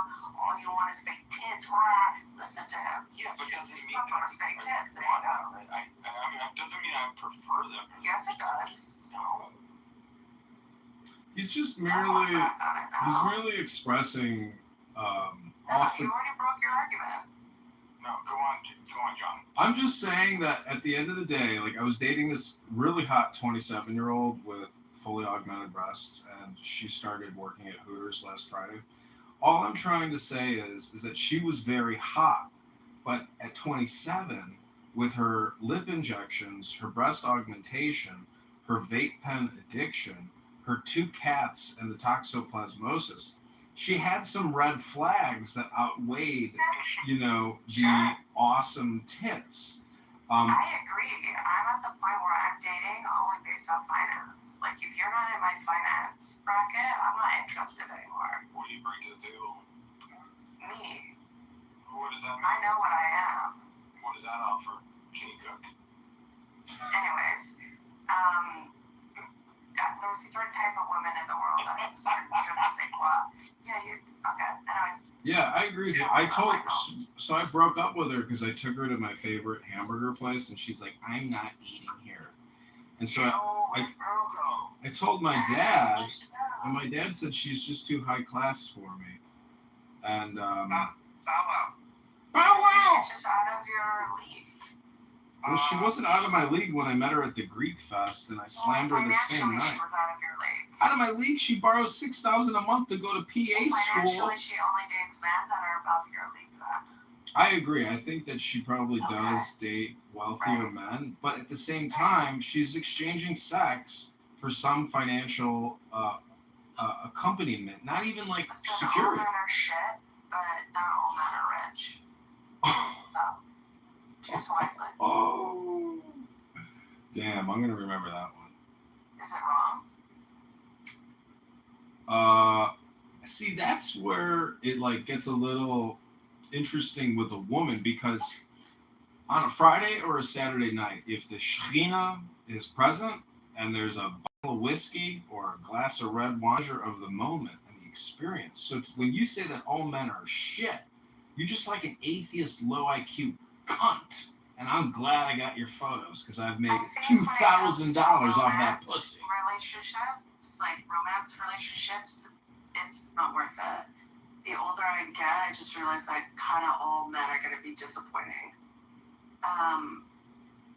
There isn't a special one. They're just disappointing. That's in a personal relationship. Men as friends, I love them. I love men. But in a relationship, so if they're all going to disappoint you, may as well find one that's going to be, worth it. I get it. You're strictly transactional. You're a sugar baby. That's what you're describing yourself as. I would rather stay single than date somebody if that was a headache, yeah. I'm perfectly comfortable being on my own. I think everybody But says if I'm that. going to date somebody, it's going to be somebody who improves my life. Well, there's different ways to improve your life. Like the way that I treated this girl until I finally had my breaking moment. Dick doesn't do it for me at this point. I'd rather have trips, vacations, new clothes. I would rather have all this than dick. Yeah, but if you're going on vacations with a guy that you don't even like, you're not attracted to It's okay, it. I can learn to like him. I don't like most people. Well, see, that's the heart of dysfunction because he's also going to be equally unhappy being with an artificial he's going to be flake. so happy because men are much easier to satisfy and please. Then what, opposed to women? Yes.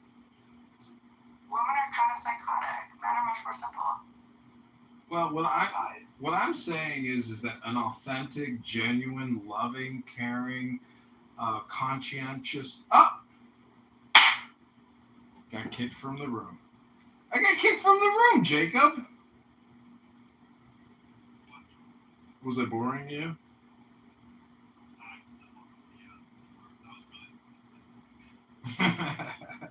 Okay, have a great evening. Take care.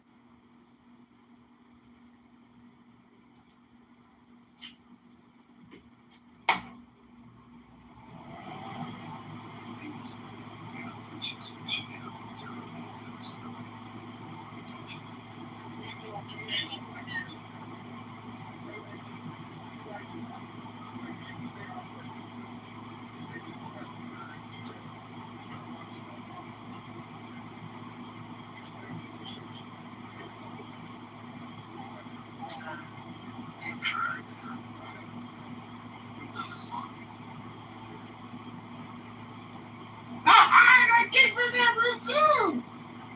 You kicked from all the rooms. Here we go. We're back. We're back, bitch. It's the lower left. John Kitover, I think.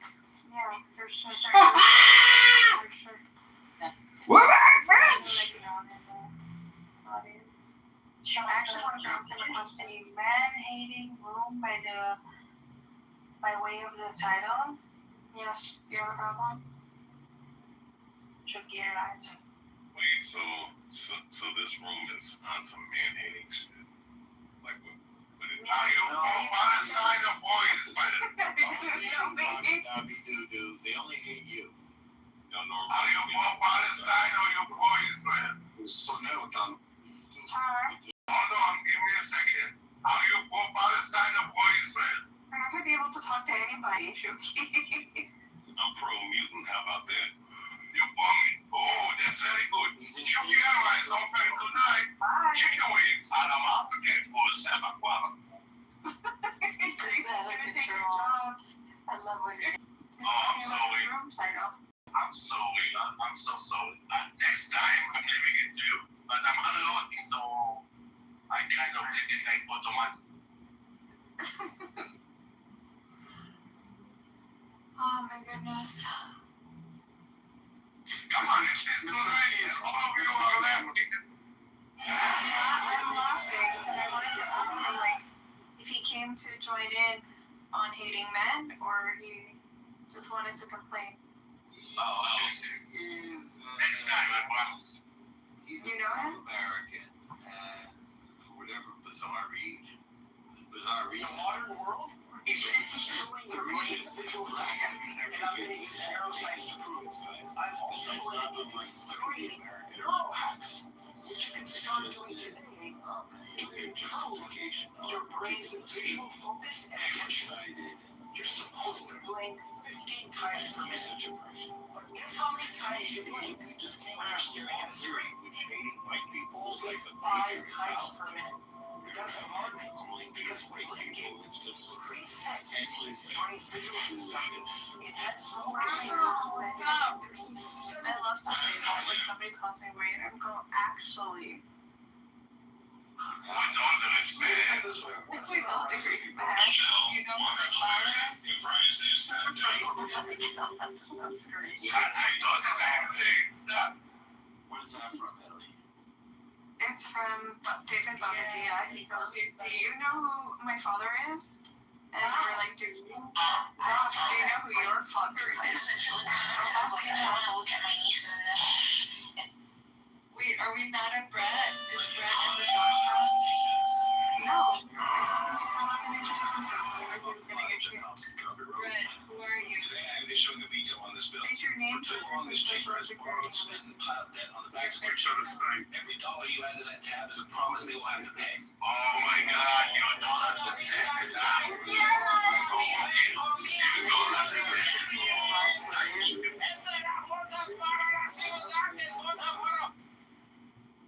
What the fuck?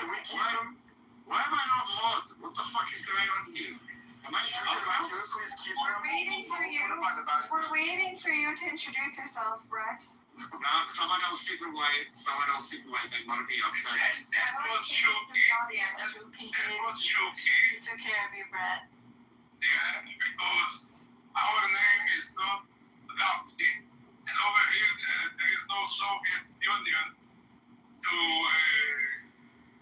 be communist. So that's your luck today.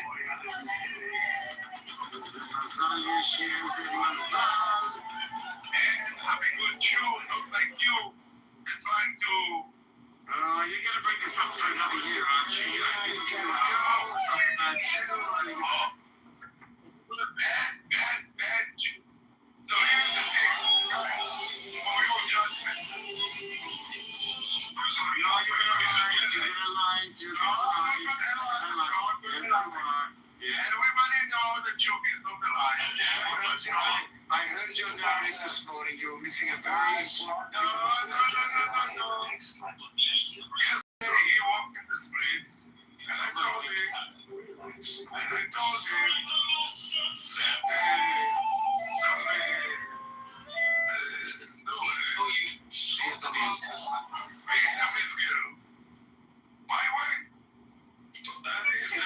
It's okay, Shuki. Ask for my housekeeper also. Beautiful.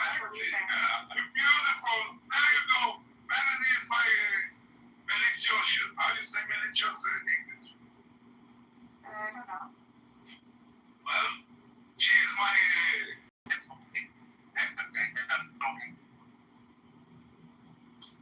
So he said how much he said you want the product? I have the product. How much you willing to pay? I said, you tell me how much you want, and from there you start to negotiate. It's not that I'm offering. That's stupid. It's not even a businessman. How are you never gonna offer before you know what he's asking? If you're gonna offer too much, that's stupid. So he's trying to tell me that I need to offer something. Are you sure you're Jewish? You don't know the art of negotiation? Exactly. You see? She's talking to you, Shuki. No, she's talking to you. No, I offered you a money-back guarantee. No, I'm talking to you, Brett. But you. There you go. No, I like, come on, like it just doesn't make sense. Like, He asked me. if you're gonna offer something, what if he offers more than what she was originally expecting? What if he offered more than I was expecting? Yeah. Exactly. That's the point. Offered Exactly. more than this person was expecting. Why do you come in with an offer and not see what you're expecting first? Because I told him yesterday, it's supply and demand. I had the supply, he had the demand. I didn't offer him the commodity. He asked for it. So I said, how much you willing to pay? He said, how much you offering for? I said, what you mean? I don't know. This is not Jewish negotiation for me. It is. No. Okay. You didn't get the supply that you needed. I have the supply. I don't need it. I don't need it. So then why did you ask for it? Why did you request it? Look, so efficient, right? When you go to the shuk, Brett, do you go to a barkeeper and say, how much do you want for it? Or you say, I'm going to offer you that you don't even know the price of what it is? Are you comparing a woman to a vegetable? Is that what you're saying? I'm just saying the art of negotiation. Exactly. Yeah, but Shuki didn't get what he needed. I don't care. So I win. Well, I mean, that's where it's already flawed that you don't care. That's like double normal. To begin with, by you saying that that means that you have a bad Jew. Because I think we need to name. And you didn't jump. Okay. You did not jump. To have a kind of Jew, then you're a bad Jew. End of the story. You're using a Jew card now? Now you've got a Jew card? What the fuck? We sink into you so deep. What is this, a harem? Are we in a harem here? Should we call it Shuki's harem house? Like, what the fuck's going on here? Why are you? What is harem? Don't curse. And why are you getting so offensive and mad? Yeah. I'm laughing my head off. Don't you know that baseless hatred is the reason why we don't have the temple? That's correct. We're supposed to have base hatred, correct? Yeah. Guys, you're using a Jew card. You're using a Jew card. You're simping to Shuki here. Don't say that. I thought it was Honestly, it makes me really angry. Oh, come on, are you serious? You obviously not Israelis. You know who makes the worst Holocaust jokes in the world? And Jew jokes are Israelis. Come on, come on. Shabbat, we should. Okay, whatever. I'll shut up. We should be making Holocaust jokes in honor of Tisha B'Av.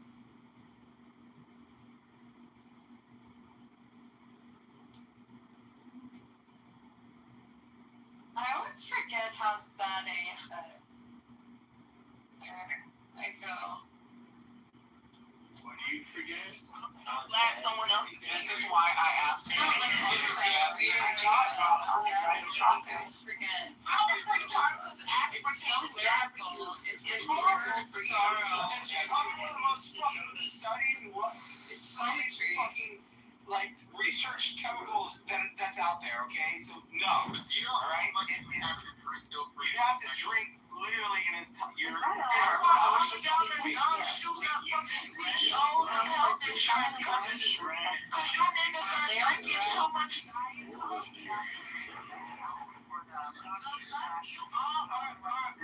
sorry, no more. I'm sorry. It's fucking annoying. True is true. Like that.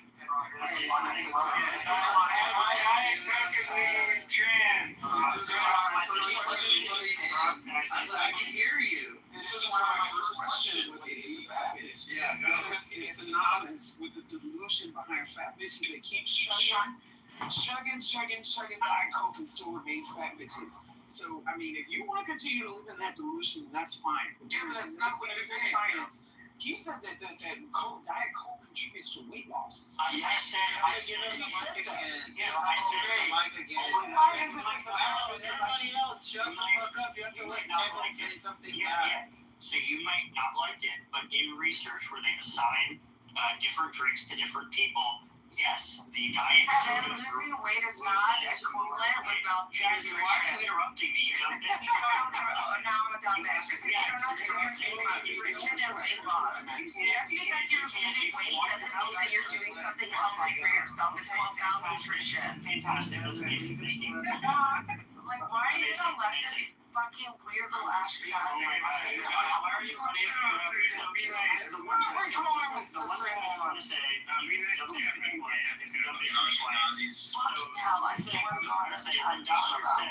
that the upper limit to which there might start being issues is 40 milligrams per kilogram of body weight. If you do this math, that means that you'd have to drink about 17 cans a day in order to even get close to what the research says might be a problem. Okay, well, here's How many liters? Okay, now I get to talk. Now I get to talk. Alright, so the fact of the matter is, dude, I hate breaking down things on Clubhouse because, you know what, the hardest class I had outside of the deficiency language aptitude and battery test that I took was business analytics. And it's all these other fucking factors out there that involve, that have an effect on math.